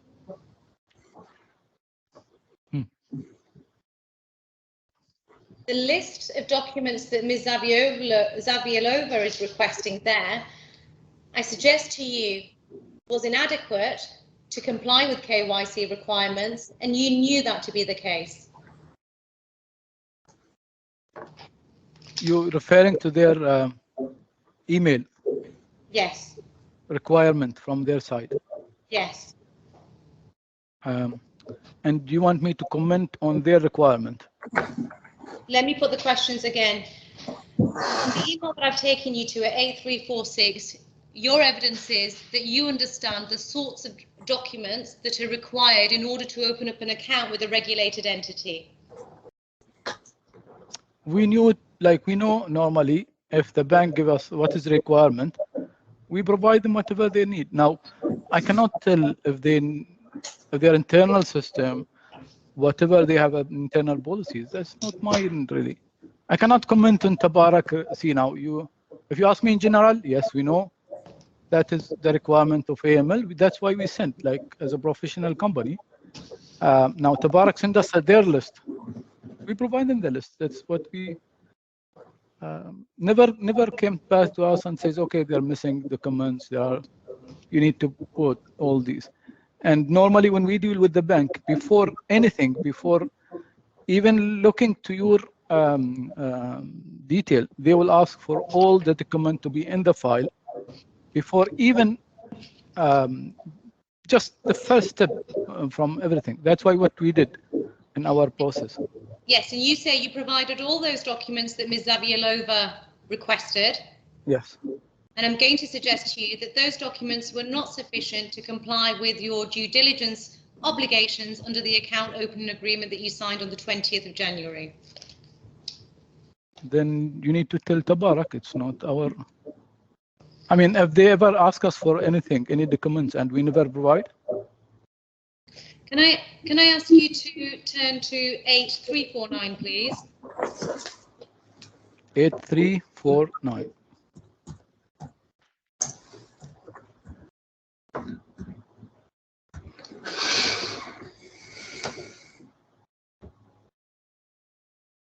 And this is Mr. Shantanu's email on the 13th of January at 12:15 in Vishal. You see that? Yeah, yeah. Yes, and he says, we are still waiting for feedback on the KYC. This is urgent if we have to progress further. You see that? And I'm going to suggest to you, Mr. Al-Ali, that the reason why he is now seeking to complete this with urgency is because of the failed deal on the 13th of January at Burj Al Arab. There is now some urgency to have an account, a dirham account with TABARAK, isn't there? I don't think this is really related to that one. Now, 5th of January is there. Now, the email was sent on 5th of January. And then again, there was another email on 13th. So you think that from 5th, it's almost like 1 week. Now, there's just pushing them to get all the documents, complete all the process, which is normal. If you see other emails, you'll see that we are really pushing very hard the staff to get everything done on time. Now, it's just coincident because the date of 13 happens multiple times. It doesn't mean it is everybody is just rushing because that 13 day didn't happen. We had so many other deals didn't happen before. Can I ask you to turn up, please? 8357. 8357. Yes, and this is an email chain that actually starts at 8360.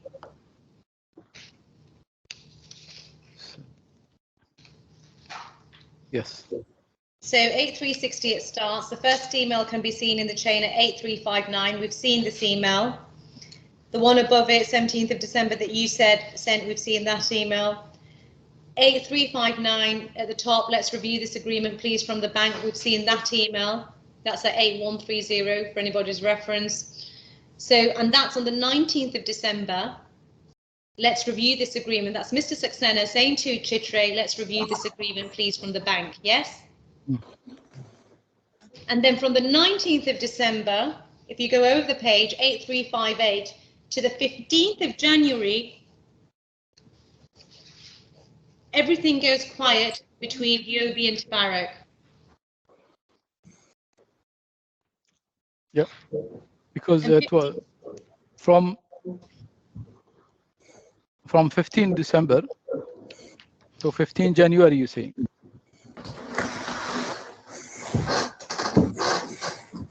From 19 December. Last email was on 19 December. Yes, and you accepted earlier in your evidence that that period, and I think it was the 18th of December that I said, up to January the 15th, during that period, all your dealings were with the buyer, with no involvement from TABARAK, and the reason was because you didn't need, or you thought you didn't need TABARAK during that period.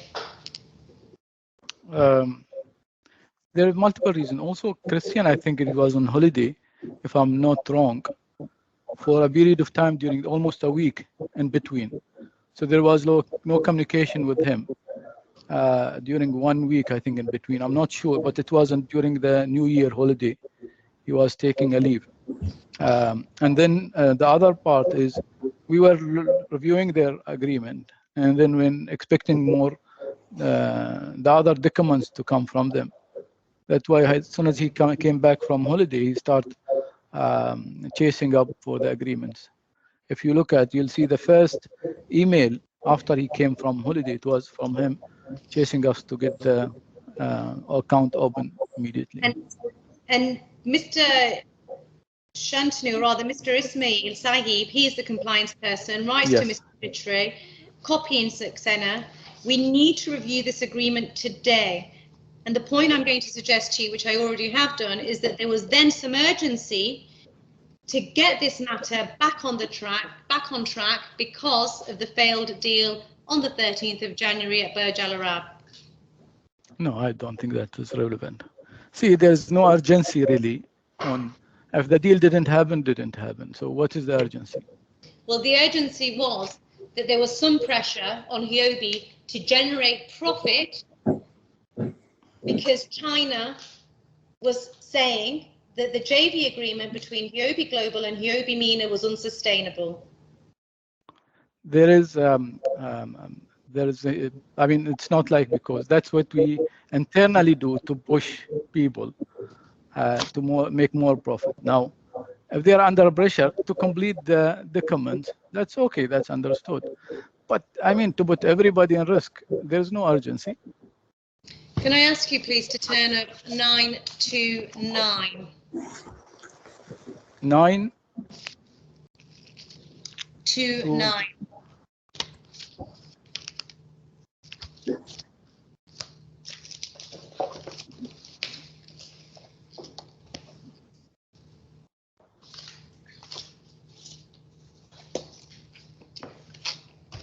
Can I also ask you to turn up your witness statement, please?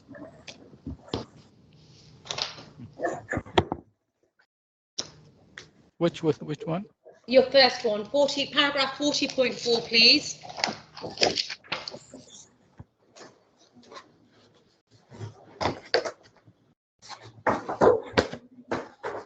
Yes. I think we've lost Miss Ahmed. Oh dear. Bang on 2 o'clock. Well, I'm sure she'll be back.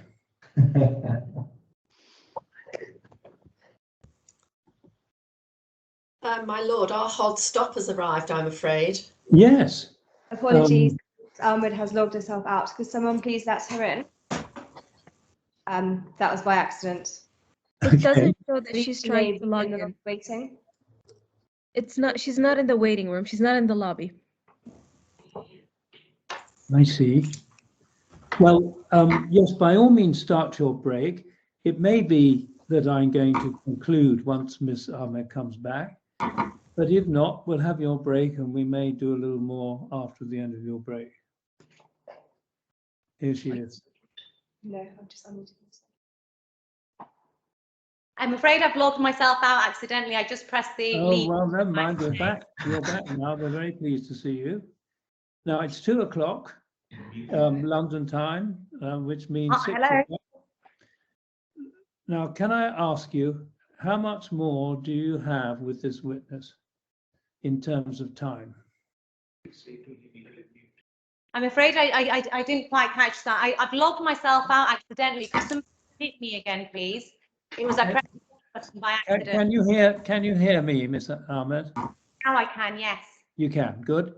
How much longer do you need with this witness? Can you admit me back in and then I'll have a look at my notes because I've left my desk and come Well, running just over. give me, you must have some broad idea. I mean, is it just a few minutes or is it more? It's probably going to be longer than a few minutes. Okay. Well, now I'm going to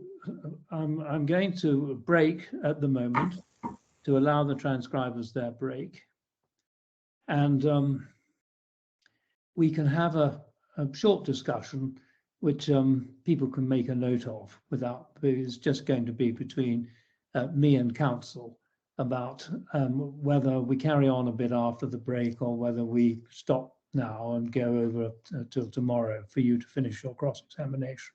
To understand, but it's important the transcribers start their break. So do you want to take a little bit of time to look at your notes and so on and give me as good an idea as you can as to how much longer you'll be with this witness? Yes, and can somebody allow me back in? Oh, I am allowed. I've been told I'm. Oh no, I'm not allowed. Can somebody admit me, please, to the hearing? It doesn't seem like you're trying to enter the hearing. Let me go back then and try. Strange. Yes, please try again. When we can see her. Oh, she's gone on someone else's. I'm being very slow. I see.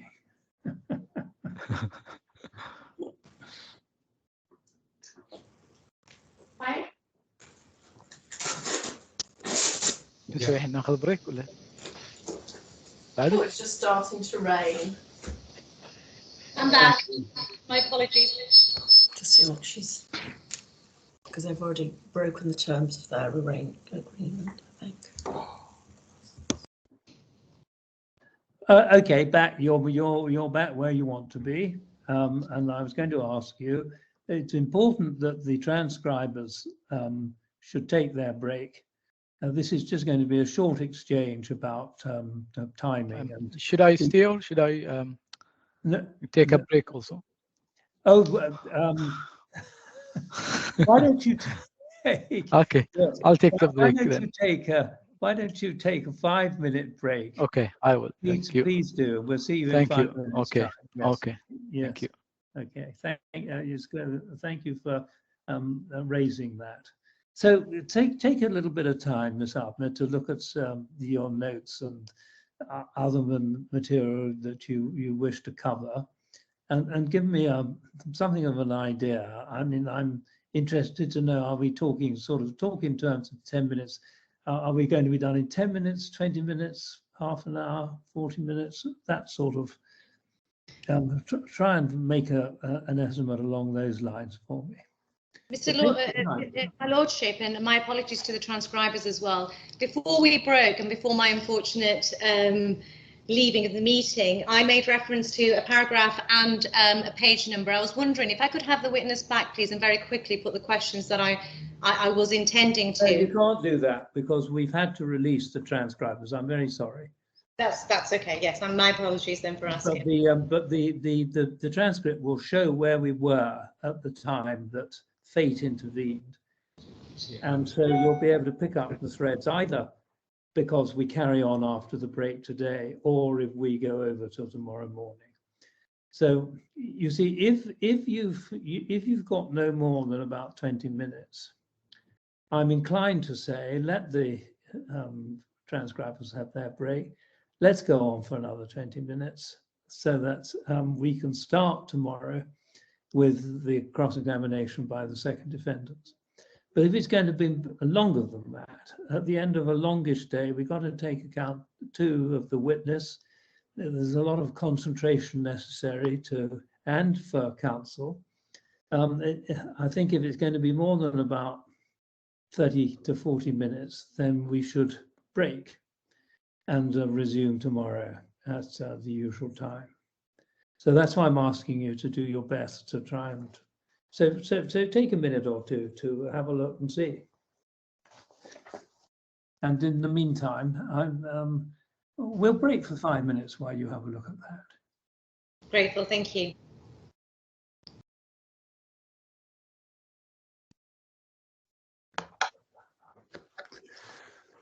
Is everybody back online? Good, the witness is there. And counsel for the second defendant, Mr. Kotick, Mr. Matu? Yes. Yeah, good. Well, we're all on tenterhooks to know what your estimate is. It's going to be about 45 minutes to an hour, I'm afraid. Okay, that's all right. That's all right. Well, in that case, we're going to finish now, and we shall resume tomorrow with your cross-examination. It may be that overnight, the processes of reflection may result in a slightly shorter period of time. I certainly don't want you to go over 40 to 45 minutes. I may have to drop the guillotine then, but I'd be reluctant to do that. See what you can do about timing. Thanks, Tom. And now we seem to have sorted out I say we, as Miss Lawson is observing and to an extent assisting me. We were in the other several trials I've done with case lines, one puts the section number in and then a hyphen before putting in the page number. And Miss Lawson suggested that we should just put the run of numbers in with no hyphen. And bingo, the whole thing was working properly. So we seem to have solved that problem, which is good. Because now again, not every it wasn't by any means every document that I couldn't get up. There was some of them where clearly case lines was reacting to the inclusion of the hyphen. So that's good. That's fine. And we will resume tomorrow. Now, Your Lordship, just on that point, would you like us to look at the transcript and pick out all the references to all the documents we made and perhaps provide that to you in a list? Would that be helpful? No, that's terribly kind. But I know I spare you from that. I understand the transcript will show the parts of the document you were putting to the witness. The transcript will show the reference, and I have the advantage of hard copies of all the documents. It'll be no surprise to you that judgment will be reserved, and that's a necessary consequence of directing that there are to be closing submissions in writing after the hearing.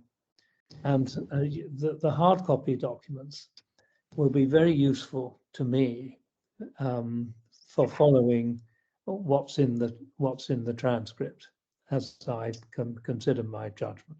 So thank you for the offer, but that's not necessary. Now, it would suit me if we could start earlier on Sunday and finish earlier on Sunday. So, for instance, the best option for me would be to start at 7:30 London time, 11:30 Dubai time, and finish that much earlier than we otherwise would if we started at 8:30. Alternatively, we could start at 8 rather than at 7:30.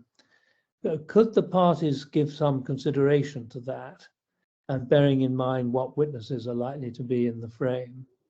I would have thought those in Dubai, if they're available, might be agreeable to that proposal to be starting earlier and finishing at a more convenient time.